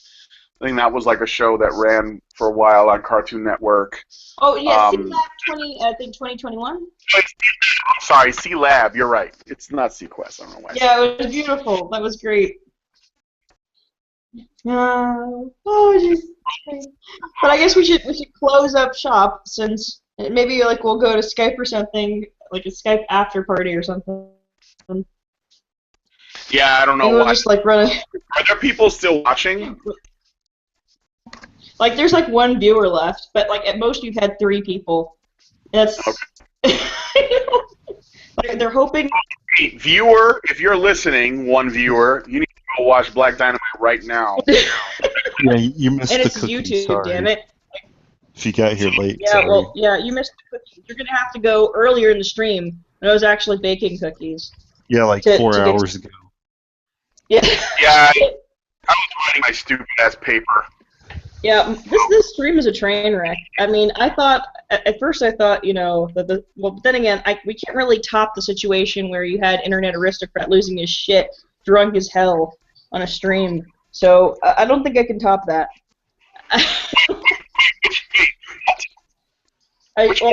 We could top that if I was drunk as fuck. I don't know what happened with the Internet Aristocrat. Oh, you didn't hear? Shit. Yeah, he basically left the internet. So he's no longer the Internet Aristocrat. He's like, I may come back. He's like, I may now. come back later with like a different name, with a different voice, and you guys won't even recognize me. But I remember seeing his short video. It wasn't a video, but it was like an audio thing where he said he'll come. We'll have the same style. I don't buy that. Before he's done the thing where he left before and made another account and shit like that. And yeah, I know about his old account. I ended up finding it because like people dig that shit up. The thing is, I don't get is why he did it, and I think it's because, I mean, he has his feelings about Gamergate, which I understand, but I think that there's a part of him that is a troll, basically. He can't really let go of that. See, to be honest, what he sounds like to me is he's kind of an aging troll.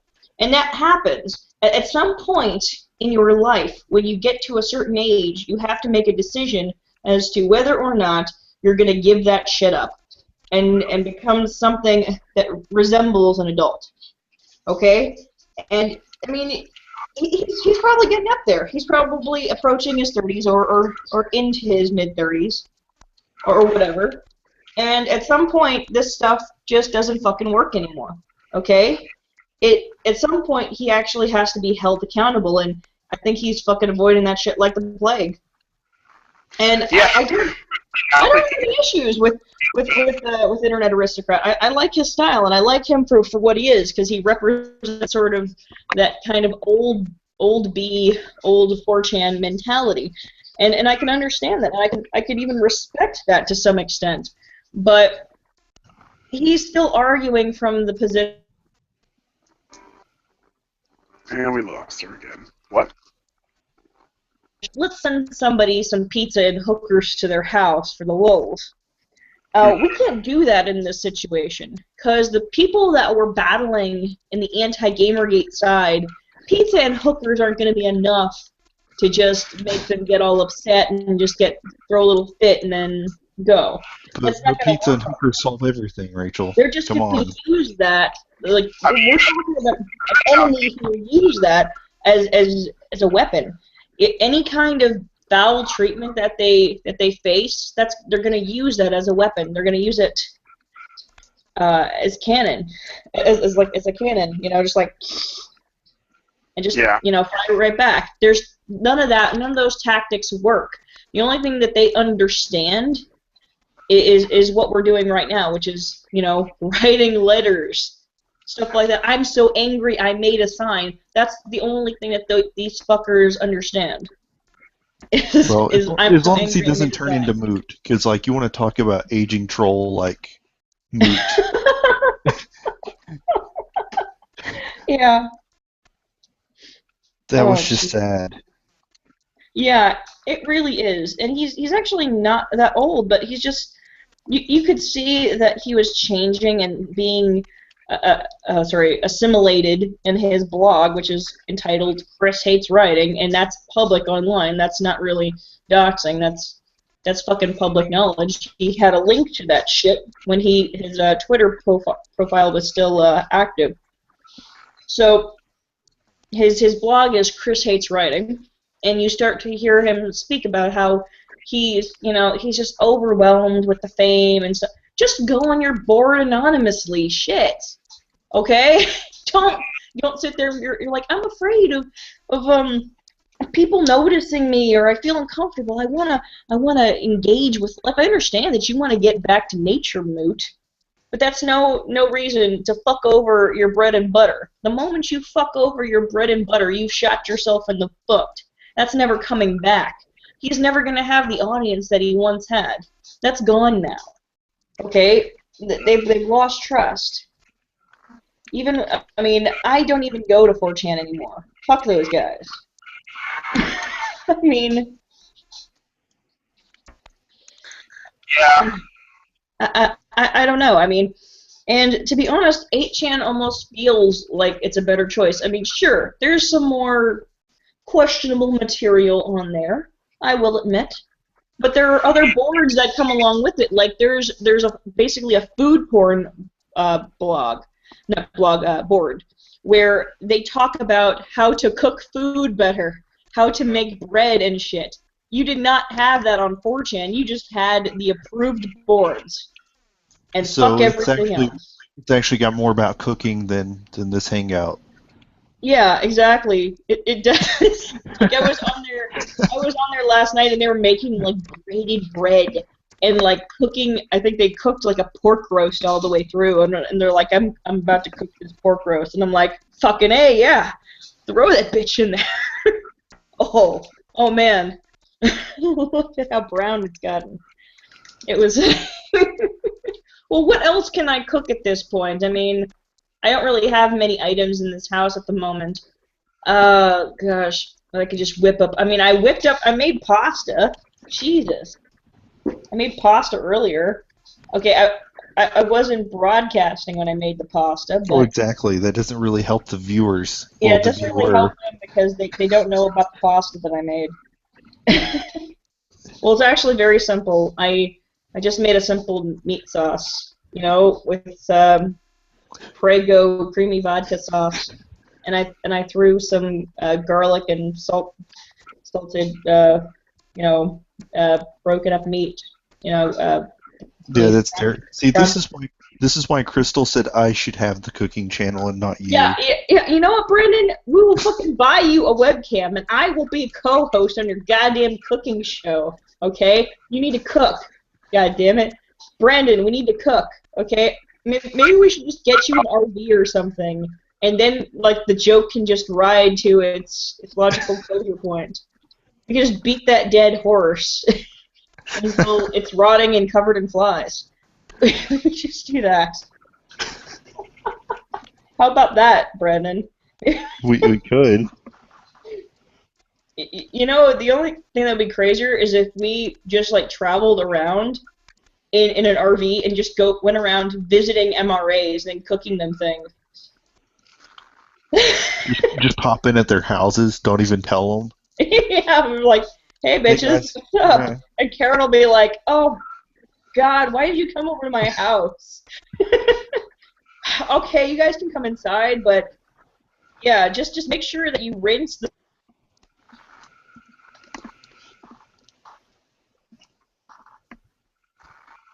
Hello? Out in one of her bathrooms, and they come pee in her sink. So as long as you rinse it afterwards, I think that's okay. Just pee in her sink. Is there a reason to pee in her sink? Because there's no, I don't know. I think you could probably like use the other toilet, but you know, there's a lot of people in the house. She's got like 3 kids. Because see, I don't want to pee in a sink. We're gonna use that sink, you know. Well, we're not talking about the kitchen sink. We're talking about the bathroom sink. Oh, okay. There's a big difference. Oh, that's fine. You know, when you pee in the bathroom sink, you know, that's just we're down to 1 viewer now because we're talking about. Well, see, look what you're doing. You're getting rid of our audience. Yeah, well, you know. You can't have a cooking show when you're talking about pissing in sinks. Come on. Well, hey, we just got another viewer after we just started talking about pissing in Karen Strawn's sink. See, the people, they like it. Well, it's probably that crazy lady who's always leaving her those weird comments. She's like, yeah, her sink. Wait, which crazy lady? Deb. Oh, I don't fucking know. See, I'm not even on YouTube as much anymore. I want to be, though. I should probably just do a video where I talk about how social media has pretty much You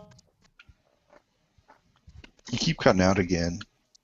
streaming now, but we've been on here for like 4 hours, and there's been very little cooking.